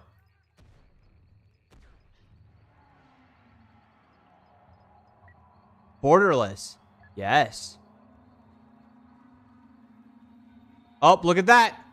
It appeared. It appeared for a half a second, and then it disappeared, and now I can't.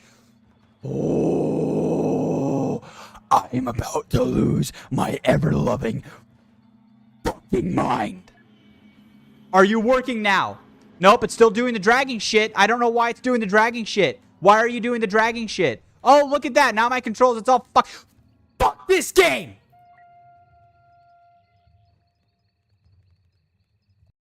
Do you want to quit? Yes, no, yes, no, yes, no, yes, no. Won't let me fucking quit!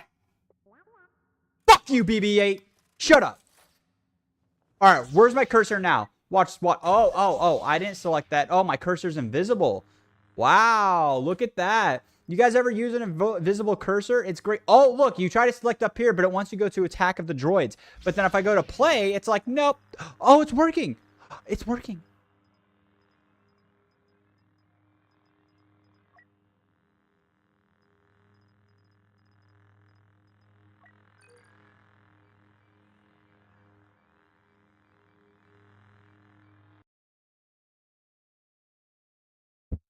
I'm about to lose my fucking mind. Get back in the hole. There you go. Oh my god. I might have to take the sweater off. I'm getting way too hot now.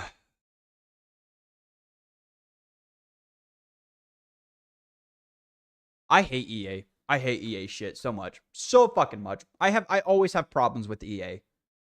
Somehow, some way. Are you gonna work? Are you gonna work? And where's my cursor now? I know Taylor's gonna say it. Taylor's gonna be like, just use a controller. I don't want to use a controller. I want to use mouse and keyboard. I like using mouse and keyboard. And I don't have a cursor. I don't have a cursor. I don't have a cursor. Where's the fucking cursor? If I press this, and my I don't understand.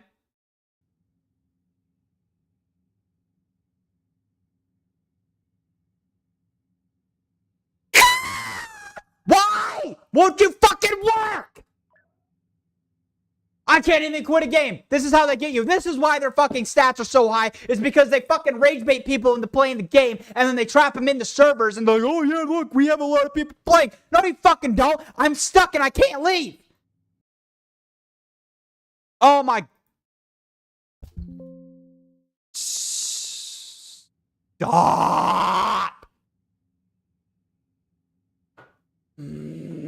I'm so tired of this shit. I'm so tired of this. Anytime I try to play a game, something fucking goes wrong. All right, fuck you, Battlefield. We're not playing you anymore. Fuck you, EA. Pieces of shit.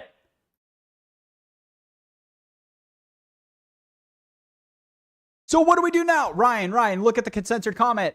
I am... no, I can't do that. I can't do that. I can't do that. Physically and on stream, I can't do that. I'm pretty sure I'd get banned. Well, I wouldn't get banned, but it's very suggestive. But no, we're not going to do that.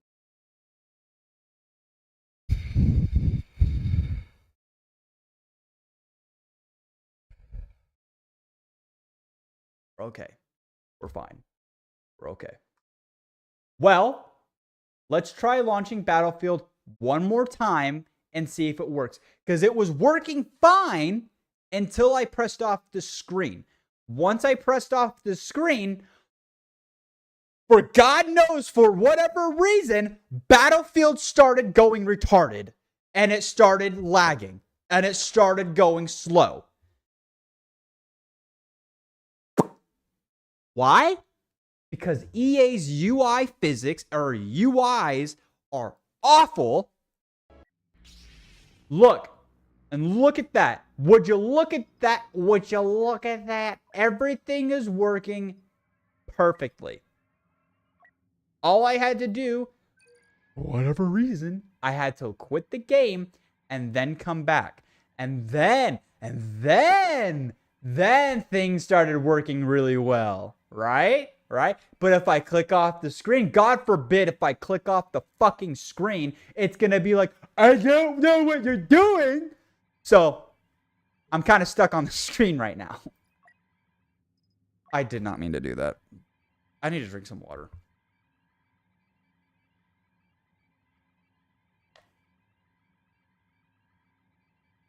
I can't believe I did that. That was so disrespectful. I'm sorry. I'm very, very angry right now. I just want to be able to play games and have a good time and enjoy myself. But instead, I'm getting cucked by the game that I'm trying to play while actively being fucked in the ass by EA because they just love doing that. And of course, it's not. Wait. 5, 4, 3, 2, 1.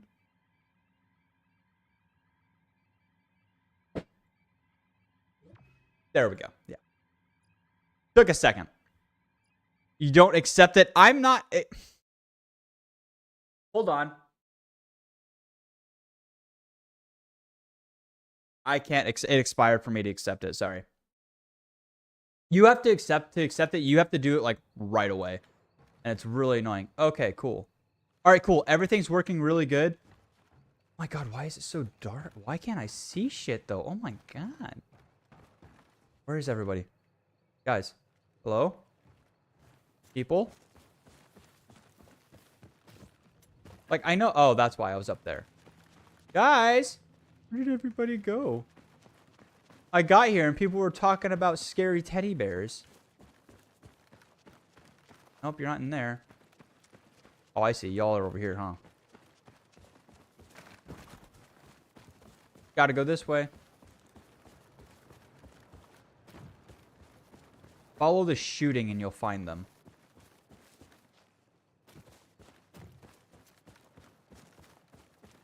Oh man, if I just... I'm gonna hear just something behind me running up on me and it's gonna be scary. Oh, I thought you said do. I thought you said do accept it. Where?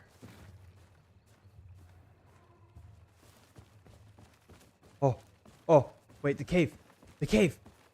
The cave is where everybody goes. This is the safest place. Cave. People? Troopers? No troopers. Where are all my trooper buddies? There's 17 of us left. Okay. Troopers? Guys? Oh, wait, what? What?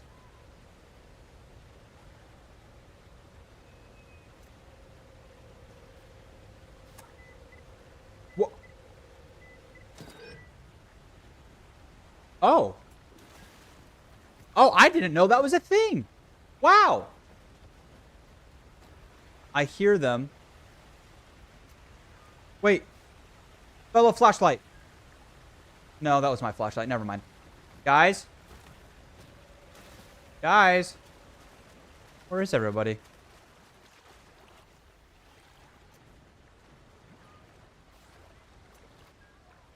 Wait, shooting. Oh, guys, hey, hey, hey, hey, guys, yeah, I'm here. I found my boys. I'm here. I'll protect this door with you. Dude, look how dark it, yeah, you can't see shit without a light.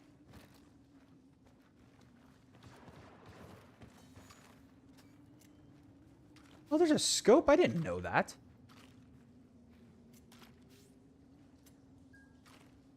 Come on, you little teddy bears. Little freaking Ewoks. I know you're there. Where you at? Uh-oh. Think I can hear the shuttle's engines. Yeah, we're gonna get out of here. We're gonna get out of here. I'm gonna see my kids on the Death Star. Well, technically the Death Star is actually not here, so I guess I'll see my kids somewhere else. Maybe Coruscant.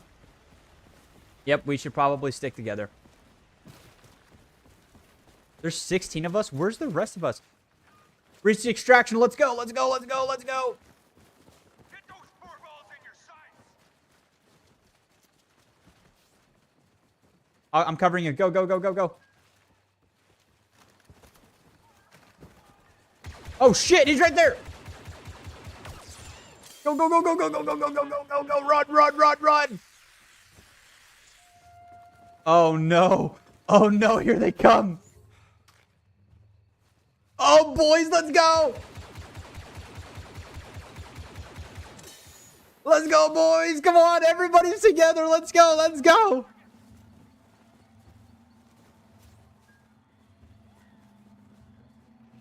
Go, go, go, go, go, go, go, go, go.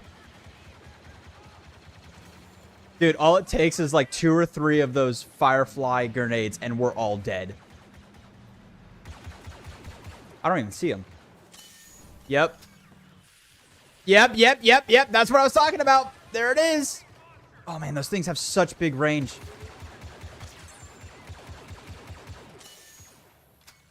You guys can't get into it. We gotta wait. We lost one, pal. Oh, shit. Nope, nope, nope. Woo! We made it, boys! Yeah! Let's go!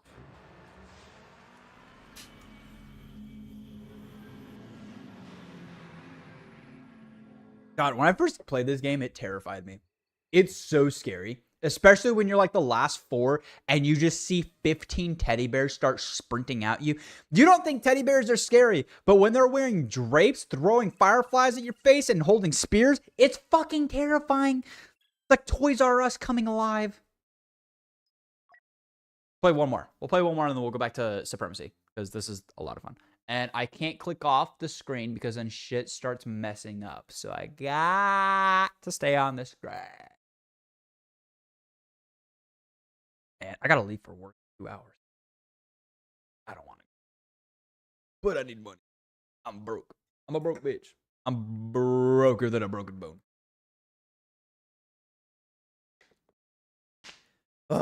Who's all here still? Sarah, I know you're at work. Dandy, I haven't heard from Dandy in a while. Luis, are you here? No, Dandy left. That's right. Dandy said he had to go. Sarah had to go back to work. Luis just joined not even an hour ago. Sierra came back. Ooh. What? What? What? An undetermined number are closing in fast. Stay sharp. Guys. Uh-oh.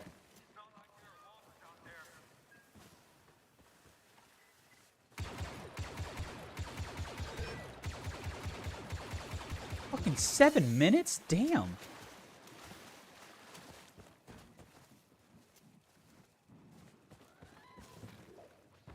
Oh, shit. I don't know where he is. We're just shooting. No, no, no, no, no, no, no, no, no. We got to get indoors, guys. We got to get indoors. Let's go. Guys, come on. We got to get indoors. Anyone know where the cave is? The cave system is. We need a cave. Okay, I'm following you. Oh, you do know where the cave is. Maybe not.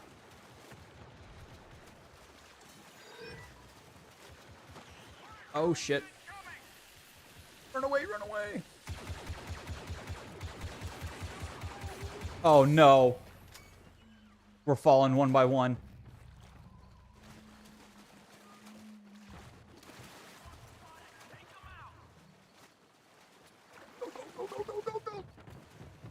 How terrifying do you think this would be in real life? Like Sasquatch's kids all coming for dinner.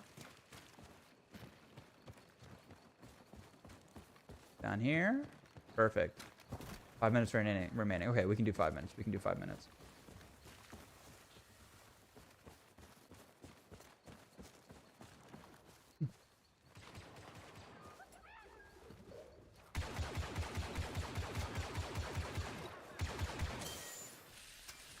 Shit!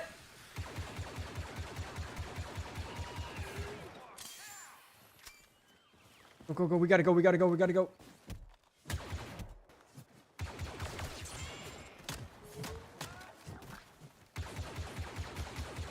Holy shit, they're everywhere! Where are my fellow troopers? Oh, they're over here. I saw light. Guys, yes, yes! I'm so happy to see you. I'm so happy to see you. Oh. All it takes is 2 grenades. All it takes is 2 grenades. Oh, no. What if I touch this? Oh, that doesn't do anything. Okay. We need to find a cave, guys. Oh, shit. God, those things have such range.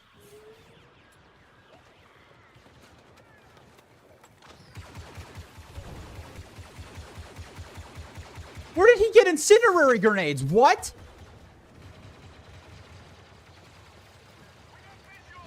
Where are they? Where are they? Where are they? Where are they? On a scale from 1 to 10, 20. Yeah, I agree. It would be a 20 terrifying.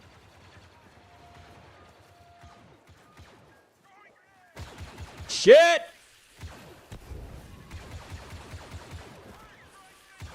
Oh, I can't move anymore. Dodge! I'm at 63. I'm gonna die. I'm gonna die. I'm gonna die. I'm gonna die. I'm gonna die. Dude, it takes 2 hits for me to die. I'm at 80 health. Oh, you don't regenerate health? That makes sense. Yeah, no, you don't.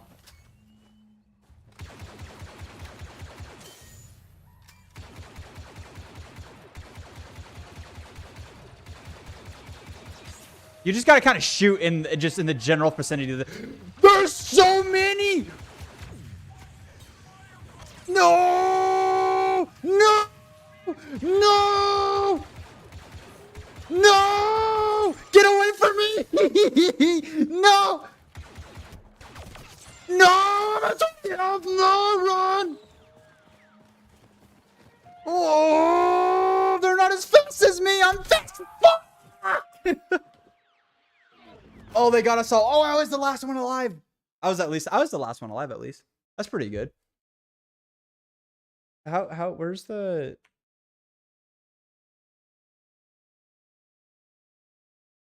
I want to type, but I can't. I really want to be an Ewok. I want to be an Ewok. Let me be an Ewok. Let me play one more and be an Ewok, please. Please. Please let me be an Ewok. Oh. Oh, I got really lightheaded. I'll probably stream for about another hour and then I'll be done. Won't be as long. I should just die right away to be Ewok. Oh no, we're in another game. Armed with Stone Age weaponry. Yeah, those Stone Age weaponry though are very effective. Hey, buddy. Buddy. I'm here with you, buddy. Oh shit. That was scary. Oh, he left. Uh-oh. I'm officially by myself now. Ah, cave. And no one's in here. Of course they're not. Ah, troopers. Troopers, troopers, troopers, troopers. This is a good spot because it's so open. They can't really hide. But they can just surround you immediately. Where are you going? There's a cave right here. Where are you going? We need to go to the cave. Yes, the cave. No, the cave. Oh, this guy's a bot. Look at his name. All numbers. Yeah, you. No. I think I saw movement. Where? Where? Uh-oh. Trooper! Trooper, where are they? Oh, he's gone. Oh, oh. Oh, no, he's literally gone. Wow. He just disappeared. Uh-oh. I hear you. If I walk under this, will it kill me? Oh, it actually does damage you. Damn. No. No. No. No.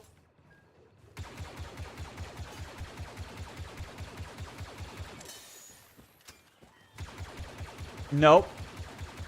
Oh, they're up here. I'm coming.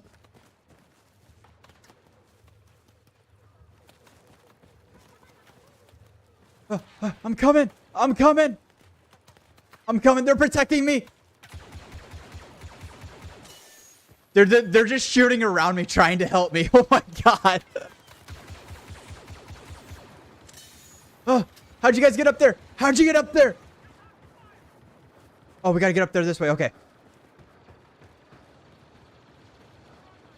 Oh man, how did they do that? Oh wait, wait. If I remember correctly. No, we gotta get up there somehow. How do we get up there? Maybe they just spawned up there. Maybe you can't. They spawned up there and stayed. No, there's gotta be a way to be able to get up there. There's no way that there's not. And my flashlight.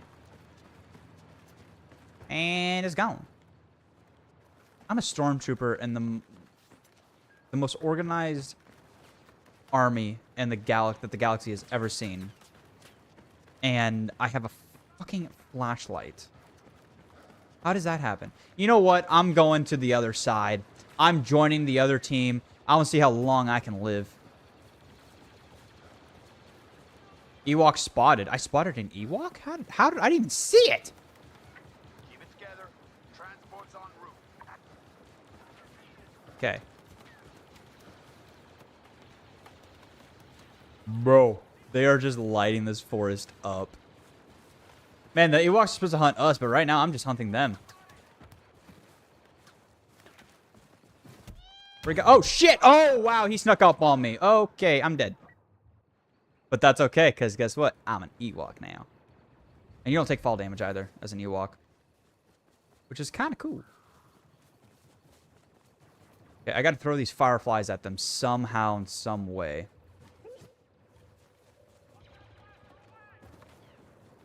We got to be kind of smart about it. Well, let's go over here. Yep, there they are. Don't have that much rain.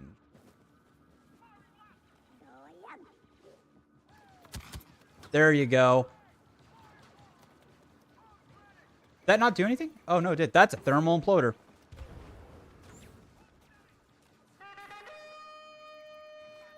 Nope, nope, nope, nope. Dude, they're just burning this forest down. Holy shit.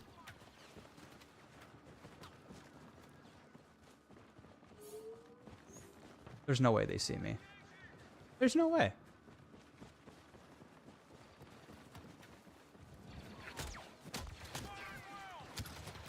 Oh, I can't dodge. That's bullshit. Yeah, he's got incinerary imploder. Damn. Where did you get the incinerary imploder? Imploder? I barely knew her. Yeah, I got one. Oh, I can't dodge. Okay.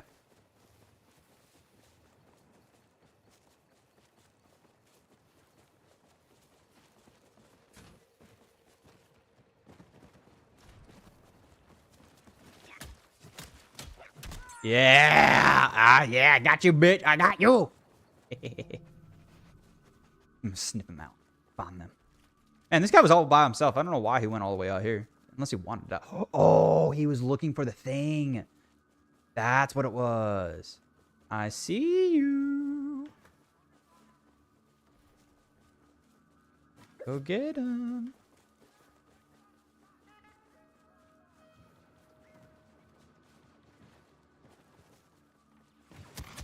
Yeah, I wasn't sneaking up. Noodle boy, I wasn't sneaking up on you. You're a sneaky boy. Yeah, you're dead though.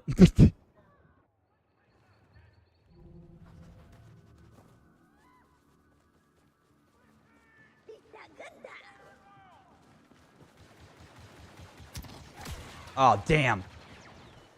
Oh, dude, I'm doing so much damage. I just damaged a shit ton of them. Oh, they're running to extraction. We got to get them. All troops get in the catwalks. Light damn tree line.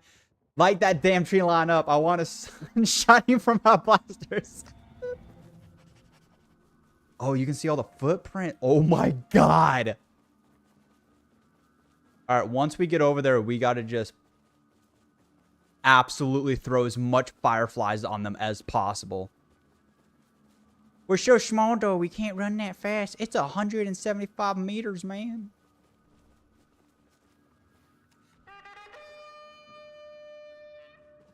That's right. That's right. We're coming for you, boys. We're coming for you. Oh, they boarded the shuttle.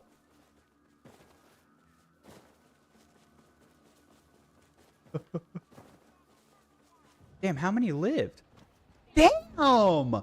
How many lived?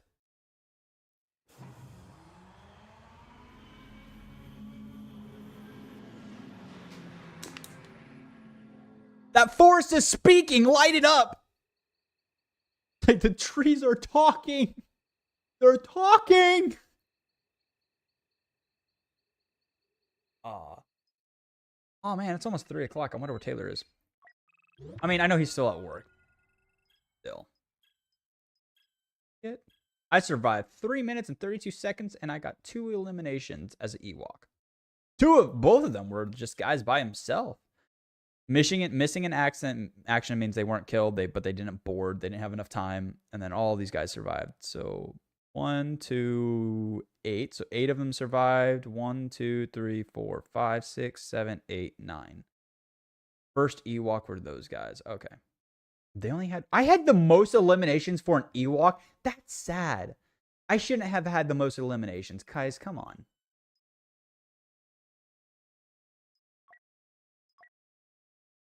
Takes way too long. I don't want to join a match that's already going. I want to join a match that's starting, and I want first Ewok. I want to take these guys out, show them how to play an actual Ewok. Man, I wish they had like a massive... Back in the old Star Wars Battlefront 2 games, they had a... I forgot what it was called, but it was kind of like Ewok Hunt in the same sense, to where one team defended and one team attacked, but it used different creatures and different species from the world of Star Wars. Like one of them was on Hoth, and I forgot the creature's name. Luke cut the arm off of it. Looked like an abominable snowman. Cut his arm off. Whatever that thing is called. You play as one of those, and you're just hunting down... I can't see shit. And you're just hunting down rebel alliances that are trying to escape from Hoth. It was awesome. I wish they'd bring those type of game modes back. But it was similar to this. You had to like wait until extraction. Come on, kill me. I'm ready. I'm ready. I want to join you. I'm ready. I should just find one of those traps and have it kill me. I want to be an Ewok. Where is it? Oh, there's one. Yes. There we go. There should be another one somewhere. And that does a lot of damage. It does 100 too. Was lost to the forest. The forest took our boy. Come on, little traps. I want to join the Ewoks this game. Where are you? Watch me just accidentally come across a trap without realizing it.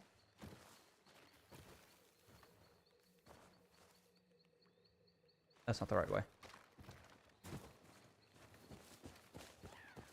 Yeah! Where are you at?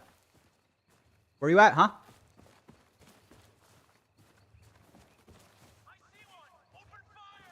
Where? I want to join you, but I'm not going to just let you kill me. Oh, shit. We lost someone. And I'm out of... They're right behind him. They're right behind me. Yep. I'm all by myself now. No, no, no, no, no, no, no, no. Oh, yeah, I'm dead. I'm dead. These things got so much range, they follow you. Come on, come back, come back, come back.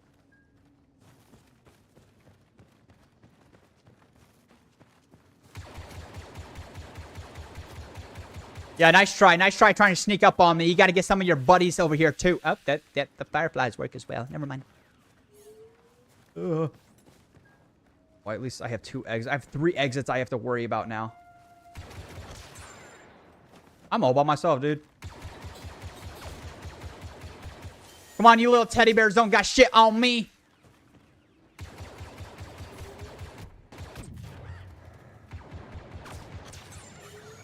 Oh my god, there's another one. Where'd you go? I know you're in here. I know you're in here. I don't have light! I don't have light! Oh my god! No!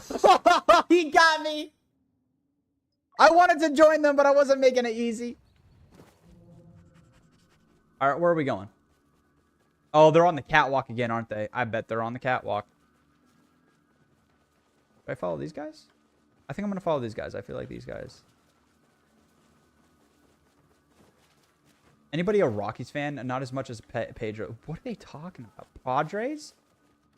Oh, they're talking about baseball.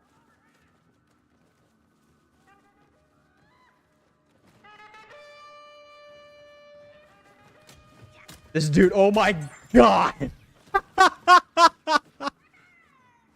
Bro, we got messed up. Up here they are, they're over here.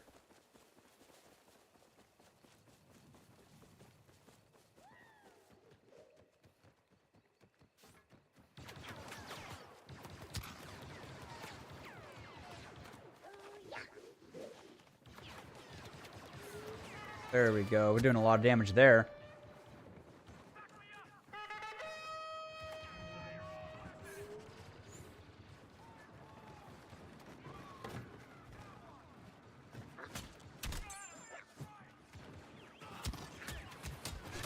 Dude, I got 2 of them! Fuck yeah, baby! I'm the best fucking Ewok alive! Sasquatch ain't got nothing on me! Alright, where are we going? Oh, they're all over here. They are all over here, man.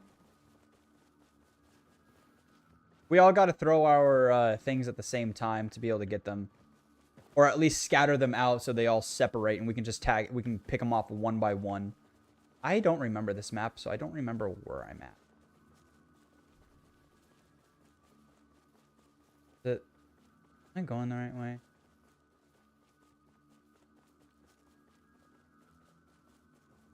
Where are you, troopers? There they are. One of them's hiding.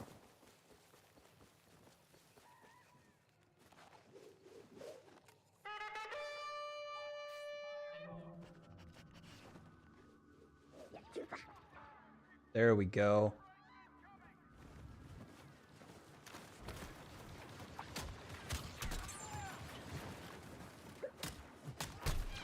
Dude, I just got punched in the face by a trooper.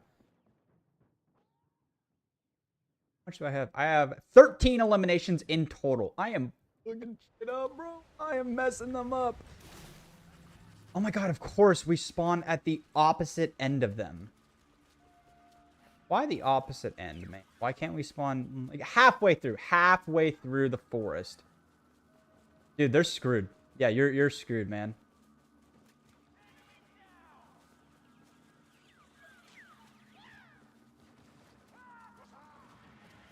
Oh my god, there it is. There's the extraction point, and there's one guy left. He can't do anything. He's so screwed.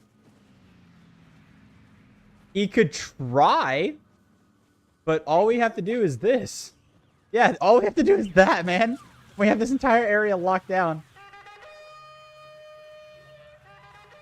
Call your battle cries. Everybody call your battle cries. Yeah! There he is! Charge! Get him! Get him! Get him! He actually almost made it. He got really close. Hello, Beth. Welcome back. Where did Dandy go? Dandy disappeared. I haven't heard from Dandy in like 2 hours, and I'm really sad about it. I'm not kind of sad. I am sad. I'm very sad about it. Why did Dandy leave? Dandy, come back. You can blame it all on me. Water. I'm getting real hungry, though. All right, one more, actually. Really, this is the last one. This is actually the last one, and then we'll go back to Supremacy, because this is way too fun. We're having way too much fun. Ewok is a blast. I'm enjoying it. Give me a chance as an Ewok, and I will show all these mofos how good I actually am and how a true Ewok should. First Ewok. You got 411. How did he beat? Oh, he had more points. Oh, he collected more damage. That's why. I live for 2 minutes and 53 seconds, but I had 13 eliminations before I even became an Ewok. So it took about 5 or 6 Ewoks to take me out. Not trying to brag or anything, but just saying them teddy bears don't do shit. Stormtrooper? I don't want to be a Stormtrooper. I want to be... But I'm starting... Yes! Yes! I'm an Ewok! Yes! The game heard me! Defeat the intruders. As an Ewok, your hunter instincts and familiarity with the moon will give you an advantage over the Empire. Retake the fold. I'm about to retake my homeland.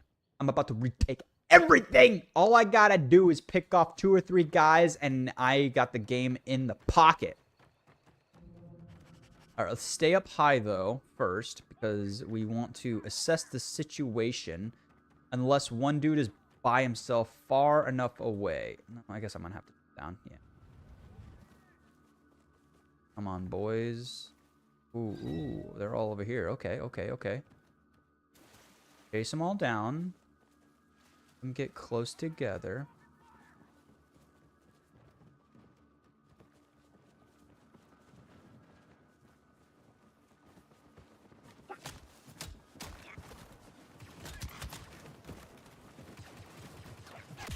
Fuck, I should have thrown the thing. Oh, yeah, I ain't doing shit to that guy. Man, he was just... He stopped for 2 seconds and immediately started getting poked at by his stick. A big stick.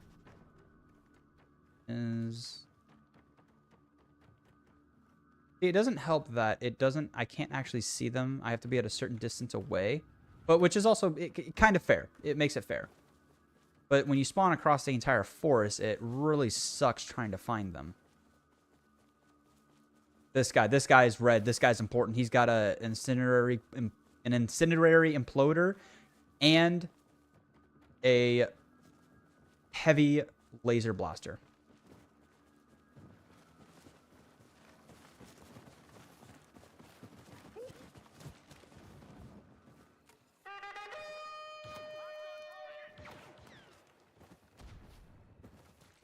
Oh, yeah, you better run, buddy. I'm coming for you.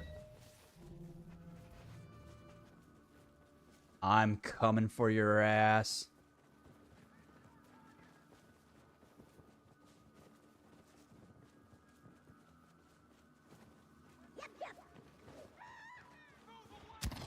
Nope.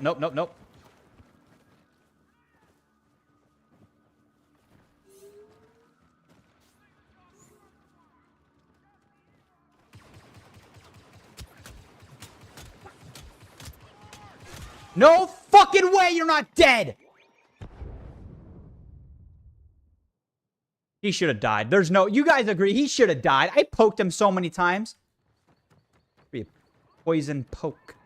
Poison tip. Yep, lost to the forest.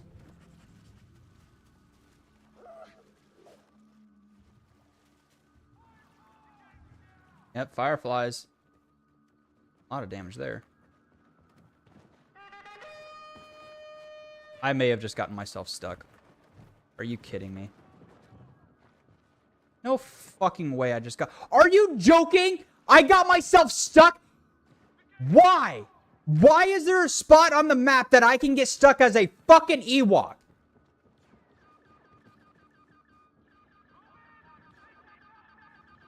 No way. Oh my god, I have to Spawn. Wookiee cosplay? When? Wookiee cosplay? I don't know. Do they sell Sasquatch cosplays at the store?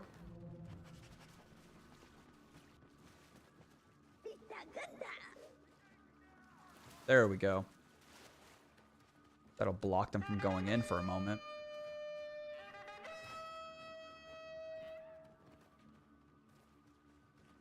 Sprint. Why aren't you sprinting?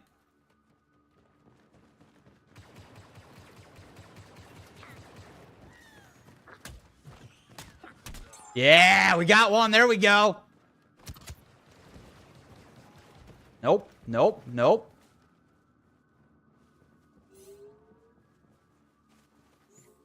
Got two of them right there.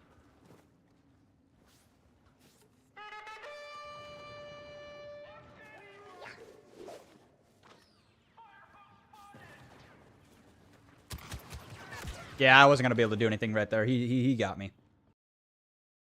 Why does it keep going over there? Danny's been pursuing justice, but in doing so, he has lost focus on the true danger. Oh no, what did you do to Dandy? What did you do to our beloved Dandy? I want to know exactly where he is and if he's okay. I want proof of life. I'm gonna get this dude. These guys, I don't like these guys. These guys over here. I got a personal vendetta against them.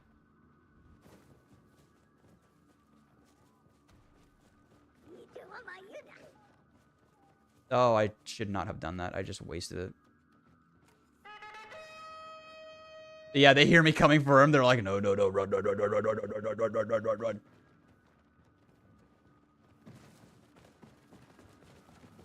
But he doesn't even know I'm right behind him. He has no idea.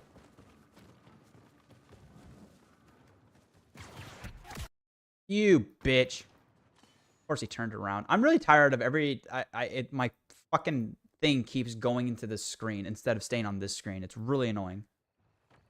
Bro, really chose the rock slinger versus the motherfucker with the laser. Yeah, I did, because being an Ewok is fucking awesome. Kinda wish we had bow and arrows, though. Yeah. Yeah, they're losing. Oh, yeah, these guys are so dead. Boom. Boom. There's only 9 of them left, and they're scattering. They're scattering like ants. We got them, boys. Get them out of their city. Get them out of our forest.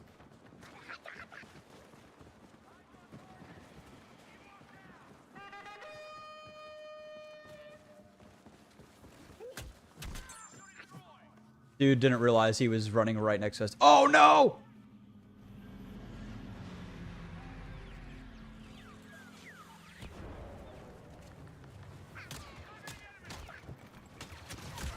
Yeah, I got you, bitch! I got you! You ain't going nowhere!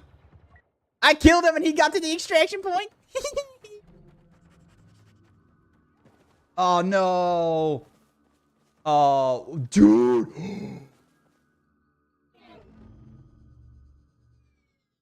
We lost even though we got 5 of them at the extraction? Bro, get out of here, Beth. Wax Beth on head with...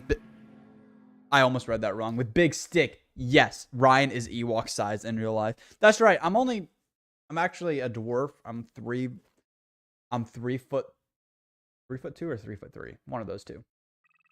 I'm pretty small. Camera makes me look way bigger. This whole room is to scale my size to make me look way bigger. All right, that's the last one. I'm gonna go to...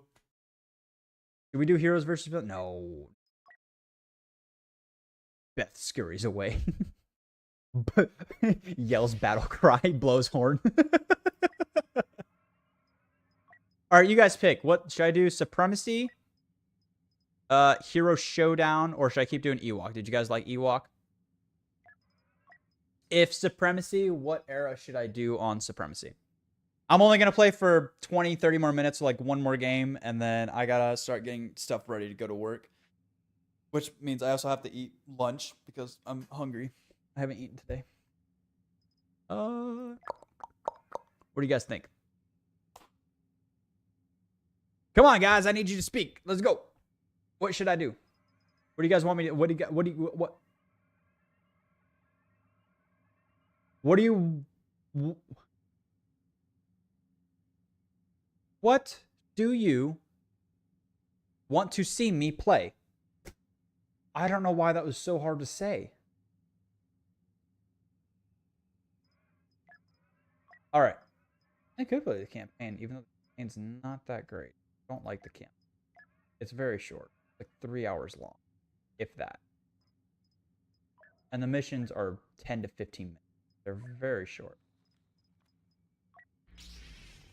What character has Taylor played the most? Palpatine, no. Vader, no. He's played Yoda, okay. Is Yoda the character you've played the most, Taylor? Oh my god, it is.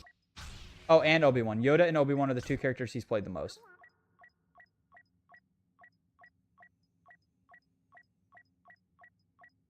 Bro, why? Lando, Chewbacca, Millennium Falcon, Millennium Falcon, Millennium Falcon. I hate that there's 3 Falcons. All right, I'm going to do not Hero Showdown because I don't have anything to rank my... Taylor has barely anything. We'll do Age of the Rebellion. That'll be fun. I haven't played Age of the Rebellion in a while. Age of the Rebellion in a while. We'll play one game, and then we'll call it a stream. I'm so hungry. Can I make some food? Can I make some food while I play?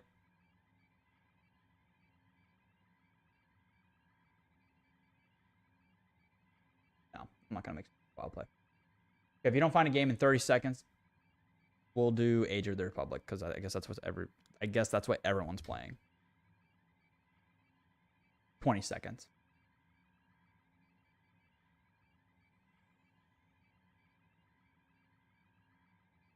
$10 seconds.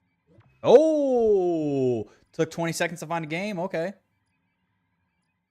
Dude, it used to take 3 or 4 minutes to find a game.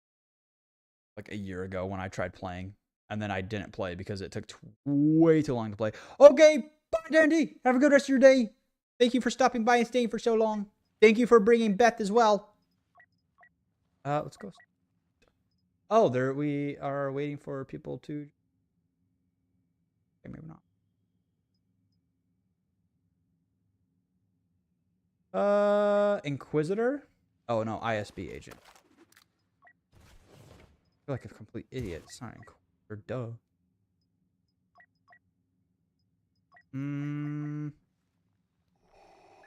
Alright, let's quit. Let's go to Age of the Republic, because apparently that's what everyone's playing. That'll be better.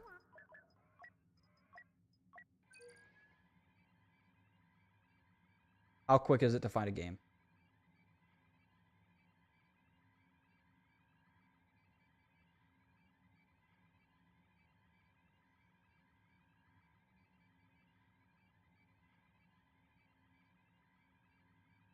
Hey, thanks so much for the best views, man.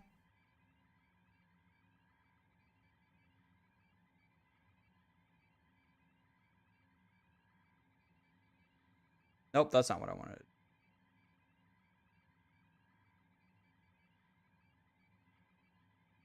I do this again. Nope.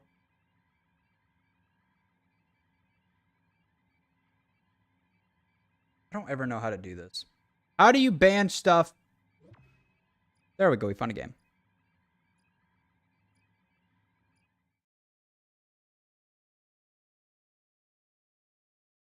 Hey, I could turn on emotes only chat. I didn't know that.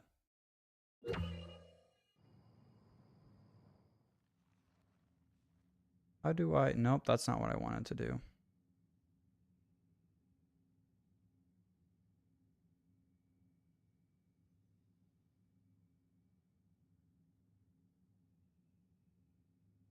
There it is.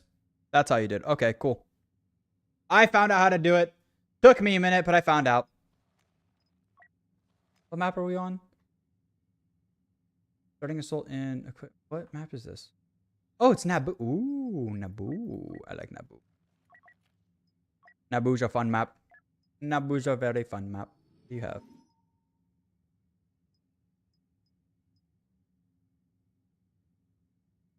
Ooh, do this one. I'm gonna try and be.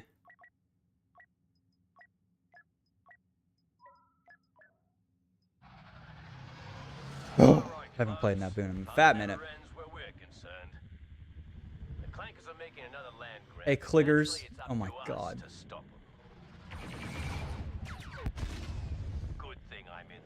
You shut up, you clone. Shut up, mint bags. I need oil for my cranks. The freaking chat. I love how into it people get.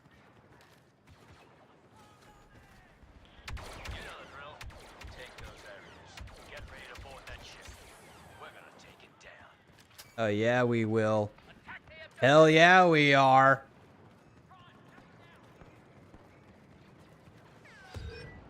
How do I? Oh.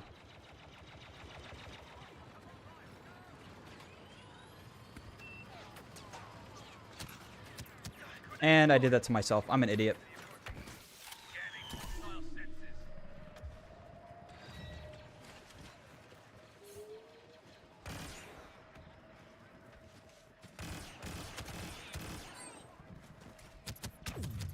Oh! Hey, look at that. Level 3. Bada bing, bada boom. Easy peasy. Leveling up. Lemon squeezy. Spawn here, please. Thank you.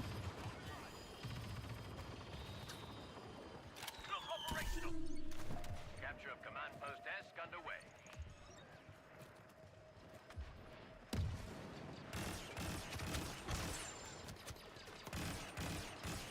We've captured command post desk. I don't have enough stuff.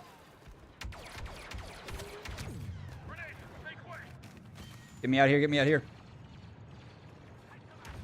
Oh, we gotta protect this side. They're coming from this side too, guys.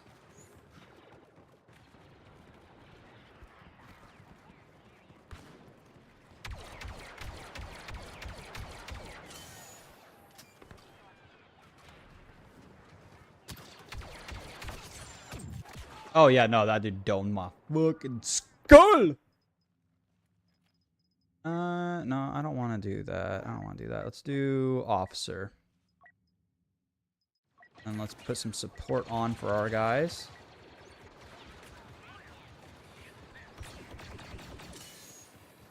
Like this. Let's put you over here.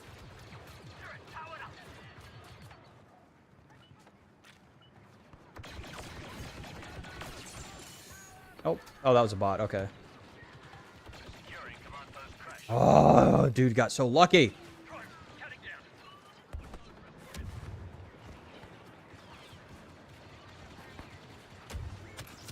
Inspiration, my fellow troopers.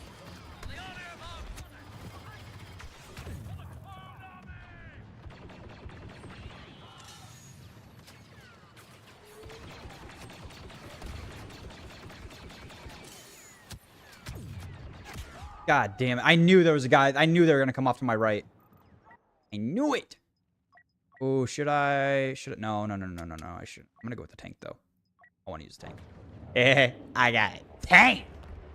Yeah. I love using the tanks. Except the maps aren't really built to use the tanks very well.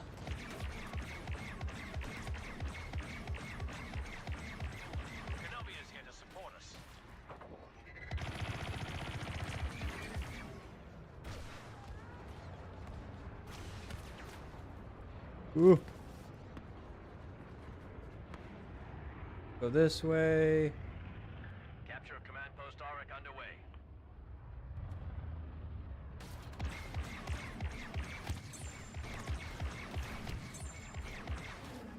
We've secured command post Auric.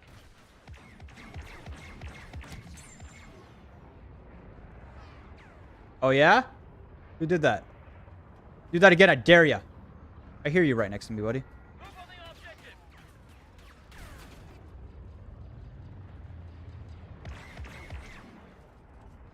Obi-Wan, thank you for helping me.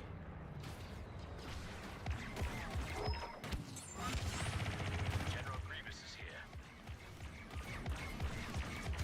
Yeah, I'm dead.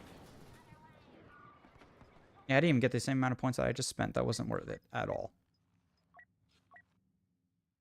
Go here. Let's get you. Yes.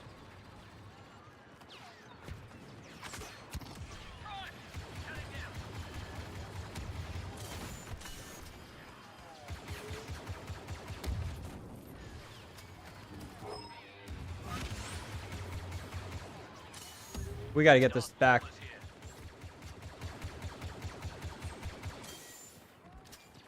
Come on, guys. Let's get it back. Let's go. Let's go. Let's go.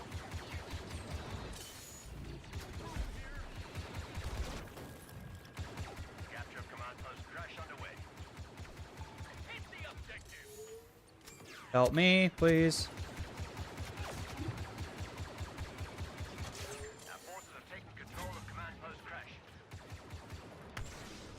Cool, we got it. Way to go.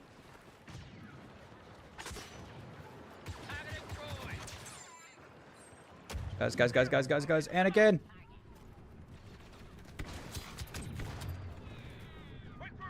Oh, yeah, no, that was not a good idea. Should I go? Anakin. Nope. Yoda. Oh, man. I kind of don't want to go as a hero because I'm not going to be able to do a whole lot.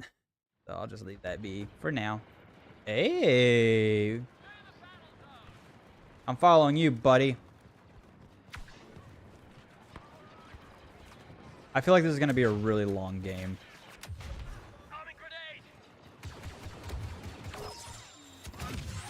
Shit! Yep, everyone's already now. I'll go with this.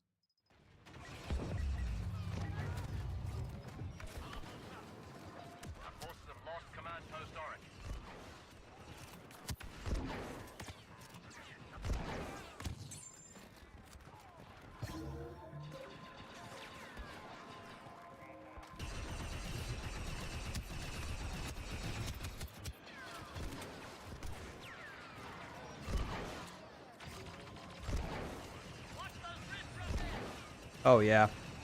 You got 3 commandos over here, bro. You guys ain't doing shit. Oh. Well, they got 2 commandos now.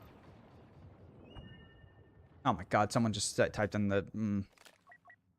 hate it when people do that. So fucking...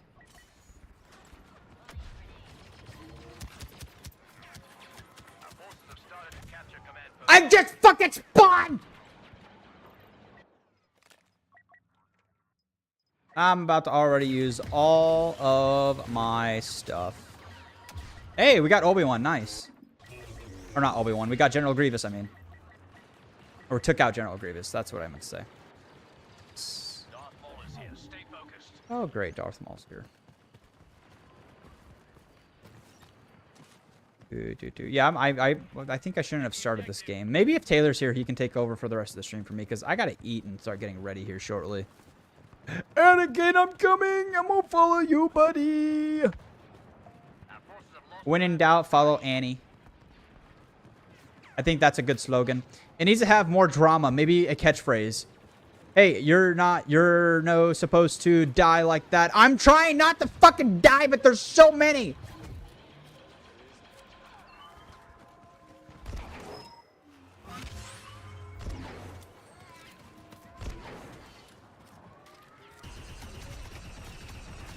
Yeah, bro didn't know I was here. Fuck! I pressed the wrong button! Well, now I can't be a... whatchamacallit. I can't be a damn commando anymore. Let's go capture this. Yeah! Bro, we got 5 of them. 4 of them. How are they hitting me? Yeah, they're Ethan, and you'll yell at me to spell sleep. Yeah, but the difference is I will. Never mind. I will. Uh-oh. You have your orders. Capture those command posts. Started to capture command post Besh. Besh? Shut up, Besh. How... Where are they coming from anyway?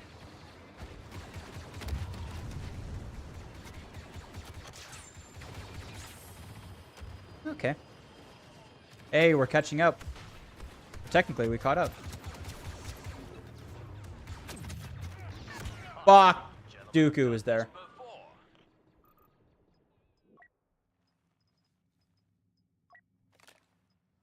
Going with the tank this time. Again. I'm going with the tank again.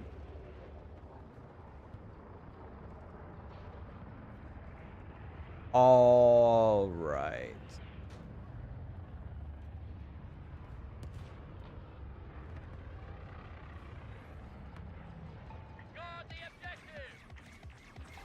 Securing command post Dawn. Count Dooku has entered the battle. Our forces have lost command post Besh.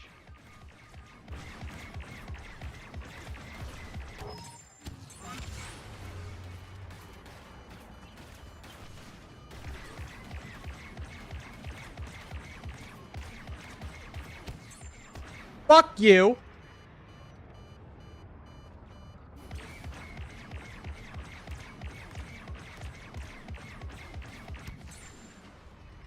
I'm gonna die.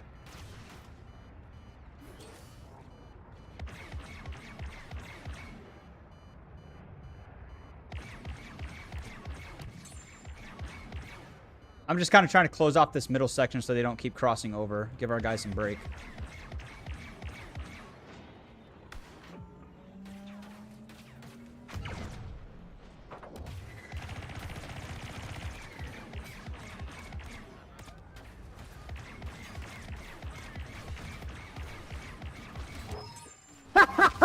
Fuck you, Dooku.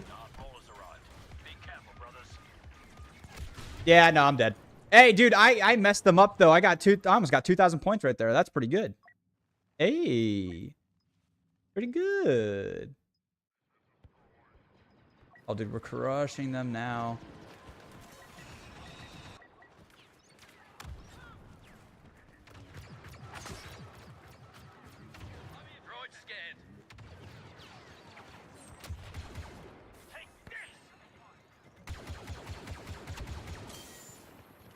Get there, let's get to E.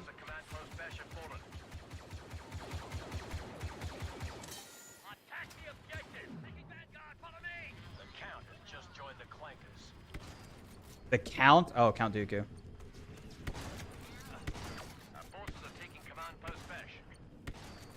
Wow, that took way too many shots.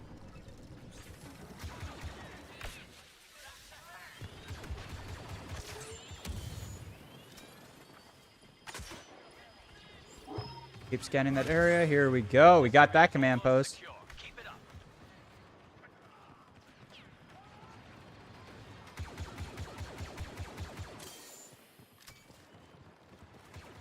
And we're about to take E, and we have total supremacy.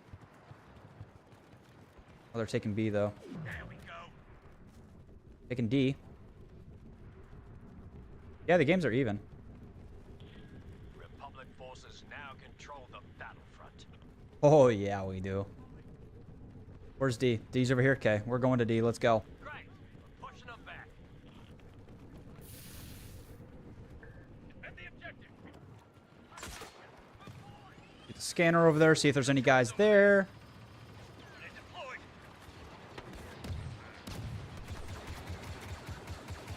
That's a commando droid! That's a commando droid! Nope, I'm not messing with that. Push him back, push him back. Just push him back. Yeah, they tried to take it, but they couldn't. We pushed him back. Way to go, boys! Damn, we seriously did push it back. They were about to catch it, too. Holy shit.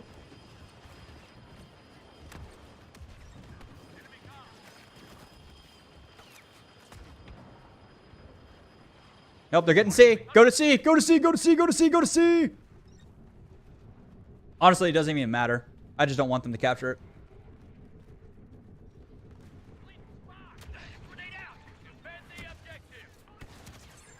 Yeah, see, unless they captured every single objective simultaneously right now, we're boarding their ship. It's over. Damn, I got 2,000 points right now. Bosk Bro just got bossed, but it doesn't even matter. Can I? Oh, that's why! This was lowered! That's why my wrist is hurting. I'm just excited about it. What are you excited about? Don't forget to check Discord too if you haven't. Oh. Like check Discord on stream or just in general?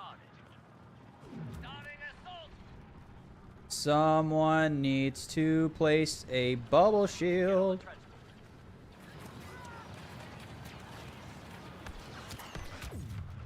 I got on transport.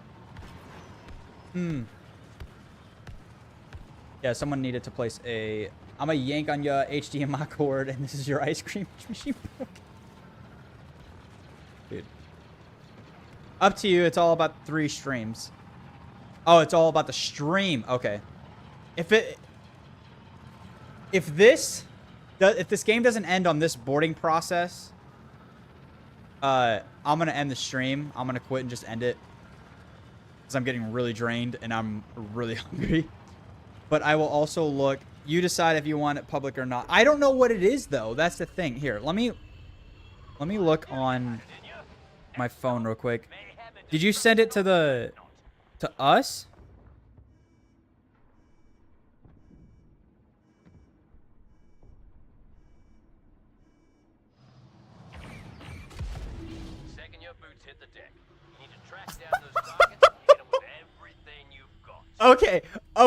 Okay. I'm showing that on stream. That is amazing. After this, I will show that on stream. That is fucking amazing. We're gonna send this dreadnought to the scrap pile, brothers. Get moving to your objectives. Ooh, they're not there yet. They need to push to the left. We're about to take this.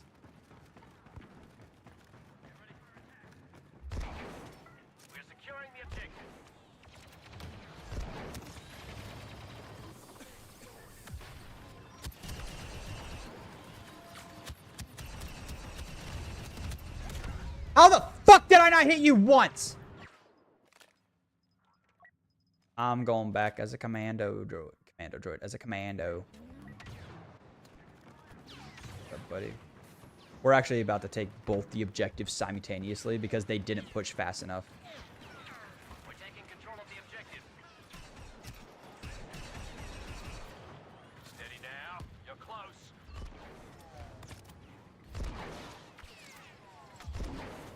Damn it.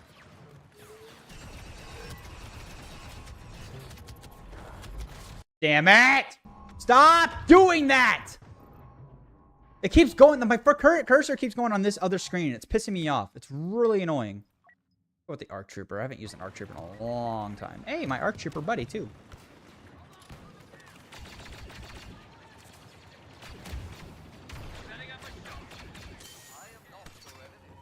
Shit.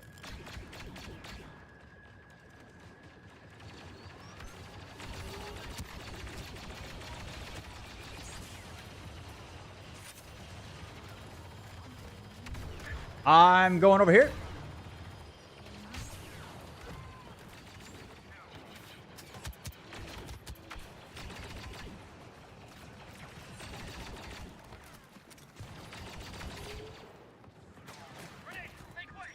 Shit, I did not mean to do that.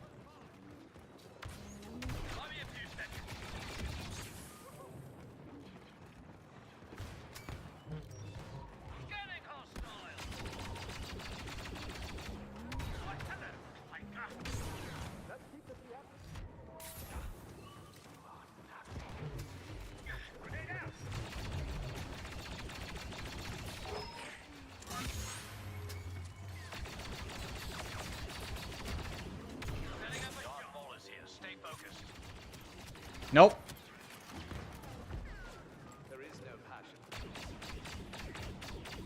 Oh yeah, Vader, fuck him up, man. Not Vader. That was, oh my god, that was Yoda, not Vader. Ryan will in a bit. I gotta go back to work. Spill the beans, Sarah. I will spill the beans. This is amazing.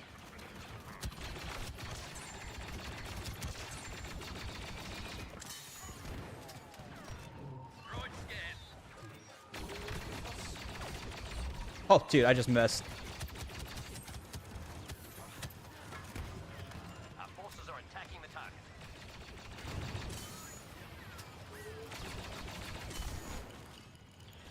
Oh no. Oh no, they got Grievous. No! Those don't do good as an ARC Trooper!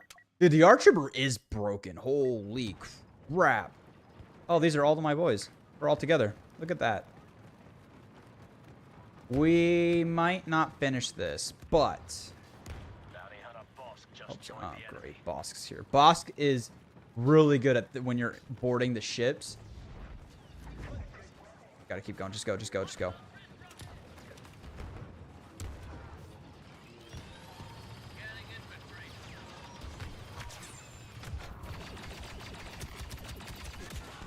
Damn! Oh, he had his super load. Yeah, overload on. That's why it was.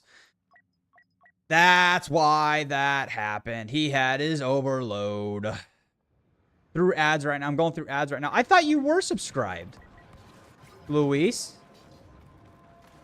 Luis, we're streaming on Kick and YouTube and Twitch now. I don't know if Taylor told you that at all. Nope, Vader. Nope, nope, not Vader. That's Maul. Nope, nope, Maul's coming. I'm dipping up the other... Fuck! Fine. Fine. Didn't hurt that much. Just annoyed.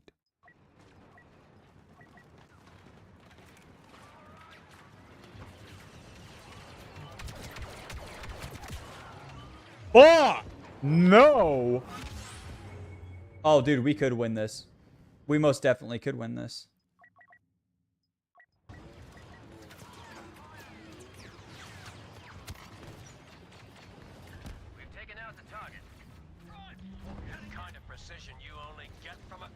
Yeah, we won. Hell yeah. Look at that. Boom. Game over. Avery James, hello. How are you? I am good. How are you, Avery James? Found us on Kick, I see. You joined at the best or possibly worst time. I am just about to end the stream. But thank you so much for stopping by and clicking on it. I didn't get the top 5, but that's okay. I'm not too upset about it, about not getting in the top 5. I am not that great at Star Wars Battlefront 2. I used to be on controller, but not anymore. Been a long time. All right. Y'all ready to see what Sarah sent me? Hold on. Pull this up. Find it real quick. Okay. Okay, here it is. I don't want to... No. It's not that, Louise.